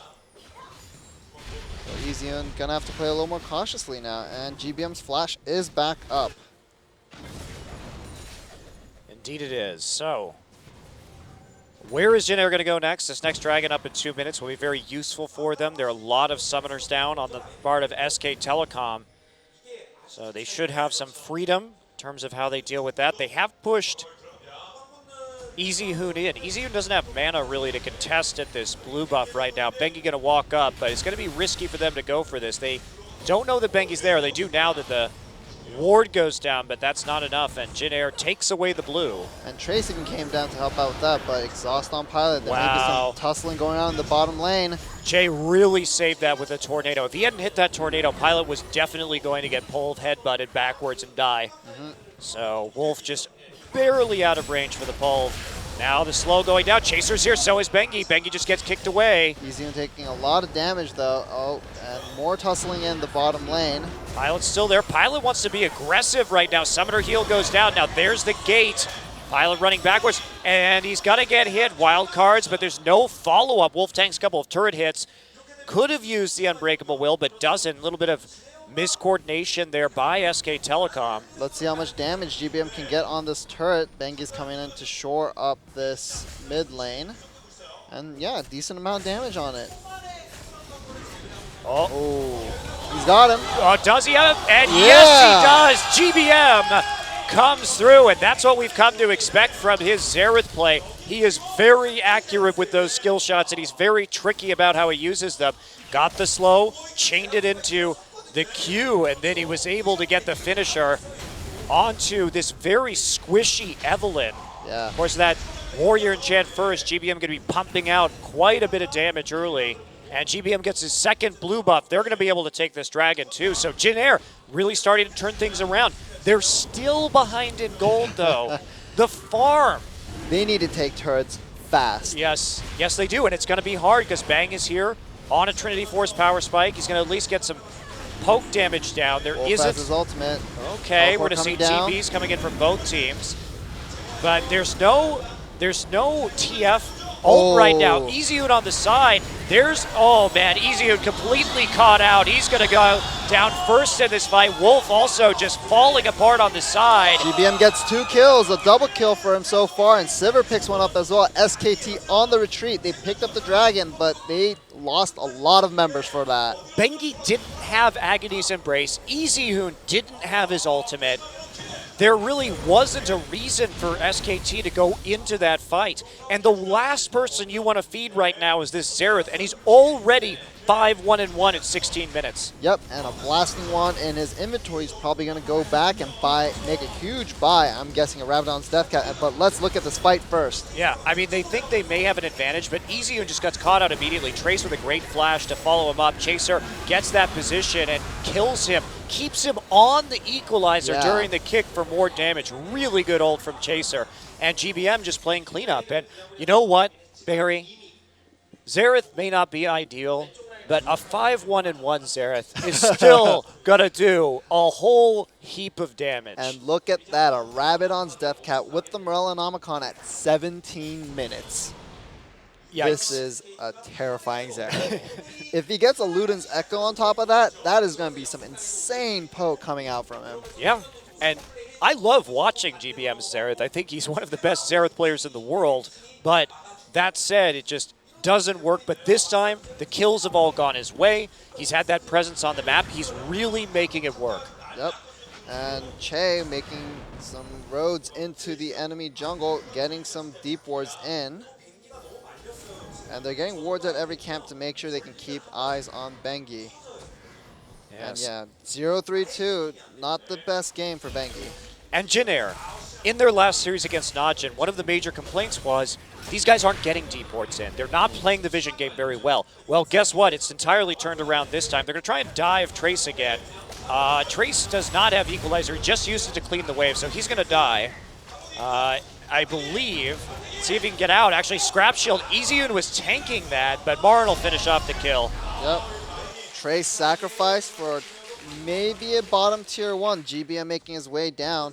Definitely a bottom tier 1. Easyhood going to try and go back. Actually, Che getting a little bit ahead of the minion wave. Does take about half his HP and damage. They want the red buff at the same time. They do not. SKT shouldn't be fighting this. If one good stun from GBM can really spell the end for Bengi, but they just back off. Yeah, they're going to trade a turret for a turret. So turret and red buff for Jin Air, turret and kill for SKT. And all they have to do is get into the late game. We're dead even in terms of gold. I've seen GBM look great in the early game on Xerath. Can he close? Yes. Can he convert? Can he convert? And that is another one of Jin Air's problems. They had advantages against CJ. They misplayed them and lost the series. They had advantage against Najin. It took them forever to close those games. And they played the Dragons very poorly early. And they had an advantage versus SKT. Yes. And then one mistake lost them that game. So And it just seems to be the same old song and dance for Jin Air Green Wings whenever they lose. right. And this is such a good composition to deal with this Xerath. If Xerath goes down, because no one else has gold really, it's going to be very easy for SKT to clean up a team fight. Well, then maybe instead of losing Echo, Zhonya's Hourglass may be the right buy Yeah, very for true. GBM. And possibly even Distortion Enchant Boot. He needs boots. He actually doesn't have any right now. Xerath floats. Doesn't actually need to sully the ground. Okay. But With what if his he just feet? what if he just wanted protection for his feet from all the Shen swords left on the ground? But he floats, so But some of them your could point be is- sticking up. That's You never true. know. By the hilt. Yep. I have no idea how it would end up like that, but it's a possibility. Never say never. All right, well, wild cards help to clear out that wave. They're going to take a few hits from the turret. They really want to get this down, though, while they have the opportunity. Jin Air knows the importance of being able to push this forward. And Trace doing just what he always does, playing very far back, not getting a lot of farm, but just being there to stuff turret dives. And there we go. Sivir comes through. Maokai in a bit of trouble. Nice kick. Good ult. And there's the twisted advance. Bengi coming in right now, but we still see Chaser doing that damage. Maokai finally dies as they kite out with this Xerath and the Boomerang Blades. SKT still moving forward. Alistair and Corki on their way up to the top side, and there's no turret there, so can Wolf make the play? Gate is up. Gate is going to not come in. Stuffed. Oh! And there's the combo. Easyhood gets into the back line, shuts down GBM, and the players from SKT turn around the team fight. Trace can't get to the top side in time, and even if he did, there was no equalizer. Unfortunate play for Jin Air Green Wings, and Wolf with a huge play, and SKT will go for the Baron. I don't know about this. TP's still up, and Trace is there at full HP. Okay, he scares them off, but Trace has to flash. No equalizer. Oh god, Poor Trace. bye-bye. Well, he stopped the Baron at least. That was worth. It's true. Yep. Man, you get on my case for saying more worth, and you say that was worth. Yeah, because more worth is not actually an expression. Uh-huh. All right, whatever you say, Marcus. Worth it. Let's put it that way. There we go. Worth it. Okay. Well, that will set Jin Air back quite a ways. They'll be able to protect their mid-tier 1, but not Yeah. exactly going to their advantage. They know they have to get these turrets down, but SKT has that ability to get behind them. And when they're trying to push a lane that they don't have a tier 1 in, they are punished for their vulnerability. Here comes the counter teleport play. Marin is there. He's in the side. He's got a just twisted advance over, and Marin is dead. He's already so tanky though, so can he delay long enough so that SKT can take the mid tier 2 and tier 1? He's still alive. Oh boy, he's just giving him the runaround. Okay, he's dead, but at what price? The price of 2 turrets for none. Dear. You know what GBM should have done? He should have just used his ultimate to clear the wave. That's what he should have done, I think. Maybe if, And threatening the Baron again. of course, that's what you do. But they're not going to get the dragon, so Jin Air gets a kill. And they get a dragon, but again, it's at the cost of 2 turrets. And you can see SK Telecom still, Oh god. oh wow, bang, really far forward. And equalizer drop, but not actually going to do much. GBM still doesn't want to use his ult quite yet. They're going to get the drag. But Che face checking a brush. Pings onto Baron once again, so SKT's just going to lurk around that area. I don't think they can do it at this point. Maybe when Porky finishes his Blade the Ruined King, but they're going to go for it. Oh man, bold Baron plays from SKT. There's no TP, there's no wards. Jin Air has no idea this is going on. They should, they've been just playing around that Baron. I have no idea why they wouldn't go for this. Well, It's Well- taking SKT a while to do it, but SKT takes it. And now they know. They were just getting blue buff. But even in that 4v5, SKT was trying to force them to go face check that brush at Baron because it was a threat that they could do it.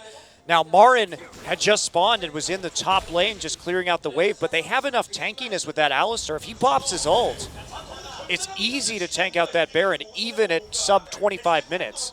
So that 5-1-1 Xerath is now 5-2-3. Had given over 500 gold to EasyHoon, who now has a Lich Bane and an Abyssal Scepter, along with Home Guard, Boots of Lucidity as well. So Yeah. good amount of gold going his way. Yeah, and there's a good split push from SK Telecom. So now that they have the Baron, it's really easy for TF just to be splitting a lane. So what can Jin Air do? They've fallen behind with this composition that they've crafted, and it just looks like they might crumble if they don't play their cards right here. And big wave in the top side. I have nothing to say about this. I mean, it's just the Xerath pick again. What GBM is so good on it, but it just can't win you a game in the end. And he can pick up those kills. He can outplay people as much as he wants. But when it comes to actually seeing a victory screen, it's been really rare since the beginning of spring this year. Yep. Well, here's a question for you, Monte Cristo. If someone put a gun up to your head and said you have to craft a meta composition around Xerath right now, No. There is none. there is none. Doesn't work. So you're just gonna take the bullet to your brain. That's right. That's what I would take. By the way, Ezreal was available in this game. That's true. Just gonna put that out That there. is true. Just gonna go ahead and put that out there. Oh boy. Bang does a lot of damage to Trace. And I'm sure GBM can play Runeglaive Ezreal. Yeah. I wonder why he didn't. I guess he didn't want to get pushed in so early by Well, Twisted Fate. there is the vulnerability to TF, right? Because if you're pushed in by TF, you have to have something that has lane pressure against TF. Otherwise, he just gets free teleports everywhere. So Yeah.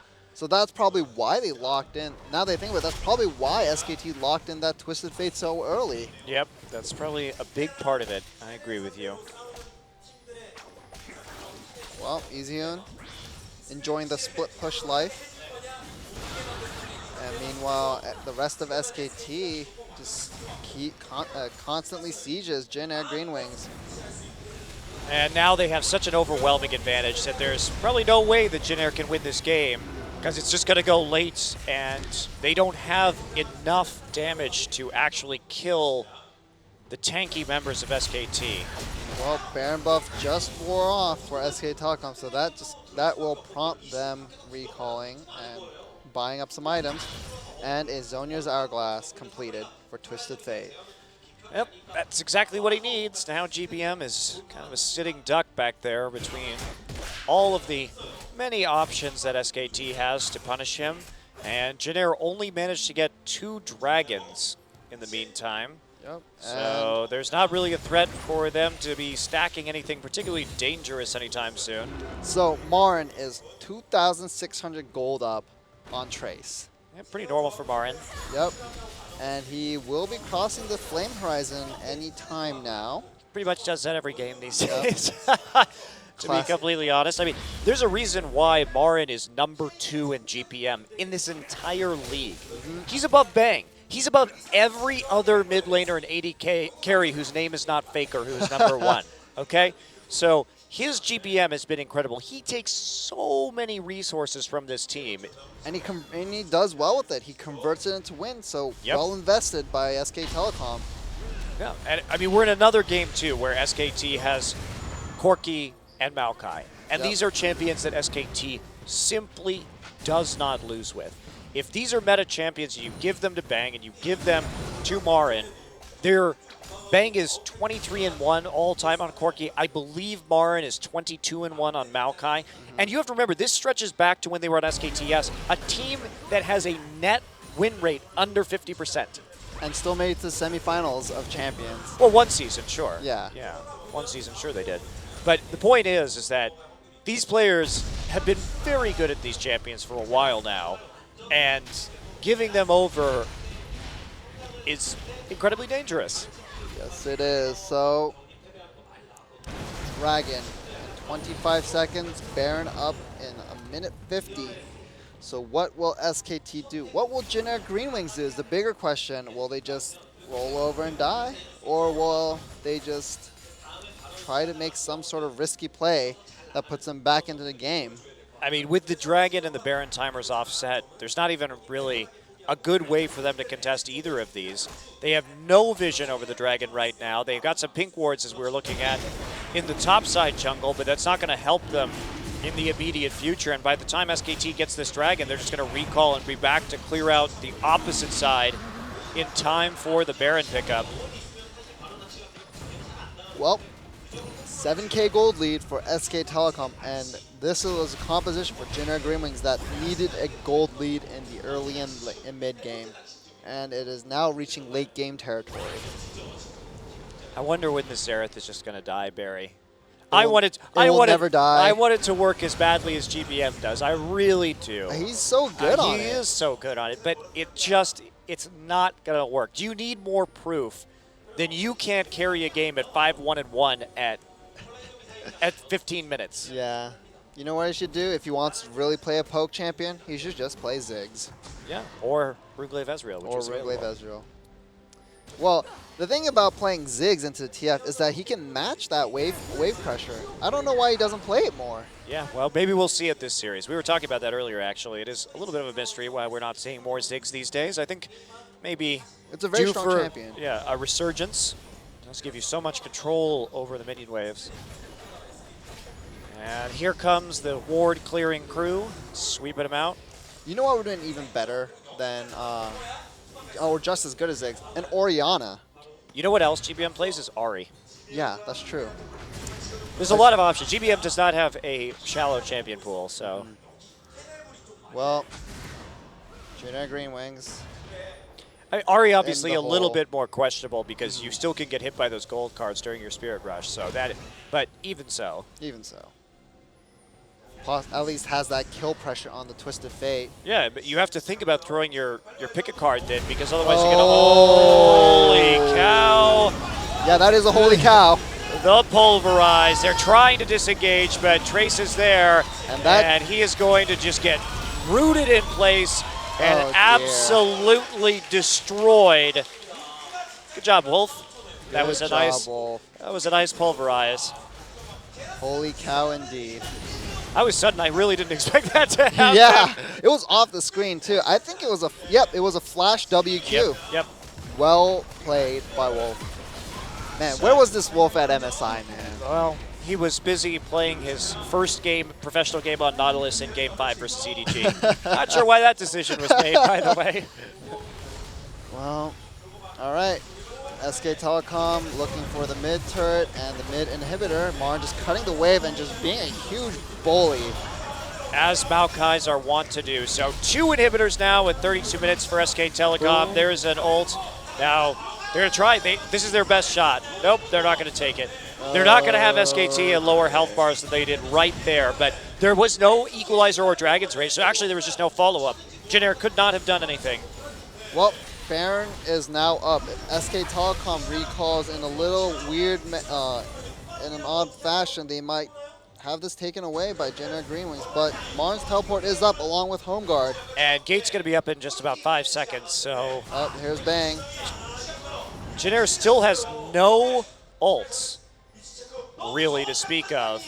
Oh man, bombs over Summoner's Rift. Here we go, and TP's coming in. Bengi and Marin on the side. TF is trying to get that flank too. Marin is here. Marin's going to catch them out. There is nothing Generic can do besides die. Oh, There's the Agony Embrace. He's even flashes onto GBM. Xerath dies.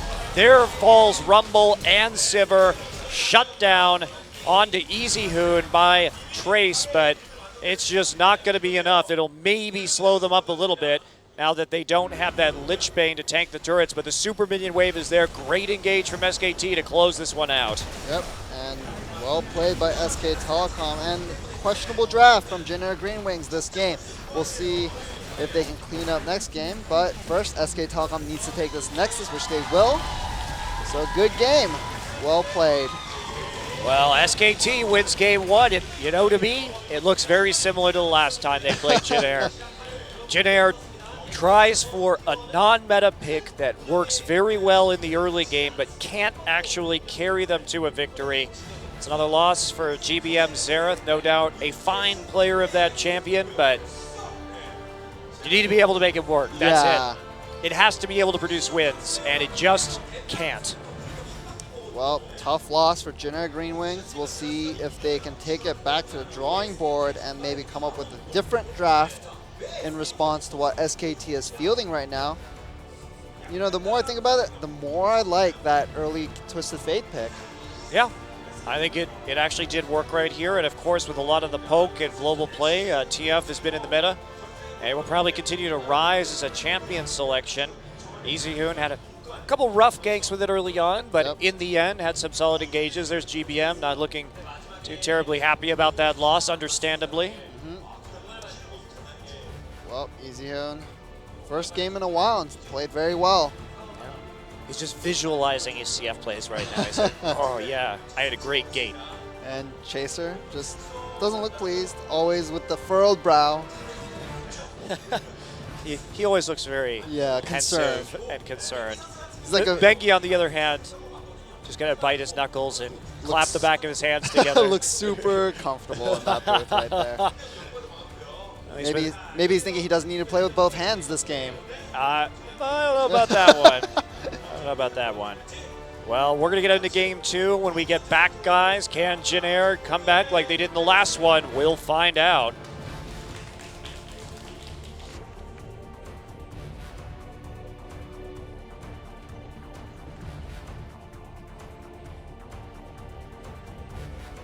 I don't know where you're going, but do you got room for one more troubled soul? I don't know where I'm going, but I don't think I'm coming home. And I said I'll check in tomorrow if I don't wake up dead. This is the road to ruin.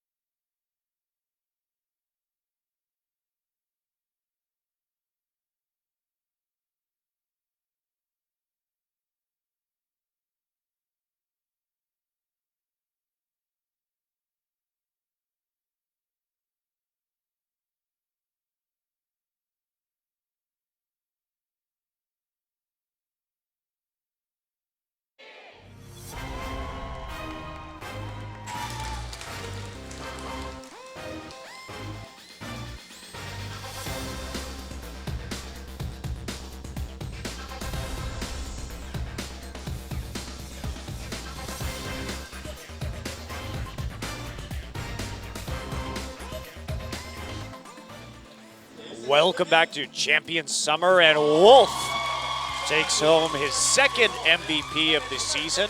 Well played by Wolf. He had some great knockups in that set. Oh, this was a big turnaround right there, just getting the kill right off the bat. And you can see the re-engage, pops his ultimate, comes back in, 3-man knockup, and then the cleanup here as the rest of SKT get in for the advantage. Here we'll watch him again, knock around Trace, goodbye.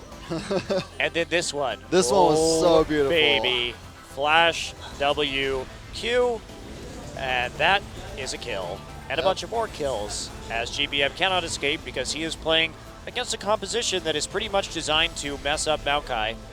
Or, I mean, mess up Xerath. Yeah. Even if you get fed as Xerath, you can't escape from infinite hard engage. Unfortunate for GBM. We'll see if he can play something different this boy. coming set. Well, what is Jin Air thinking? You know, so they went back to the drawing board. They saw this early TF pick to prevent the Ezreal pickup. And they're now on the blue side. And they know that EasyUn is willing to blind pick the TF. So what do you do? We know he's willing to blind pick the TF when Victor is banned. I promise you that Jin Air will first pick Victor if they're given the opportunity. Yeah. They've done it several times. And so that's going to be a necessary ban for SKT on the red side. But at that point, what do they give up? I mean, they're going to have to ban Kalista. And then what's going to happen is Chaser's going to get Rek'Sai or Nidalee. Yep. So not great for SKT this time around. There is a Rumble ban. So what is Trace actually going to play here? Again, the Maokai is dangerous against... He's both dangerous for Marin and against Marin. Yeah, and a Nidalee ban from SK Telecom, understandable. Take away that pocket pick, and an Evelyn ban. Interestingly, Ryze fell all the way through picks and bans in that last game. And there's the Azir banned out once again by Jin Air, Rumble, Evelyn, and Azir. So there is Gragas going to be left up this time? Is Victor going to be left up this time? No. So Victor's down. I think that's very smart. So they're going to first pick the Gragas. They have to against Bengi these days. He was pretty strong on it in the last match, and it's just a very nice power pick overall. I don't think Bengi's really going to mind, though. He can play that Echo if he needs to. You can also play that Rek'Sai.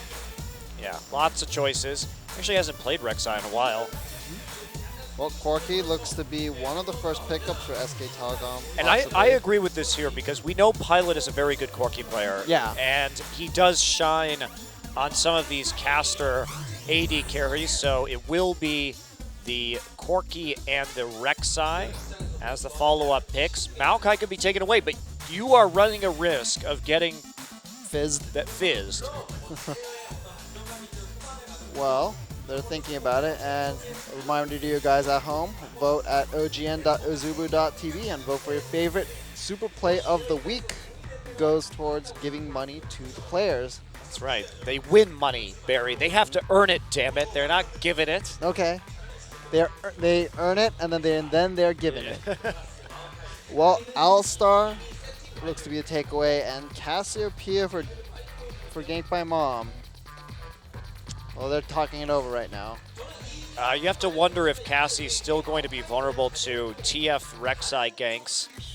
Do have a little bit more movement speed if you're landing your abilities, but it's going to be a lock-in. Now, last time GBM played this Cassiopeia, he went for a very low damage build, Liandry's Rylai's, and was mostly focused on kiting out against CJ, but it was really a damage problem in the late game. They just didn't have sufficient amount of burst damage to take somebody out quickly.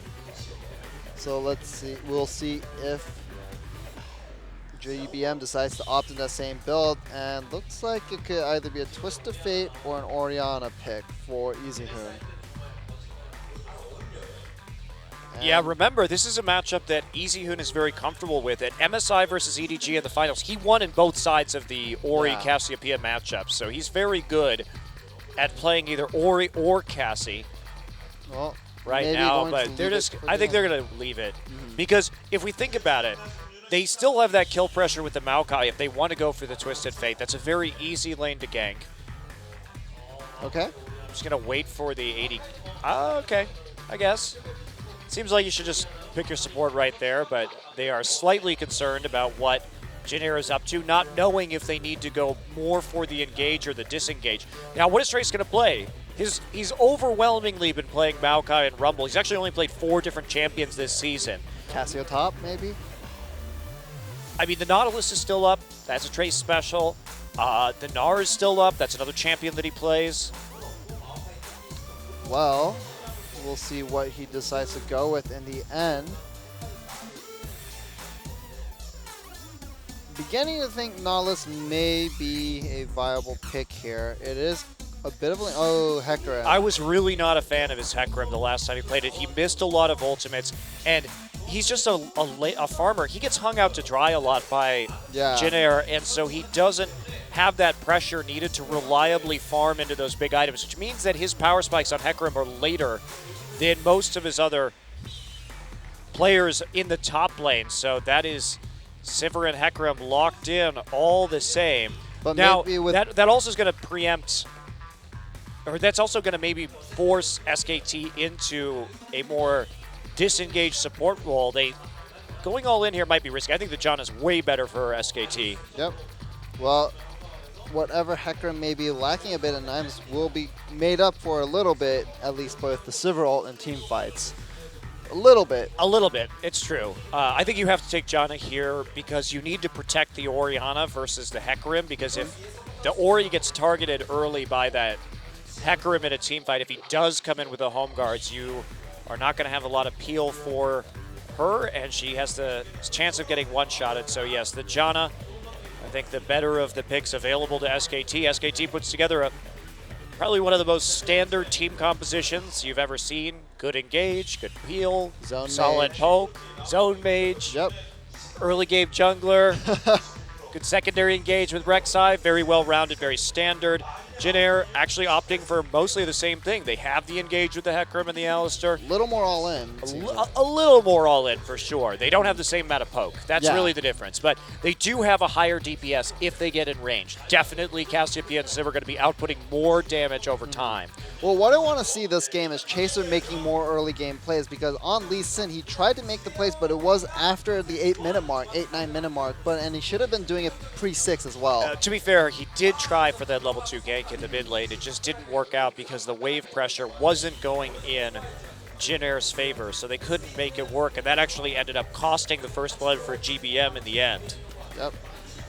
Well, we're going to go into our game fairly soon.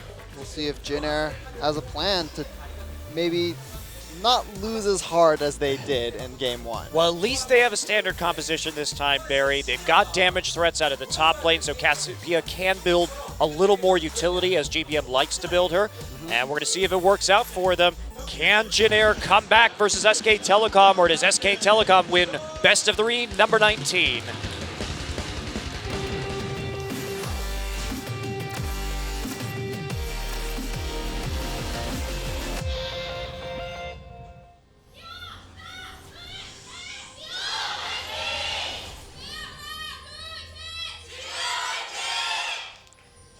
Jin Air fans out in force today, Barry. Along with the T1 fans. So, yeah, we got a standard fan coming out from SK Telecom. Meanwhile, Jin Air stacks as 5 in the bottom lane. They have a lot of threat early game with this Alistar. Actually, Pilot's just going to show right there. He's masking the fact that the rest of his teammates are also there.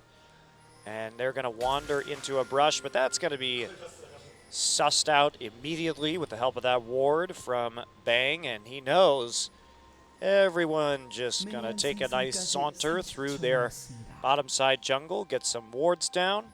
We'll see what they do with it. All right. Well, deep wards coming in for Jin Air Greenwinds just to hopefully see. Oh, can he get this? Nope. Yeah, hopefully see which way the lanes will be going for SK Telecom. So that ring of wards coming through. Will Jin Air actually go for this blue buff to start out the game? Or are they just going to go for the safer bet on their red? And it looks like the lane swap is going to come in from SKT. They don't want to be in lane against the Alistar Sivir, as A strong early laning phase before Corki hits that level 6 and starts to pick up a Sheen where he can actually easily trade with that Sivir. All right. So in the lane swap situation, which team do you favor here, at least composition-wise? Well, I think it's actually perfect for SKT because they're going to slow down Trace potentially, and that Maokai only really needs a Righteous Glory to be effective, whereas Trace is going to be not too useful until he gets 2 or 3 core items. Well, the jungle follow begins. Mard going to hit level 2 and take the blue buff in this lane swap. It will help him break the freeze. Trace, not quite level 2 yet. Just going to head over into the enemy jungle. Now, they could make a play early, but Che at level 1, it does make it harder. Well, Ezium playing towards the top side of his lane, wisely enough. There's the TP. Perhaps slightly preemptive from Marin, but Wolf is going to be there by the time the blue is finished up, so be a 4v2 dive if Jin Air decided to go for it, which they will not going to play this aggressively whatsoever.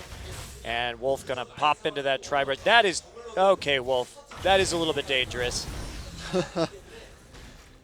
Sitting in that tri-brush. And he's going to see, oh, nope. Nice try. That would have been pretty cool if he stole that. Well, Marin with the blue buff is going to just spam those saplings and his arcane smash. And just keep pushing it in.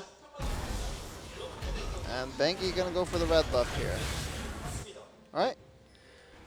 Yeah, Wolf has to be careful about making plays like that. Chaser's still only level 2 because of the follow, even though he has gotten those 2 buffs as well as the Raptor camp. But Wolf has to be careful because against a team that wants to dive you, there is a possibility that there are like 3 people in that brush right there. And he didn't ward it first. He just face checked it straight up. Well, we just see some statistics for Bengi and Chaser. Bengi is 8-1 on Rek'Sai, and Chaser is 3-1 on Gragas. So good champions for both of these players, but we'll see who will walk away with the win or loss today. And meanwhile, GBM may be aggressed on soon, but Wolf only level 1. Yeah, you're not really going to be able to get a kill here with a level 1 Janna. At the very least, GBM is going to be much safer in the laning phase compared to the kill that Wolf was able to pick up early in the last one with that Alistar. Yep, indeed. And Marin picking up a lot of farm, in fact. Oh, dear.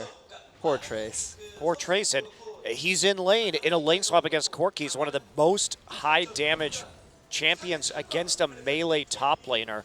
He's able to just be so effective, and he scales so nicely with levels too, because he has that just damage from his Phosphorus Bomb early.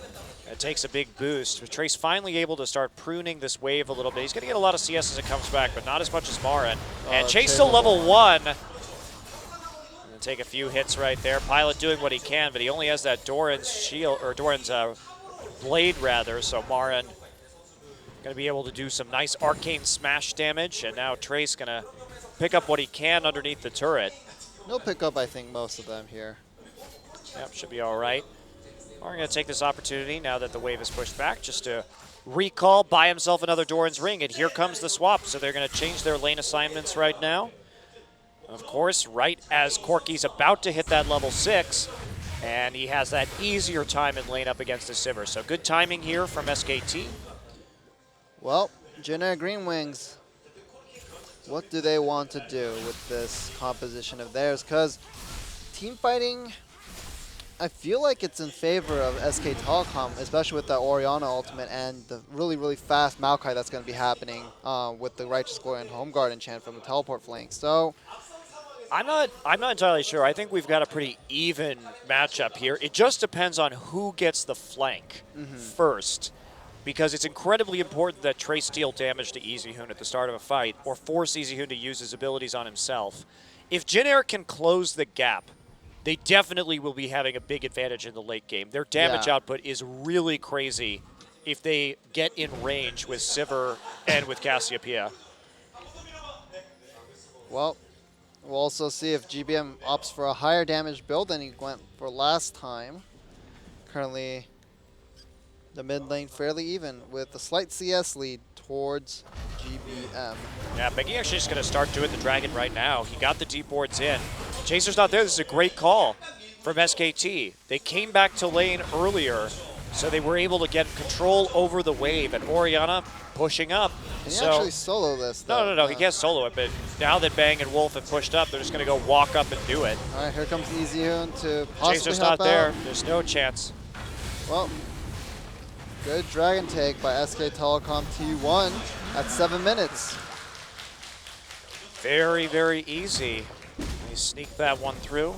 Chaser not respecting that ability for them to get the Dragon early, instead wanting to hand off this blue buff. But look at the vision and the sapling there.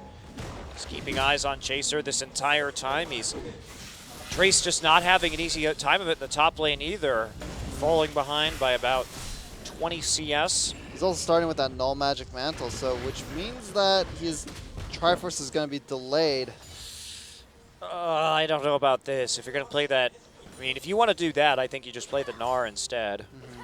Go for the Hex Drinker early and start harassing the Maokai. But Trace playing that, a matchup that he just hasn't had a whole lot of success in this season.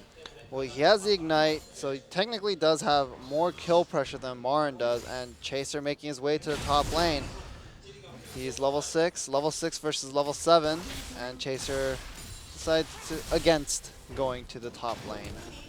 Well, it's hard for him to get that kill pressure there, right? There's not any CC coming in from Hecarim. Hecarim doesn't have any extra damage right now, and Marin got the extra Doran's item. So he's got a lot of HP with 2 rings and a Ruby Crystal for this point in the game. It's very unlikely that even with the Ignite, they'd be able to pull something. Yep, there's the damage. Bang up in levels, and that's what you get from having that solo lane Corki, is the ability to really push around your opponent. Pilot also couldn't afford a BF sword when he went back, so he had to get the pickaxe instead. And another Doran's Blade as well, looks like. Yeah. Well, how can Jin Green Wings bring themselves up from this kind of deficit that Well, they're starting to find themselves in? They have to just farm this one out. They're very item dependent, and SKT will have the early game advantage. When we talk about it, when Maokai finishes the Righteous Glory and Bang finishes the Trinity Force, they're going to have a ton of pressure on this game. And Jin Air is just going to have to wait for big items to come in. They need that tier to stack on GPM. They need the Cassiopeia stacks to get rolling. And that, they've just got to wait, so hold on as long as possible. But SKT is not going to make it easy. They got an extremely early first Dragon. Yep, 7 minutes in. They're going to be in a power spike on the second Dragon, which means Jin Air is going to have a very difficult time fighting it. And then you're already down 2 dragons to none. And maybe after that point, SKT just takes over and starts threatening Dragon number 5. I mean, Dragon number 5 is going to come up so fast in this game at like... Yeah, 6 times. Probably 5, so I would say 37 minutes in. Yeah, it's about 35 minutes. Yeah. So... Well, Bengi gonna steal. Oh no, not steal. He's just gonna take that red buff as his. But what can Jin Air Green Wings do? I just keep going back to this over and over again, but it looks difficult for them to hold on right now. Yeah, it certainly does. Because they're gonna have to fight one of these dragons sooner or later. Like, yes, give up the second one when Corki's in that power spike. Wait till Hecarim gets his Trinity Force, but I mean, it's how much are they going to give up in the meantime? Trace has a Captain Enchant on his boot. Is that a misbuy? I don't know. I don't know why he would have a Captain Enchant. I have to assume that's a mistake. Huh. Maybe he's making it easier for Chaser to come in for a gank. That just doesn't seem That's like the right. crazy. That's like such an investment for that to happen. Even if he gets the kill, it's not worth it. It doesn't pay for that enchant. Yeah, and looks like he could get dove here if he's not careful as well. Rek'Sai around the side sees him and just kind of sits there. Yep, just gotta zone him off. They want to take this tower, keep him from getting that farm. They just denied an entire wave of CS. Trace is falling further and further behind. Oh dear. And I have no idea why you would have this boot enchant. Odd. It is 100% Captain. You're totally correct, but Oh, here we there go. we go. Bengi actually going to get caught out in the jungle. GBM's there. Can they get the first blood? Bengi is over. Oh. Trace may turn this one around. Bengi got a little bit greedy. They're trying to give this one to Trace. Yeah, he really needs this kill. There's the Ignite ticking down, and he's just going to get it. First so blood. first blood to Trace. That is absolutely enormous for Jin Air. Indeed. Had to teleport in for that. The only thing I can think of, Barry, is that Trace is not going to be flanking. He's just going to be ulting from the front. And with the Sivir ult at the captain enchant, the rest of his team is going to be able to catch up very quickly into the back line of SKT. I mean, it seems like a good idea, but against Orianna, though? If you come in from the front. That is the only idea I have about this. Yeah. I mean, if you get that on top of maybe the Elixir of Iron, then you have your really, really fast That's team coming true. in. But the problem is, Easy and all he needs to do is just put out the ball, and then as soon as maybe 3 people pass by his He ball, just changed it out. Oh, here It you was go. a miss buy. Yeah, missed by. Wow, he had to sell it. He had to sell the whole boot. Yeah. That's. Ugh. That basically just eliminates the kill that he had right there. In terms of money lost, it's going to be close. Well, unfortunate. So it was just a misplay on that enchant. That is really rough because he needed that extra money. Yeah. Well, he bought his boots essentially twice. Oh, I feel so bad for Trace right now. That's not a mistake that we see very often at the professional level. No. And it does, I mean, the Captain Enchant does look a lot like the Home Guard Enchant in terms of the icon, so it's an understandable mistake to make. Well, Second Dragon is live right now, and SK Telecom looks like they're making tracks towards it. Just making sure they have vision. And will they start it, though? Probably not right now. Yeah, the 40 CS difference, though. Yeah, it's absolutely huge. Marin has been such a bully in this lane, and we see Maokai do well against Hecarim early on.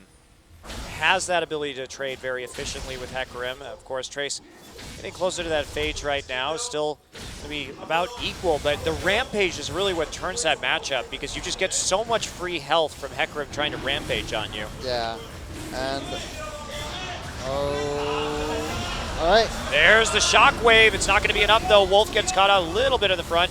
Has the shields on him from Orianna and from the Eye of the Storm. Chase still looking for a kill here. They don't have a speed boost from the Shrine, so the second Dragon goes over to SK Telecom.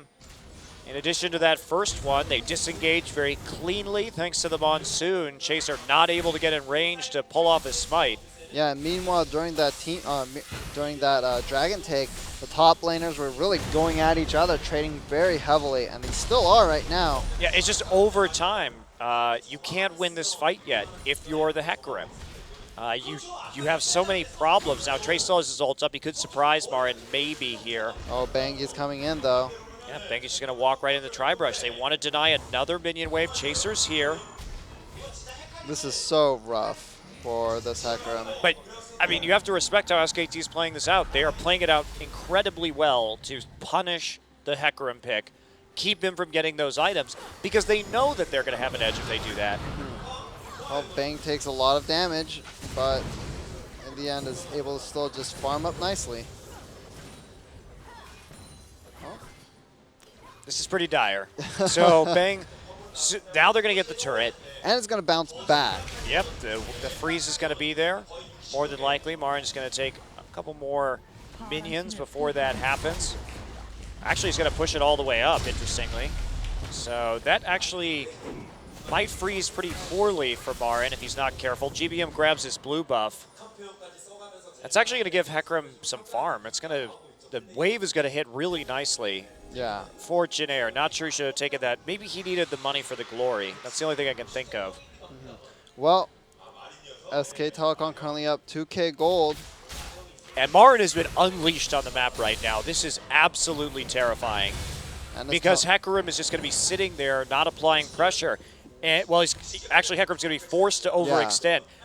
Jin Air doesn't have good choices right now. If Marin sits back, then this Corki and Orianna are going to take more towers. Corki's going to go back. He just picked up his Trinity Force. It is a perfect timing for that. So if Hecarim is not applying pressure, then SKT is going to be a man up in mid and bottom lanes, and Jin Air is going to lose more turrets.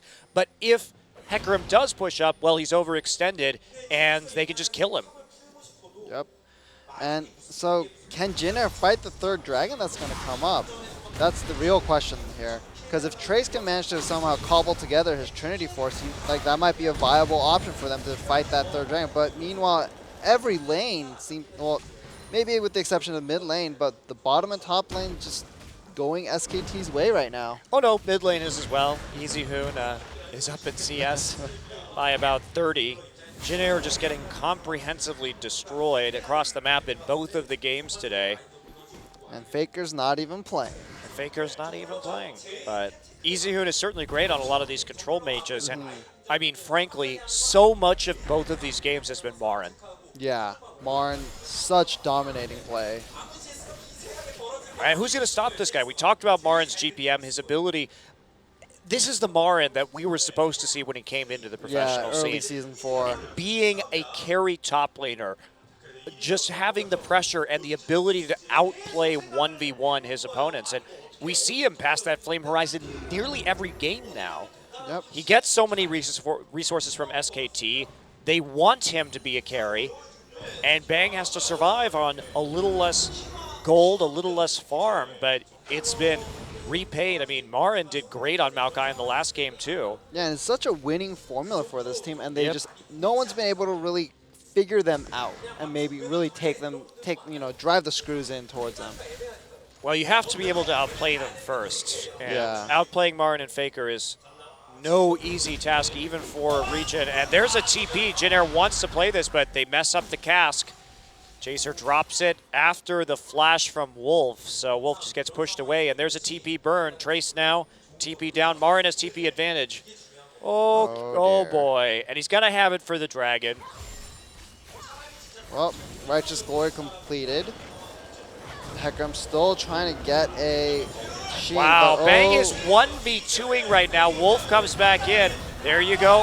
He's going to flash it. Bengi is there, coming in with the flash and the knockup. And look at that play from Wolf. He just predicted the flash from Sivir, put the tornado where the flash would put Pilot, because otherwise there was no escaping from the wreck side. Very nice skirmishing from SK Telecom. Wolf playing phenomenally today. Yeah, he has been absolutely on point. Now Marin is free to just beat on Trace in the top side. Jeez. And even now that he has that Ninja Tabby as well, there's just no way Hecarim can trade with him. He doesn't have a Sheen. No Nope. Triforce, nowhere near the same level of items that Marin has. And 70 CS. another turret falls. Barry, the mid lane's going to go down soon. Oh dear. There's not really a whole lot that Jin Air can do. With this much dominance across the map, every player is behind. Marin is 70 CS up in under 20 minutes. And a lot of this, credit to Bengi too, because if Bengi hadn't put such an incredible pressure on the top side, this would not have happened. He has played very well in conjunction with Marin to make this happen. Yeah. And this is, we talk about Bengi, we say, oh, he's just there to help Faker get wards. He's the guy who's heavily warding both sides of the mid lane. But Bengi's shown that he can get Marin ahead too in a big, big way. Bengi is a specialist on helping his team's carries and understanding where and how to choke out an enemy player. Yeah, the problem in the previous season was that he would just get caught while trying to set those plays up. And this season, with the amount of pressure that all of his solo lane, all of his lanes are putting out, he's just so safe in doing this. You also forget that Rek'Sai was invented where he doesn't actually have to think about where he's going because he can see everything with Trevor Setsbury. That's very important. That is true. And well, Jin Air Green Wings see. Oh, Nice play on Easy Hoon. He gets killed as he is attacked by the Petrifying Gaze. Trace comes in from the side. So is SKT going to give this up? Looks like they are, and they will take the top tier 2 in response, possibly. If we can see Trace get back in time, he's already started his recall. Does have those home guard. Nice stall there by SKT. Easy Hoon not really respecting his enemy, and he just gets straight up caught out. Now they're coming back in. Here comes the TP. Marin has TP advantage. Hello, says Marin right GPM onto in the GPM. middle. And here comes Corki with the Trinity Force. rockets away. Goodbye, Chaser. Trace is back in the mix, but is it going to be enough? Maokai, solo. Maokai eventually falls to GBM, so a 1-for-1 trade as we're still waiting for Easy Hood to get back into this game. But can they hold the turret afterwards? Pilot's there. Pilot has some mana. Marn did so much work in that fight, but he ended up just being a little bit too greedy and moving too far in while his team was in a 4v5 situation. Also, no MR yet against GBM, who Yeah. already has kind of maxed out his flat magic penetration, so he's hurting quite a bit if you have 0 MR in your team besides an Aegis. Well, But guess what? Easy Hood's here, and they may just take a tower eventually. eventually. Well, Trace trying his best to push up the top lane. Well, Jin Air still managing to somehow hang in there, but they're still down about 4K gold. Yeah, They delayed the 5th dragon though. they did. That is true, and that is very important because SKT doesn't have the strongest late game composition. I guess once the gold, the gold totals for both teams reaches 60, 70K plus, it won't matter that they fell behind so early, but they just need to minimize their losses where they can. They need to try to not give up an inhibitor turret by that 37-minute mark. Yeah, and that's going to be hard to do because there's going to be, as soon as the blade is done, which it is right now on a bang, now the threat of a Baron becomes very real for SKT, especially if they can get the mid lane turret down. They can get Corki in there to just get the Sheen procs off. Marin trying to go in here, putting down some saplings. He wants to know exactly where Jin Air is. So they start to fall back towards that Baron. But they're not really in a position to do it quite yet. Well, Marn looking to stack some armor, has the Glacial Shroud, looking towards the 1v1 with Hecarim. Well, yeah, the Frozen Heart, very efficient against Sivir and Hecarim. Might as well pick up that item first. So it's gonna fall to GBM to really lay down the hurt onto Marn in these team fights, but can he? Oops. But will he be able to? Is the real question. Yeah, body slam gets stuffed there by nicely timed tornado by Wolf, and here comes Bang. Gets a couple free shots onto the tower. He's going to be fine just healing that back up with his newly completed Blade of the Ruined King. Yep. So just some free damage, really. And Sivir trying to go into the Avarice Blade to match the wave clear and hopefully stall this game out as long as possible. And yeah, Hecarim in the bottom lane and maybe getting sandwiched soon. Nope. Bengi's gonna ult towards the top side. Yep, just making sure that Corki isn't going to be dove, considering how many people Jin Air has in the top river right now. And with those deep wards, they know where Jin Air is. So that was just a cautionary Rek'Sai ultimate to make sure they had enough people to stop any dives. Now Marin knows he's perfectly safe. They have such good vision right now that Marin knows how far he can push this. Trace going to try and come around and cut off the wave. He doesn't want this to get any closer to his turret than it already is. That's some smart Hecarim play. Yep. The problem is that if Marn decides that, cutting the wave isn't that good enough, he's just going to go for the heavy trade onto Hecarim. He's just going to win that, hands down. He just has so much resist, and now he has the Spectre's Cowl on top of it, so the damage he takes. Well, Yep, there it goes. 4.8K. And for now, SK Telecom. SKT just falling back to the Baron. They're playing out this scenario so beautifully. They need to take out that pink ward, though. Bit sloppy. But yes, constantly threatening the Baron right now is what they have to do, because that's the way they force fights to increase their gold lead into Snowball. Yep, indeed. And Just going Dragon to do coming it. up. They're doing it. Oh, wow. I think they're going to have to back off real soon. But they just want to fight. That's all they want to do. They're happy with this situation. There's the Blade of the Ruined King active. Bengi gonna flash knock up. Oh, and dear. there's the shockwave for the kill. Bang grabs one. And here we go. Marin coming in. Has that righteous glory. Jay's gonna fall next. And this- SK Telecom. This is how you snowball a game. Absolutely beautiful. They play it into their power spike. They get the mid lane turret. They already have the vision control. Then they turn onto the Baron and try to get it in 25 minutes. You could not ask for a more precise timing of this power spike than what SKT is showing us. Well played indeed. And that is a 26-minute Baron for SK Telecom. I mean, Bengi doesn't even have Smite right there, but they still managed to finish it off. And there you go, another early Baron. And they have just completely neutralized Jin Air's threats. They slowed down Trace so much that Yeah. that Baron was super safe for them to do. And let's take a look at this again. So Wolf with the big Frost Queen's claim into Tornado, and Bengi with the flash knockup into the into that shockwave. There's just nothing Jin Air can do. Yep, so much engage, and he tries to get rid of Marin at the end of that, but Marin just comes right back on top of him with the crowd control. So now the split pushing begins, because who can duel Maokai right now? They're going to have to send It's not- 3 people to deal with him. That's not really something you normally say, but in Yeah. this scenario where Maokai has Frozen Heart and is now TPing, he's going to try and get more kills. They want something. Frostweed's claim on a chaser. Jay on the side. There he's on. He's already on the Goodbye, GBM. GBM gets low. GBM already used his cleanse. And Marin healed. is going to flash out from behind, but Pilot caught out. Twisted advanced on, and Bengi grabs the kill. Trace tries to get in. Trace under the turret, though. Bang needs to stop taking those tower hits. Well, that's probably going to be a Dragon for SK Telecom along with the Tier 2 mid turret. You don't need to go for Dragon right now, Barry. You don't have a Sivir to clear the waves. You could just take turrets Oh boy. with your Baron-empowered minions. And meanwhile, Marin in the bottom side with a huge baroned up wave. Oh boy. Easier. Easier. Just gets knocked around. There's a... Oh, goodbye, GBM. Oh, he actually lives thanks to the Seraph. Nope. Oh, Wolf. Tornado kill. Well, this is one of the best examples of how to snowball a game of League of Legends I have ever seen, Barry. Almost reminds me of, it seems like we're watching season 3 almost. This is mind-blowing. Honestly, Jin Air is not a bad team. Yeah, no, they are by no means a terrible team. But If you just think about how well SKT identified player for player, and in terms of the composition, where they need to do work, where they need to apply pressure, how they can slow Jin Air down, what their power spikes are, and what the limits of their team compositions are compared to their opponents, it has been stellar.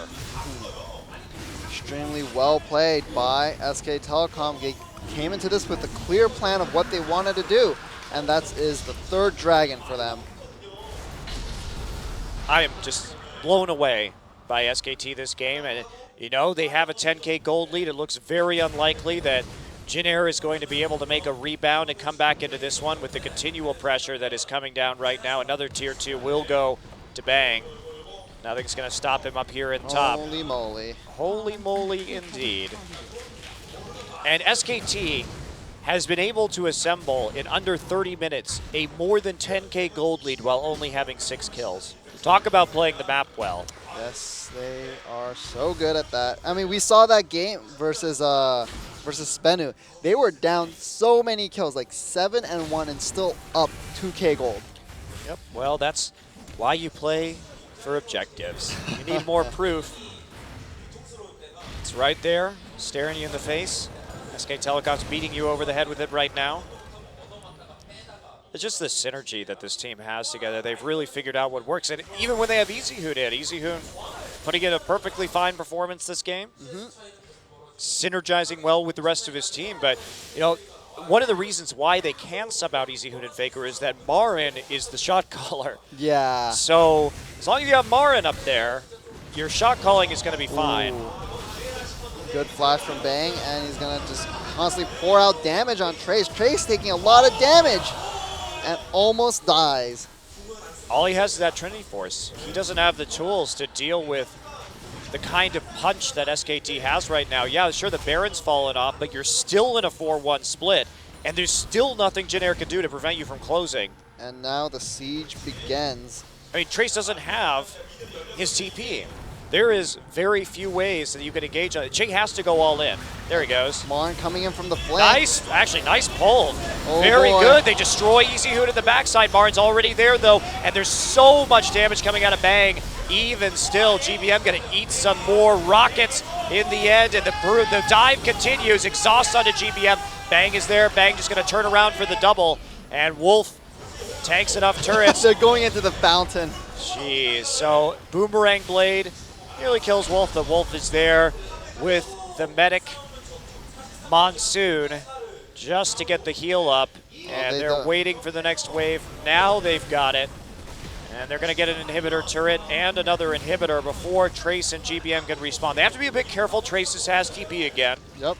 such punishing play from SK Telecom. They know like even with Easyhoon getting cut off I mean- and Che having a great engage. Yes, Easyhoon died instantly before he could even use his ultimate, but SKT is just so far ahead it doesn't matter. Yep. And that's also knowing your limits. Knowing that you can fight that 4v5, that you can go in, and you're not concerned about turning that fight around. Of course, Bang is just incredibly fed right now. Yep. What do you think that Jin Air Green Wings could have done differently this game with these same compositions? As you said, look fairly even going into the beginning of this game. What could they have done? Well, I mean, it's so hard to kind of Whoa. I guess Bengi's just going to die. We're going to look at the replay here. Bengi's currently dead. But just taking a look at this, Che does absolutely the right thing. He gets a pull onto both carries, exhausts Easyhoon. It's a great engage for Jin Air, but they're just so far behind that the damage from Bang alone is just massacring them.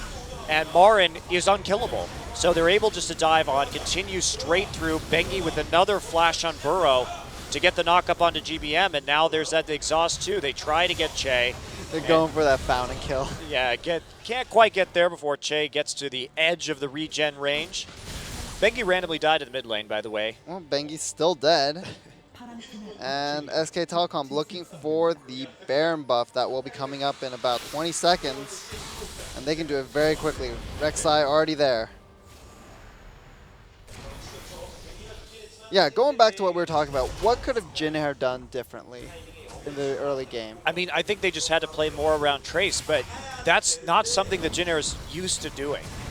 You know, I think Chaser and Trace had to work better together to make sure that he wasn't constantly denied in that top side and pushed around by Bengi and Marin, and it just didn't happen. Well, looks like this Baron is going to go down very quickly, and Wolf has the zone. Yep, and it goes down. No one getting through the Great Wall of Wolf, And Marin. the Great Wall of Marin. Well, that's definitely true. Marin is just a brick wall right now. Yeah. Spirit Visage and Frozen Heart Oh man, what's he gonna build that last and no Iron time Elixir. He should get Captain's Boots right now and just lead the charge into battle. Show Trace how to really build the Captain's Boots right there. But there were just so many factors this game. We also consider that really early Dragon, which was such a great call from SKT. Oh, Chaser caught a little bit. And the ultimate used. Bengi is knocked back, but just not enough damage. Holy cow. Well, this game doesn't have that many kills, and Jin Air tried to hold on, but the siege just proved undefensible for Jin Air Green Wings, and here comes the collapse. More Baron-empowered minions on their turret right now. No one's going to be able to actually kill Marin. Well, I mean, this seems like this game's going to end with not a bang, but a fizzle, but Malachi Nope. goes in. Nope, they're just going to dive it. They want those kills. Marin actually has to flash out. Great pull. Oh, and Trace another. gets to the back line. Yeah, there's GBM hits the Petrifying Gaze, but the Monsoon going to cancel that out. And there is a devastating shockwave to finish things off. 3 members dead, only Trace and Che alive, and that's going to be the end of the game. GG. SK Telecom goes on to win their 19th best of 3 in a row. They improved to 12-0 in best of 3s on a season, and they have now officially tied their 15-game win streak, which they set, a record they set in Champions Winter at the beginning of 2014, where they had a flawless season. I mean, what do you say about this SKT team right now? This is an absolutely incredible run that they are on. You know what I would say about them? Ridiculously alpha. They are incredibly alpha right now. Yeah. And a tough loss for Jin Air, but man, that second game was a thing of beauty in terms of snowballing. They just got manhandled. It's hard to imagine how they could have played that team composition against Jin Air's composition better. Indeed. And if you talk about taking small advantages and turning them into victories, the way they held Trace down made that win for them. Yeah. They just constantly denied him wave after wave just from Bengi just showing up and zoning. Chaser needed to have been there and babysit Trace a little bit more. Maybe they'll learn from their mistakes, but going forward, we'll have to see. And yeah, GBM not looking super happy. Tough loss. Well, why would he? I mean, the last series was much closer. They came so close with that Baron and the Inhibitor in their first series in Game 2 to taking a win, and they just couldn't put it together tonight. Well, SKT just had all the answers. all the answers, and Jin Air with only all the questions.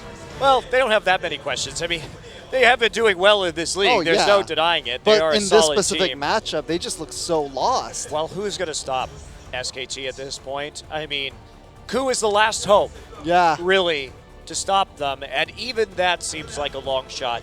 The thing is that's funny about the Ku Tigers is they're actually on a 7 best-of-3 win streak of their Yes, own, but they it's are. been so overshadowed by what SKT has done. As Wolf, Oh man, the double MVP, he did have a great night. It's hard to argue. extremely well played by Wolf. Man, this guy, as long as he just doesn't go on tilt, he just has such great roaming play. He knows exactly what to do to keep his carries alive, and we're gonna watch this little This fight here. tornado was so Oh good man, to predict Pilot's flash. he just had great tornadoes all game, to be honest. Yeah, got a tornado kill too. That I think is that was alpha. I think that was with his W, to be honest. He got Oh, tornado, really? flash W Aw. auto, We take a look at Wolf right here. Marin. Yeah, Marin goes a little bit too deep, but here on this last I think play, this is GBM and Wolf. How does he get the kill? Flash W, tornado. Oh, I think it got was with both tornado. at the same time. We'll say it was a tornado. It Okay. looked. It's actually impossible to tell from there whether, which one of them it was. True enough. Well, we're going to go into our MVP interview with our sole MVP Wolf, and translating will be George, so take it away. All right, thank you, Barry. Today, SKT won both games, and they won 19 consecutive games. And round of applause, please. Thank you. And actually, Wolf got both MVPs for both games. So on the first game, you had really first initiative engagement. And how did you feel about that? And Dragon Fight, I actually died, but so I was really disappointed. But I really enjoyed initiating the engagement.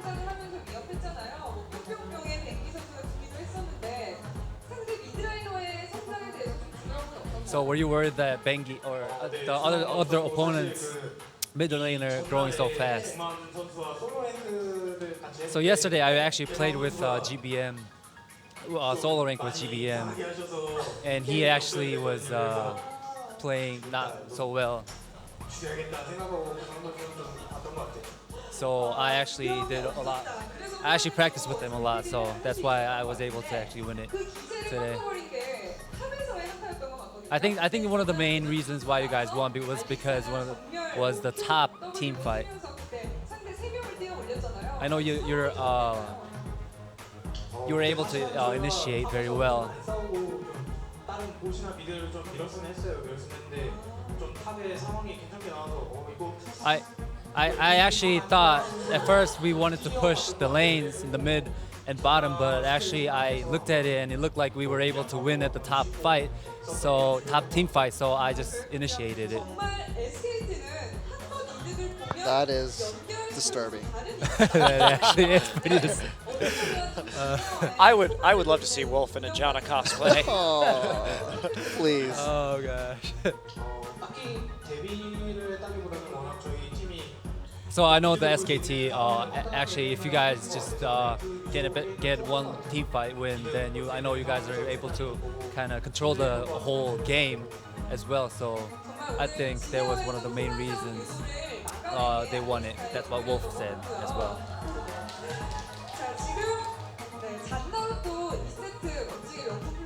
On the second game, you had a really good Zanar play. I know there's 6 more games to go. So do you have any pressure for getting all the consecutive wins? 지금처럼 계속 성적 좋게 나오면 If we play well like we've been playing throughout the seasons, I think we'll be really well. We're going to be playing really well, so I'm not really worried. What kind of teams are you actually worried about? 가장 좀 경계되는 것 같아요. 일단 요새 폼이 굉장히 좋고 플레이에서도 네, 좋은 모습이 많이 나와요. Oh, I think the Ku Tiger is one of the main components that is really going to be tough to play against. 제가 또 어떤 인터뷰에서 봤더니 울프 선수가 I've seen one of the interviews. 다이어트를 After your MVP interviews, I heard that you're gonna be going on a diet. 어떤가요? So how is the progress on that? 제가 항상 야식을 먹었는데 요새는 I actually like eating really late, but now I kind of stop eating late. 요새 좀 I actually 시간에 try to eat dinner really early.